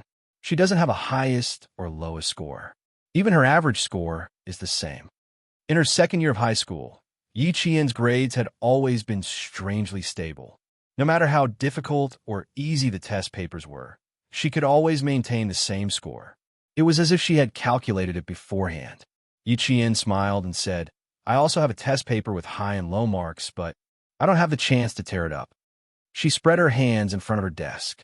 Only then did the entire class realize that her desk was the cleanest and tedious desk in the entire class. How could it not be clean and tidy without a single book? Her homework, revision materials, and test papers had already been taken away by the teachers in advance to prevent her from learning from the other students and tearing the books. Chapter 1192. The difference, the treatment. It should be taken away in advance for the next batch of third-year students to worship and look up to. No way, not a single set of test papers is left. I wanted to snatch one for my sister. The teacher is too cruel, not leaving a single set for us students. Amidst the laughter, the monotonous high school life began to come to an end. Time passed by unconsciously. Looking back, it was already time to say goodbye. Where's my message book? Anyone who didn't leave behind a calligraphy piece, remember to leave it. There are only 3 days left. Don't let me have any regrets. Yang Su, what's your contact information? Why didn't you fill it out? How am I going to find you in the future? In 1999, the most popular forms of communication were home phone, MSN, and QSCQ, which had just emerged. Yi Jian was an exception. She did not have any of the 3 forms of communication. And Jiasin was angry. Damn, do I have to put up a missing person notice if I want to find you in the future? After her anger subsided, she left with Yi Qian through the back door at noon. She entered the internet cafe with the speed of a turtle and applied for a QQ number for Yi Qian. What's your name? Invincible in the province's #1 middle school? What about email? There has to be one. I also have to choose a self-portrait. How about a blonde girl? Opening the 1999 QICQ application, Yi Qian filled it out slowly. Although QICQ was not as popular as MSN, it was very popular in the student group. In 2000, QICQ became the main contact information for students. It could be said that every student had one. When Yi Qian wrote his name in the name column, and Jiasin was puzzled, green helmet, what kind of name is that? Shouldn't it be more domineering? Also, helmet is a hat, right? Can I understand it as a green hat? Cuckolded, facing a good friend who could twist a very normal name into a different meaning, Yi Qian, who was already used to it, calmly said, green represents hope, and the helmet represents protection. You can use normal thinking to understand it, as protect the green hope. Don't you think it's more domineering? And Jiasin silently bit her fingernails and said with some internal injuries, you are indeed much more domineering. It turned out that being a cuckold could be understood in this way. The ability of good students to understand things was much higher than theirs. Yi Qian didn't bother registering her cell phone or pager number. She didn't have a cell phone or pager number. It didn't take long for Yi Qian to have a 6-digit QQ account, while Jiasin became her first QQ friend. Seeing her online name, Yi Qian couldn't help but rub his forehead. Please call me Empress. You're really domineering. You must have watched too many kung fu movies. A Qing dynasty drama was popular all over the country. Even she, who never watched TV, would occasionally watch it when she had a headache. The actors were very familiar. One of the maids and two of the girls later became big stars. However, at that time, they were already past their prime. I like how domineering the Empress is. And Jiesin said as she took out a graduation message book from her bag. Come on, let's add a few students' QCQ numbers. Later, we'll go to the stationery store to buy a graduation souvenir book. Everyone in the class has one, but I don't see you getting one. Classmate Jane Eyre, sometimes you have to go with the flow. In her previous life, Yi Qian had developed a cold and quiet personality. She had never participated in any group activities. Chapter 1193. There weren't as many class activities as there were in high school when she was studying in town. Plus, her classmates had developed a habit of not asking her to come along. So it was normal that Yi Qian didn't participate in class activities. And Yi Qian had been away from class for too long, so she didn't realize that there was anything wrong. If it weren't for Jiesin's reminder in high school, she would have remained like she was in middle school, acting alone and avoiding class activities. And Jiesin had helped Yi Qian a lot in her second year of high school. She had helped her integrate into high school life faster and integrate into the group. She was no longer walking alone and studying alone. Let's buy a thicker one. I'm afraid there will be other classmates. With Jiesin's help, Yi Qian, who had a cold personality, became much more tactful when it came to interpersonal relationships. Plus, she had a man who had held her hand as she grew up helping her. In her second year of high school, Yi Qian realized that she had changed a lot. At the very least, she could communicate with her classmates normally and wouldn't subconsciously keep a distance. No matter how thick it is, it can't be that thick. Prepare two. One for class and one for other classes. And Jiesin made the decision. Yi Qian didn't have any objections. In fact, Yi Qian had never thought of preparing a graduation note. She had been reborn and had lived two lives. No matter how much she integrated into the student life, she was still young and had not experienced many things. She was different from a student who had not experienced many things. But Jiesin was right. Sometimes, she needed to go with the flow. Everyone in class had a message book, so how could she be an exception?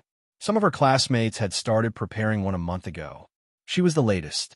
Thanks to Jiesin's suggestion to buy 2 guidebooks, Yi Qian handed her guidebook to LVXIN after returning to school that day.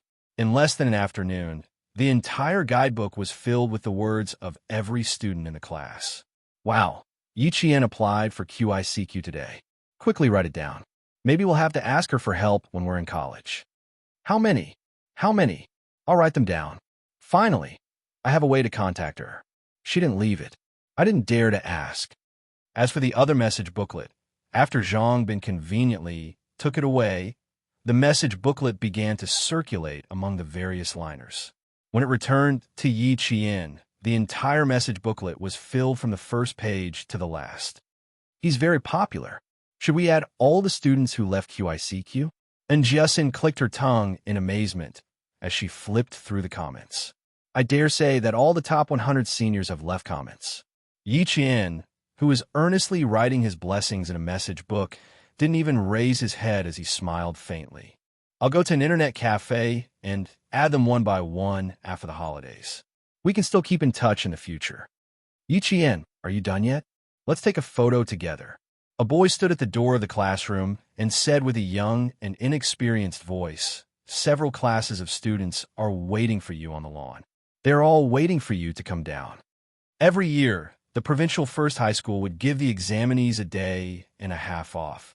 One day was for the students to rest and prepare for the exam, and the other half was for the students to take group photos in school. Taking group photos was very important. It was so important that half a day wasn't enough. After taking group photos with the entire class, it was time for the students to take group photos with each other. After the third year of high school, some students might not see each other for the rest of their lives. The only way to preserve this moment was to take group photos. Chapter 1194. Yi Qian, over here, and Jiesin, who was standing beside Zhang Bin, jumped up and down like a rabbit as she waved at Yi Qian. They've been waiting so long for you that they've turned into a giraffe. After she finished speaking, the tall Zhang Bin smiled at his classmates and said, "Hurry up and decide if you want to take a photo with Yi Qian alone. Otherwise, you'll be asked to leave by the other students." Yes, yes, yes, you must. In the future, when Yi Qian becomes famous, I can even show off my photos to my wife and brag about it. You're thinking so far ahead. You don't even have a girlfriend, and you're already thinking about your wife. Coming. Hurry up and see if my hair is messed up. Yes, ma'am. If it's not messed up, I don't see you looking any more handsome. I'm so nervous to be able to take a photo with the top student in the province. My palms are sweating. Hearing the soft voices of the boys, the popular Yi Qian walked over with a smile. 1, 2, 3, eggplant. With the sound of the camera clicking, the young and carefree smiles froze, becoming the most beautiful memories in the years to come. At 6 o'clock in the evening, when the golden sun was setting, the laughter gradually turned into sobbing.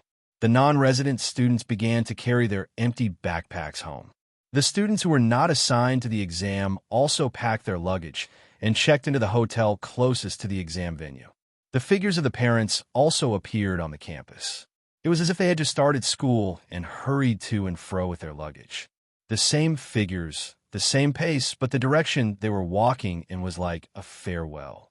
Yi Qian, who was holding a camera in his hand, stood in the shade of a tree.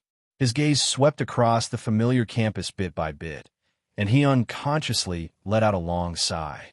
The second year of high school was over. Finished taking a photo with the principal, and Jiasin, who had found her way over, interrupted Yi Qian's thoughts. Her voice was not as crisp as it had been in the photo, and it was a little heavy. It feels like the school has suddenly become much quieter. Indeed, it was quiet. Even the faint sunset had lost its last rays, leaving behind a smoky white color that enveloped the entire campus.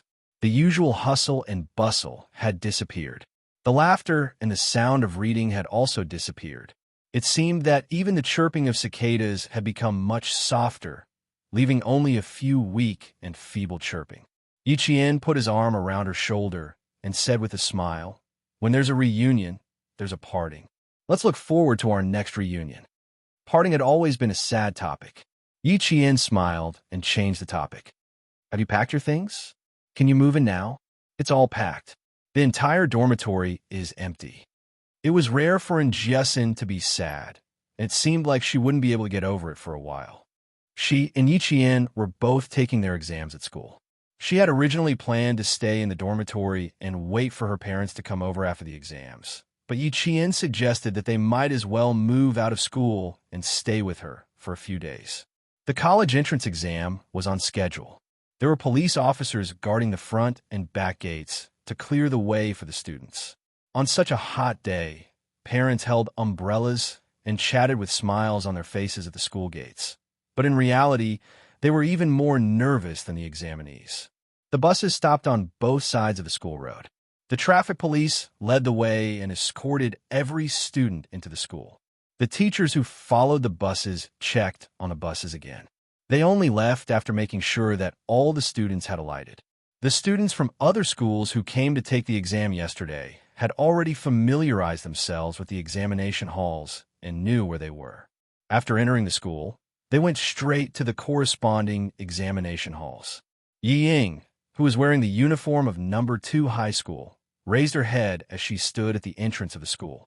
After nearly 2 years, she was once again standing at the entrance of the school. In the next few days, she would definitely make the school regret ever trying to dissuade her. Chapter 1195. Ying, what are you still standing there for? Let's go. A classmate urged her. Ying pursed her lips, her eyes cold. She raised her head, chin slightly, and walked proudly through the provincial first high school's campus amidst the noise. Yi Qian was reminding Jiasin, "Keep your admission ticket safe and don't lose it.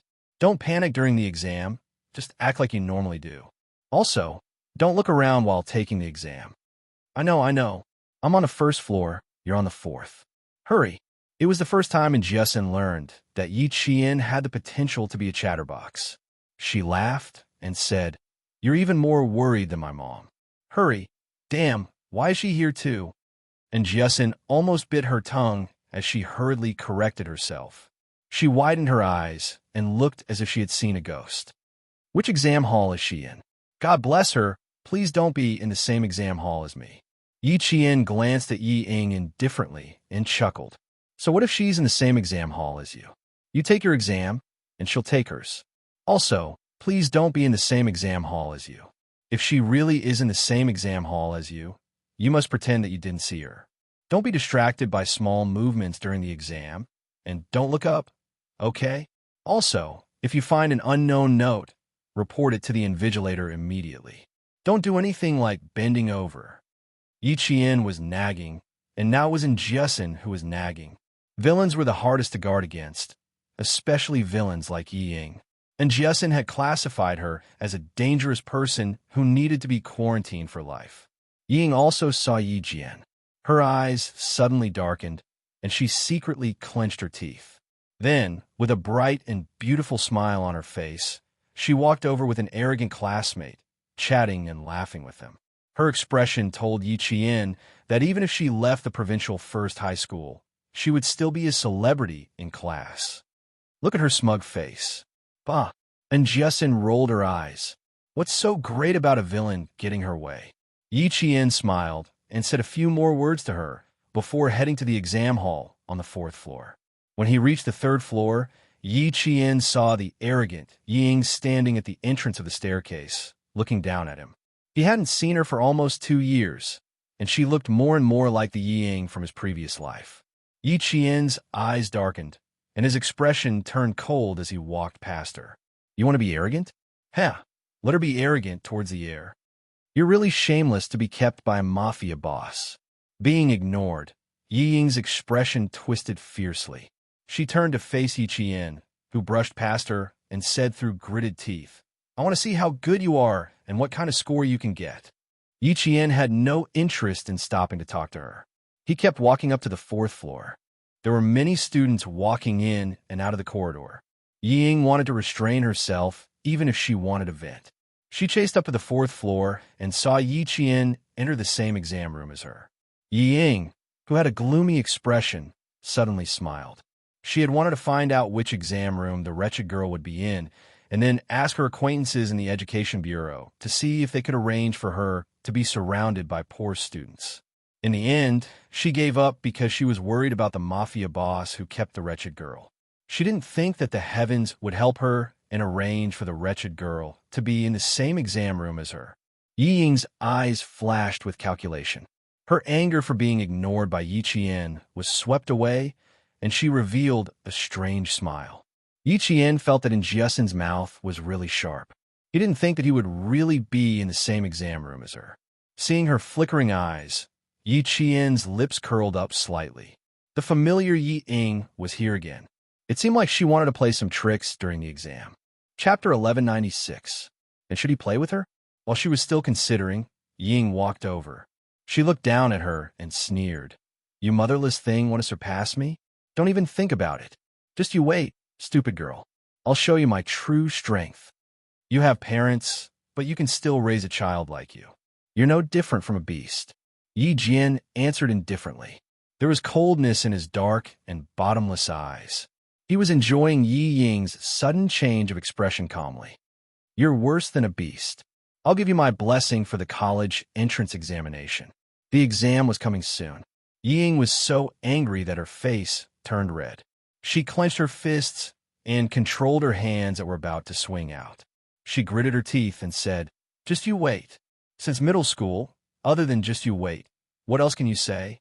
Yi Ying, I've been waiting. Compared to Yi Ying's angry face, Yi Qian, who was provoked, was much calmer. He continued to provoke her. You still want to play tricks in the exam? I'm also waiting. I'm looking forward to it. He said Yi Ying's plan as if he could read her mind. She was so shocked that the anger on her face was replaced by shock. Luckily, Yi Jifan taught her well. Yi Ying was only shocked for a short while. She pressed her lips together and said, I won't let you be proud for too long. I'll make you understand that you're not as good as me. So what if you have good grades? Do you think you can stand out just because you have good grades? What else do you have besides good grades? Do you know what you need to walk out of society? Relying on connections. Do you think you're qualified to compete with me? As more and more students entered the exam hall, Ying ended the confrontation with what she thought was a fierce glare. She returned to her seat. The sun had already shone on every corner of the school. Someone stood in the shade of a tree outside the school.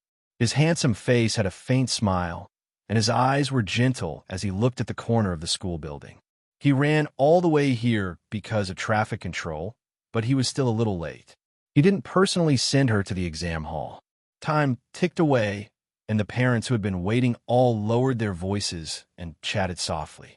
Their topics revolved around the school that they had applied to and their daughter's results. Xia Jinyuan listened quietly without any intention of getting involved. It was not until the name he was most familiar with came up that he raised his eyebrows slightly and looked over. After listening for a while, his thin lips curved into a perfect smile. His little fox was so famous that even the parents of the students knew about her. 30 minutes had passed since the exam started.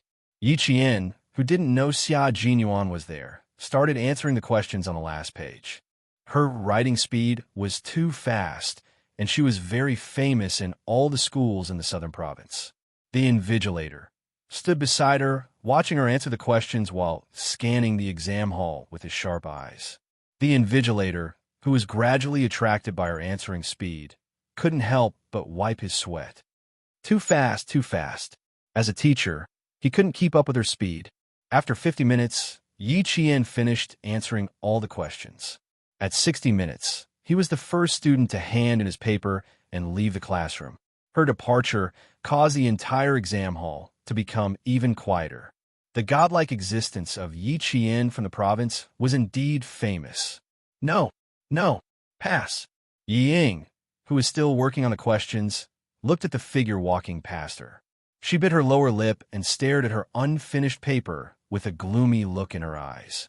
Chapter 1197.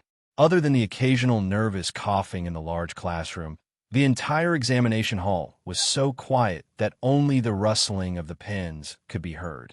Yi Qian's early submission of the papers had undoubtedly stimulated the students' answering speed.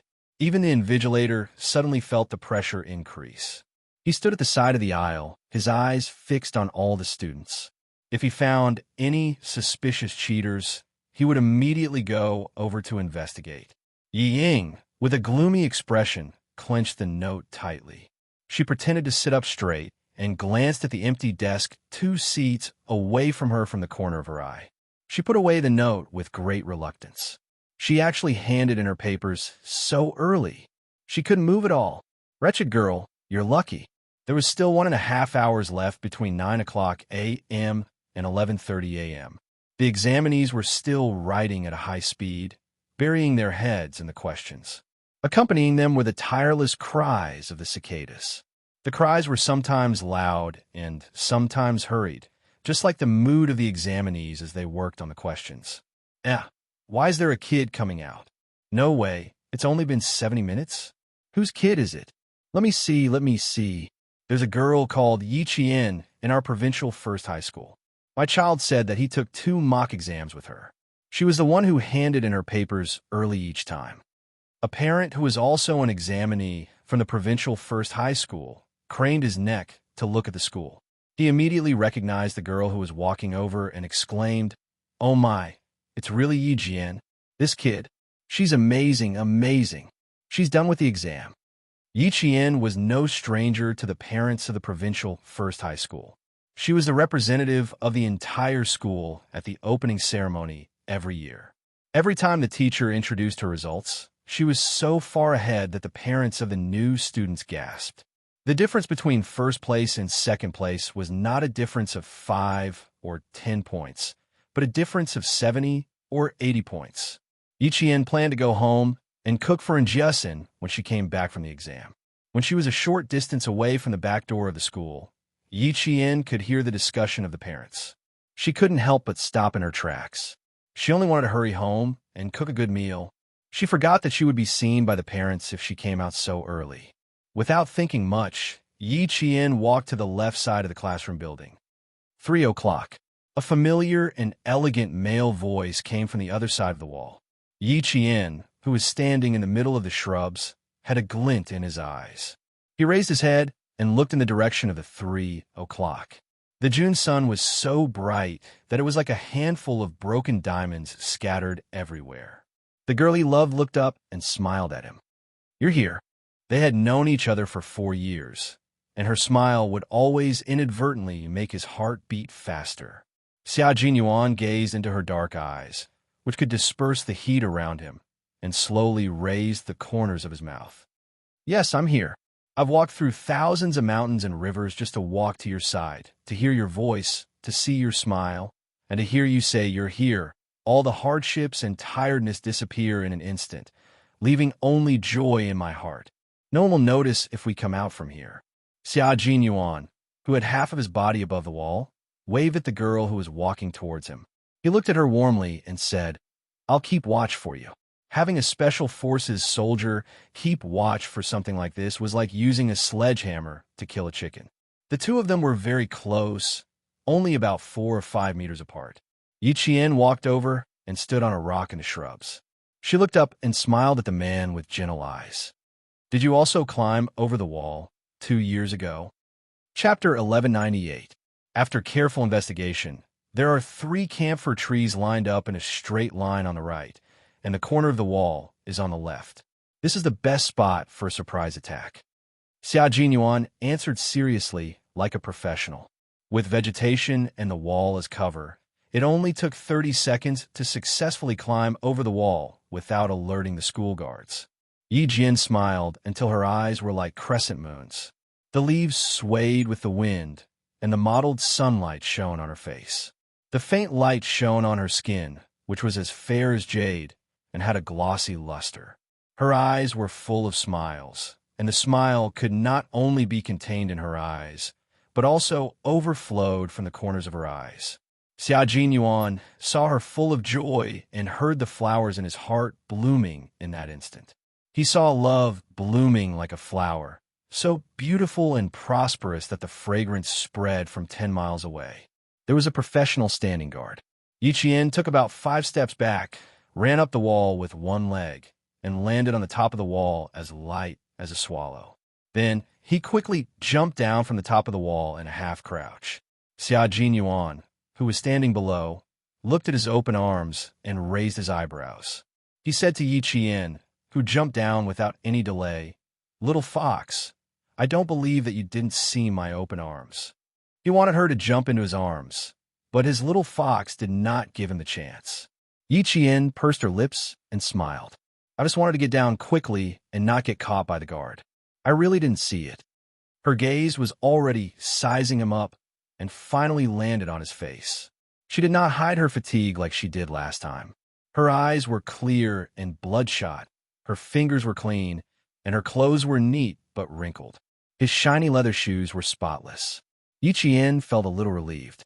She was afraid that he would rush over again, so she did not even bother to rest.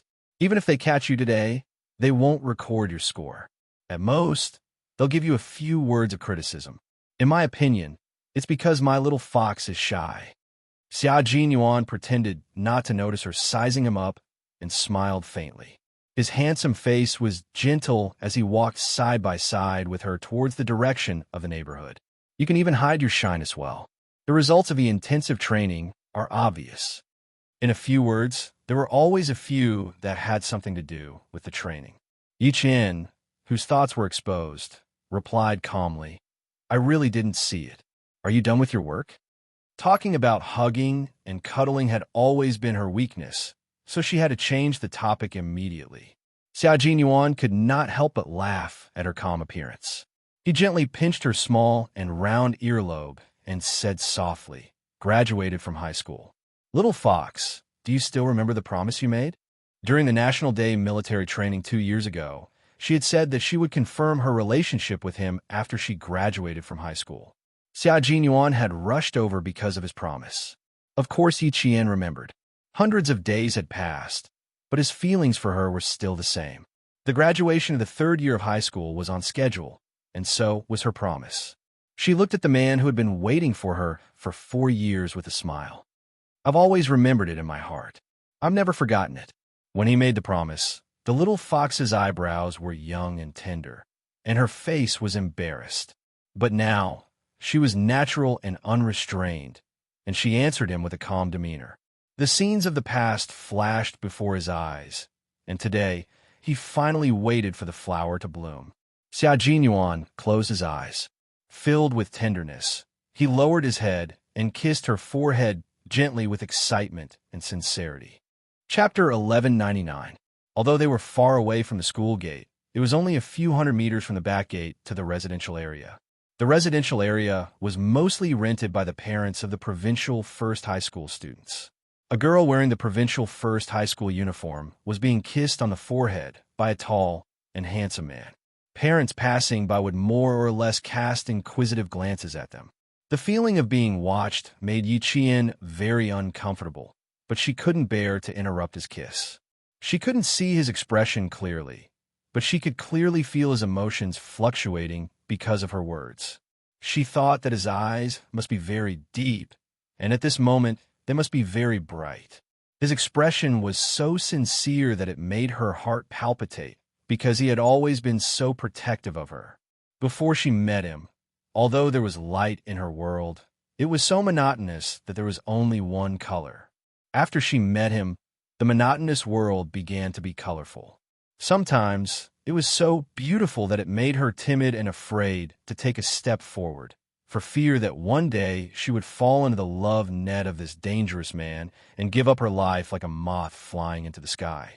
She hesitated, panicked, and tried to escape, but in the end, she still couldn't walk out of his tenderness. From then on, the figure of a man named Xia Jinyuan appeared in her world. The sun was scorching, and the leaves were swaying in the wind. The rustling sound of the leaves was like the sound of flowers blooming in her heart. Yi Qian reached out and slowly hugged the man who had traveled thousands of miles for her. She couldn't refuse him, and she didn't want to refuse him. Yi Qian's hug made Xia Jinyuan feel happiness rush into his chest. The overflowing happiness made this man, who had walked through the battlefield, almost burst into tears. He knew Yi Qian too well. It was more difficult for her to make such a bold move in front of so many people than for her to fight on the battlefield. Her emotions were usually calm and reserved, and she would never reveal them easily. Now, for his sake, in order not to make him sad, she took the initiative to reach out her hands and buried her head in his embrace like a little bird. He knew that after 4 years of waiting, the flowers would bloom, and the most beautiful results would also come. No matter how many pairs of eyes stared at them, they did not break up immediately. Xia Jinyuan hugged the girl he had been thinking about day and night tightly. He did not want to let go of her so soon. His feelings could not be described with words. He only knew that he was very happy now, very happy. After some time, Xia Jinyuan heard the rustling of the leaves. He loosened his arms around her, put his chin close to her ear, and whispered, "What should I do? I want to carry you back now." Yi Qian rubbed his chin and replied softly, "Hold it in, don't be impulsive. Pay attention to control your emotions, don't lose your composure. You won't feel awkward, but I will." At this moment, Yi Jian's cheeks were abnormally red. The redness didn't just cover her neck, it spread all the way to her cheeks, ears, and even the snow-white skin below her neck was suffused with a pink diamond-like luster. After the Labor Day holiday, she turned around and kissed him because of a little jealousy. Afterward, when she was faced with everyone's gazes, she relied on her usual psychological training to stay calm and not run away. That time, she suddenly kissed a man in front of her classmates. It was the boldest thing she had done in her 2 lives, and it was also the only time. Chapter 1200. If he said that he was going to carry her now, Yi Qian thought that her heart would beat so fast that she wouldn't be able to concentrate on her exams in the afternoon. Because at this moment, when she hugged him like this, her heart was beating very fast. Xia Jinyuan chuckled. Her waist was so thin that he could wrap his arms around it with one hand. Every time he hugged her, his heart would sway because he realized that this was the best position for their bodies to be close together. It was the most suitable position for them to talk and kiss. Xia Jinyuan placed a light kiss on the top of her head and sighed. After waiting for 4 years, my dream finally came true. I feel like I'm floating, like I'm dreaming. Yi Qian teased him, "You can think of it as a daydream. Even if I'm daydreaming, it's all about you. I think about how I sometimes need a long time to fall asleep when I wake up in the middle of the night. I also think about how I'll wait until you graduate from high school. Don't tell me I'm regretting it. Worrying about gains and losses for hundreds of days, thousands of hours." Xia Jinyuan really felt like he was floating and felt that it was a little unreal. His voice gradually lowered as he turned to hold her face, his fingers caressing her blushing cheeks. "I can feel your body temperature and see that I'm in your eyes. How could I be daydreaming? Why don't we go back and talk? There are a lot of students coming out, and some of the parents over there seem to have recognized me." Yi Qian loosened her grip on his muscular waist and tugged at the corner of his shirt. Her clear and bright eyes were glistening as she looked at him shyly. "I have an exam in the afternoon. I want to go back and rest early to prepare for the exam." The wind that blew through the leaves brought with it the coolness of summer, gradually calming them down. The gazes around them didn't disturb them, but Yi Qian was still a high school student, so she should be more mindful of her surroundings. Xia Jinyuan calmly loosened his grip, lowered his head, and gently kissed her cheek. "What do you want to eat for lunch? I'll cook to celebrate our relationship. What do you think? Soon to be confirmed as lovers."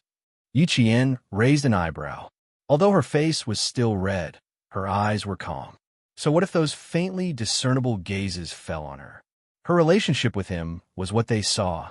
Xia Jinyuan reacted quickly and said, "No, we should celebrate the confirmation of our relationship." Of course, he liked the idea of confirming their relationship. Since Little Fox had spoken, he had to obey. G3 said, "It's too difficult to find a girlfriend in our line of work. I wish I could feed my girlfriend with a spoon now." G3, who had left the ranks of bachelors, was now full of beauties in the team. He even used the identity of an experienced person to educate his comrades who were still single. From the beginning to the end, he only expressed one meaning. It's not easy to find a girlfriend. Once you find one, you must dote on her, love her, and pamper her. Otherwise, you'll let down your girlfriend who worries about you all the time. Xia Jinyuan thought about it and felt that it made sense. However, his little fox was different from his girlfriend who was a G3 teacher. It was necessary to pamper her and love her. However, she was still a soldier who needed to go to the front line. He could depend on her in life, but he could not depend on her in other aspects. He had to criticize her when he needed to and be strict when he needed to. There was a chain supermarket behind the residential area. When Xia Jinyuan walked to the meat section, the seafood section, and the vegetable section, he paused for about a minute. His mind quickly filtered through the dishes he was best at. His goal was to start choosing the ingredients accurately. Chapter 12:01. Prawns were easy to make.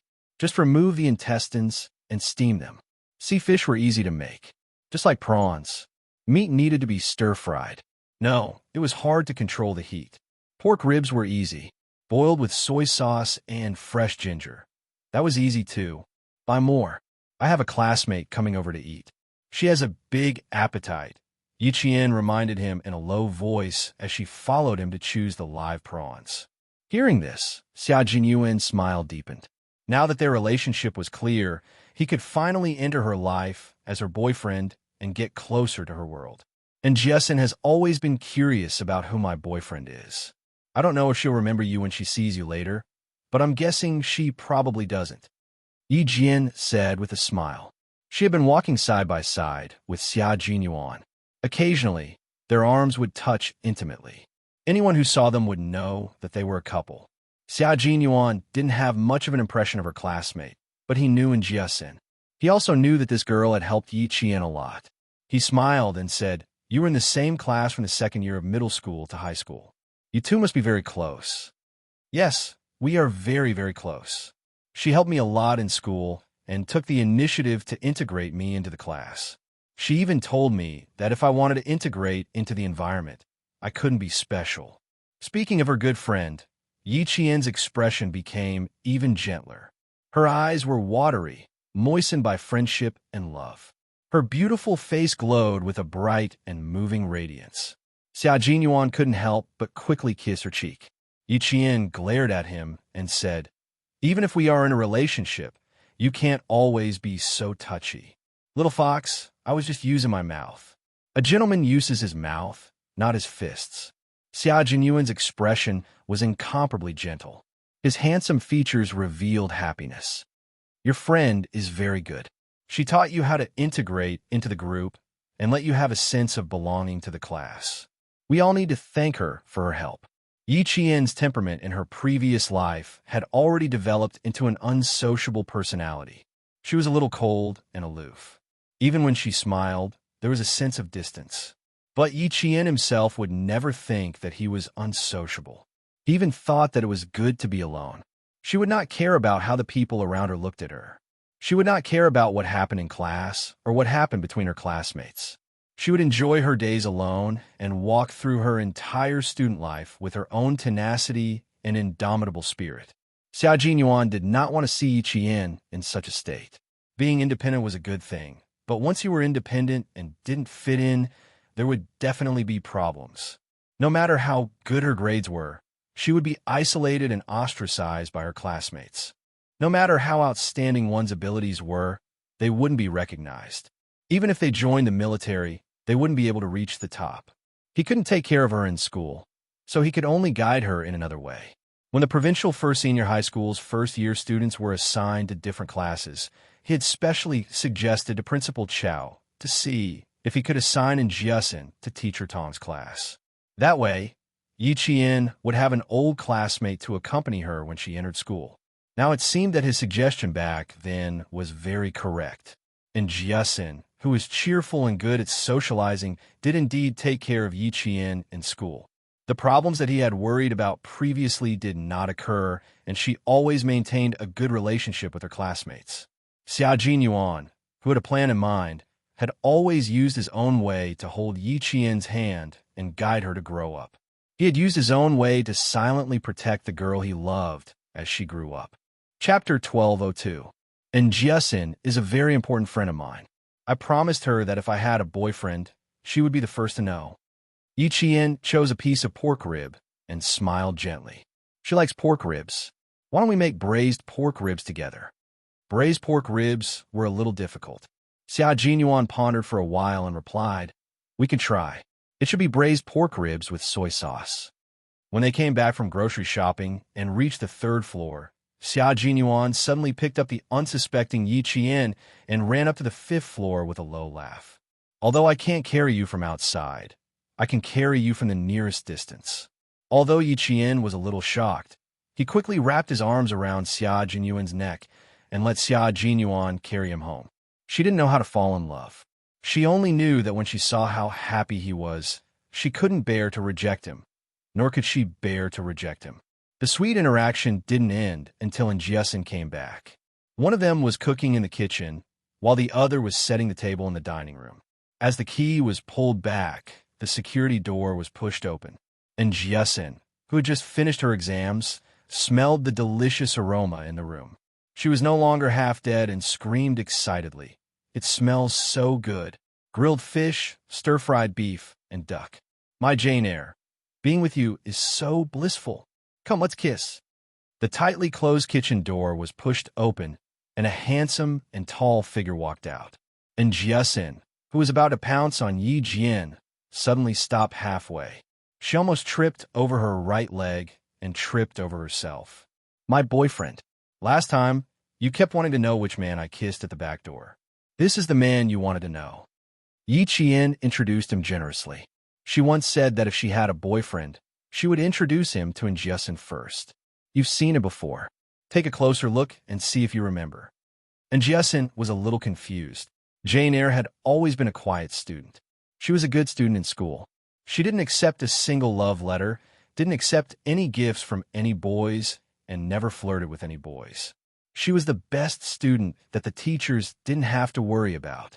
And now, this top student was telling him that she had a boyfriend. She even brought her boyfriend to her rented place and asked him to cook for her. The two of them looked at each other and smiled. For a moment, She had a strange feeling that the two people in front of her were actually an old married couple. Xia Jinyuan smiled politely and said, "Hello, I am Xia Jinyuan, Yi Qian's boyfriend." She had already extended her hand and said her last polite words elegantly. "Nice to meet you. This, so refined. This, so polite." And Jiesin was even more dumbfounded. Her brain temporarily shut down. She mechanically stretched out her hand and said dryly, "Hello, I'm Jiesin, Jane Eyre's good friend." Yi Qian watched as she stretched out her hand and retracted it stiffly. He put his arm around his friend's shoulder and asked with a smile, "Do you recognize who he is? Did he really not have any recollection of it? Last time, you said, there's only one handsome man I've ever seen. It's the one in middle school who told us." His mouth was covered by Jiesin, who had finally recovered from her stupor. "Oh my God, save us some face. I got it. Jane Eyre was too honest. She was really worried that she would tell the truth when she said, "He's so handsome that I'm drooling all over the floor." She thought she had lowered her voice and that he could hear every word clearly. Xia Jinyuan maintained his composure and said with a smile, "You two can wash your hands and eat. After eating, you can rest for a while. I'll wake you up 20 minutes in advance." Chapter 1203. And Jiesin felt a stomachache from a meal. The aura of Comrade Xia, who was sitting opposite her. She didn't even dare to speak impudently. But he wasn't serious either. He had a slight smile on his face the entire time. He was as elegant as a noble prince and had a good upbringing. Even so, she didn't dare to be impudent. There was only one word to describe it: fear. When she thought of how the other party had once stood on the podium and talked about national security with a cold expression, her cold gaze felt like a knife sticking to her skin. Other than fear, and Jiesin felt nothing but fear. She silently ate her food and glanced at Yi Qian from time to time. And Jiesin sadly realized that the gap between them was so hurtful. Her Jane Eyre wasn't afraid at all and could even talk cheerfully. That's right. What's there to be afraid of when he's her boyfriend? As she thought about it, and Jiesin suddenly felt that her classmate Jane Eyre was very impressive. Not only was she good at studying, but she also had good taste in finding a boyfriend. Only she was not afraid of a boyfriend like Comrade Xia, who could intimidate people with his aura. There was no mention of the morning's exam at the dinner table, and Jiesin finished her lunch at the fastest speed in her life and immediately slipped back into the guest room to give the couple some space. Even their gazes were filled with sweetness. She sat opposite the two of them and was no different from a third wheel. It was better for her to leave quickly. As for the table full of delicious dishes, and Jiesin silently touched her stomach. "Sigh, my stomach, you better behave. You're destined to not have the fortune to enjoy it. Your classmate seems to be a little afraid of me." Xia Jinyuan slowly peeled prawns for Yi Qian. It was the first day they confirmed their relationship, so he preferred the space between the two of them. Just now, when he slightly released his aura, his little fox's classmate was so scared that she only ate rice and didn't eat any dishes. Within 5 minutes, she finished a bowl of rice and went back to her room to rest. Yi Qian glanced at him disdainfully. "Don't you know why Jiesin is afraid of you?" There was a smile at the corner of his mouth. His gaze was firm, and there wasn't a trace of emotion in it. It was obvious that he did it on purpose. His girlfriend was smart enough to see through his little scheme. Xia Jinyuan shamelessly replied, "We'll treat her to a meal later. Today is a special day, so I have to mark it as the first day of our relationship." It couldn't be helped. Major Xia would occasionally play petty tricks. It was a pity that Jiesin didn't have the fortune to enjoy such a sumptuous feast. Yi Qian smiled and nodded. Next time, he really needed to treat Jiesin to a big meal. "You go to the master bedroom to rest later. I'll go with Jiesin and ask her how she did on the test this morning." In return, Major Xia let out a long sigh. Fortunately, he had a long vacation this time, so long that he needed to personally send the little fox to Demon King Li's training camp. After the exam, everything would be fine. Yi Qian, who was grinning from ear to ear, quickly planted a kiss on his handsome cheek. "Make it up to her. I'll go with her first." Love was important, but so was friendship. In the room, and Jiesin was lying on the bed and flipping through the textbook. When she heard the sound of the door opening, she immediately turned her head and smiled mischievously. Student Jian, how do you feel after conquering the major who taught us the national defense class? Isn't it very, very satisfying? At the age of 18 or 19, both boys and girls would have a little bit of dirty talk in private. The only difference was that the boys were straightforward while the girls were reserved. What do you mean by satisfying? Yi Qian didn't react in time. Instead, he answered seriously, if you mean satisfying, then it is indeed satisfying. Also, when we were training together, it was very satisfying. Chapter 1204. And Jiasin rubbed her forehead. How could she have forgotten about Jane Eyre's innocence? But what did she mean by training together? At this point, Yi Qian didn't intend to hide anything from her. She laid on the bed and looked at her best friend who had never asked about her and had always helped her. She said softly, Jiasin, I have something to tell you. Oh, what is it? Why are you so serious? And Jiasin was frightened by her serious face. She quickly stopped smiling and frowned. Did something happen? Is it about you and Comrade Xia? Did he bully you? Her face darkened instantly. She had the feeling that as long as Yi Jian said yes, she would immediately rush out to cause trouble. Her reaction warmed Yi Jian's heart. She hurriedly said, No, I want to talk to you about my application and my plans for the future. I feel bad that I haven't told you about it all this time. Damn, you scared me to death. I thought it was something big. It's fine if you didn't tell me. What's there to feel bad about? And Jiasin immediately relaxed and smiled disapprovingly. You always have your plans. If you can't tell me about your application, then you must have your reasons. And Jiasin was definitely a friend worth making. She looked carefree, but in fact, she had a lot of principles. Becoming friends with her was not only a kind of luck, but also a way to learn how to deal with people from her. Yi Qian reached out and hugged her best friend.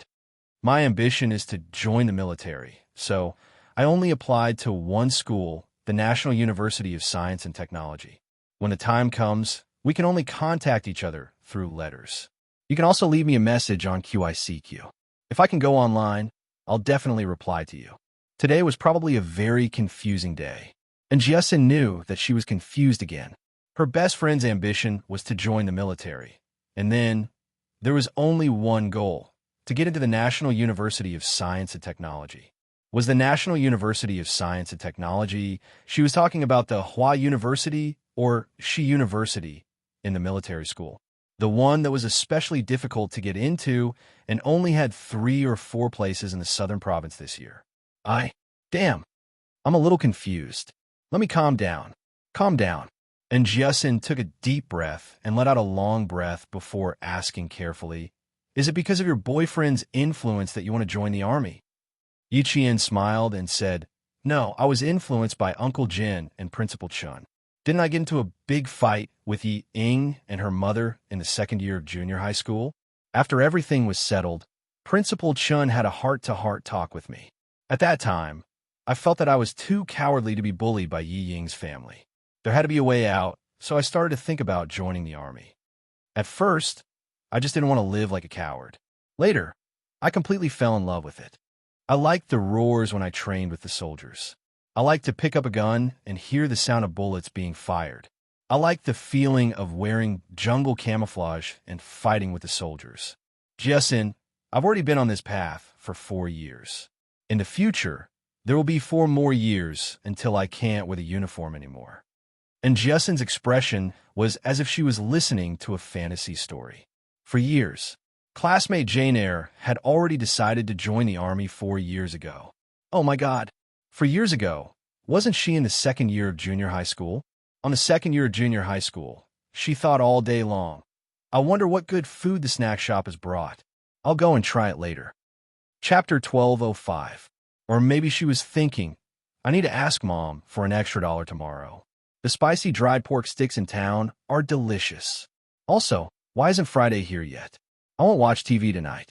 While she was thinking about these things, Jane Eyre was thinking about joining the military and getting into university. The difference in hurting people was here again. I thought you couldn't find me every summer and winter. Actually, I've been training with the soldiers in the military. It's much more fulfilling than watching TV at home all day. Yi Qian's voice was very soft, like the sound of flowing water, and Jiesin could hear it without a trace of awkwardness. Hearing this, and Jiesin clicked her tongue and suddenly laughed out loud. Ha ha! Then Ying was asking for trouble when she came looking for you during the National Day of Senior Year. I was wondering why you were so perfect when you demonstrated with the instructor. You looked even better than the instructor. So you were already training at that time. You even practiced shooting. Amazing. Even the political commissar said you were amazing. So you've even touched a gun and shot a target before. With today's confession, and Jiesin understood what she couldn't figure out in the past. Unbeknownst to everyone, Yi Qian not only studied hard, but also worked hard for her goals. As she spoke, and Jiesin became a little melancholy. I didn't expect you to do so much in secret. It seems like we only see the bright side of you. Who knows how much you've suffered behind the scenes? I don't feel like I've suffered much. I'm just working hard for my goals. The whole process is a bit like sowing seeds before reaping the harvest. Yi Qian didn't feel like she had suffered. She felt like she was enjoying the process of reaping the harvest and looking forward to the final result. There was an indescribable motivation that kept spurring her to not stop. She didn't want to waste her second life. She wanted to get back what she had lost in her previous life. She wanted to live out her life well and not let down her years. Yi Qian gently hugged Jiesin. Seeing the faint melancholy on her good friend's face, she lowered her gentle voice. I'm not like you. If I don't work hard, I'll always be suppressed by Yi Ying and live in her shadow for the rest of my life. As for you, your brilliance is something that I will never be able to emulate. My friends are in groups of 3 to 5, and every time they mention you, they will always say Jiesin is very good. You have parents who love you dearly, friends who are willing to play with you, and very good grades. Jiesin, I want to thank you. You have helped me a lot in the past few years. Thank you very, very much. Yi Qian, who was not good at expressing his feelings, said so much in one breath. However, Jiesin's eyes widened when she heard this. She reached out a hand to touch Yi Qian's face. You're my little Jane Eyre, right? Something's not right. It's different from usual. Yi Qian, who had finally revealed his emotions, did not know whether to laugh or cry. We'll be separated in a few days. I don't know when we'll meet again. It's rare for me to feel sad, but you think I'm not the same person anymore. Classmate Jane Eyre, you just need to maintain a height that I can look up to. And Jiesin rubbed her nose. As she spoke, her eyes turned red. You're good the way you are. Those who know you will always believe you even if you don't explain too much. What kind of relationship do we have? We're going to be good friends for life. Although you can be quite mysterious sometimes, I've always understood that you're sincerely good to me, Young E, and the others.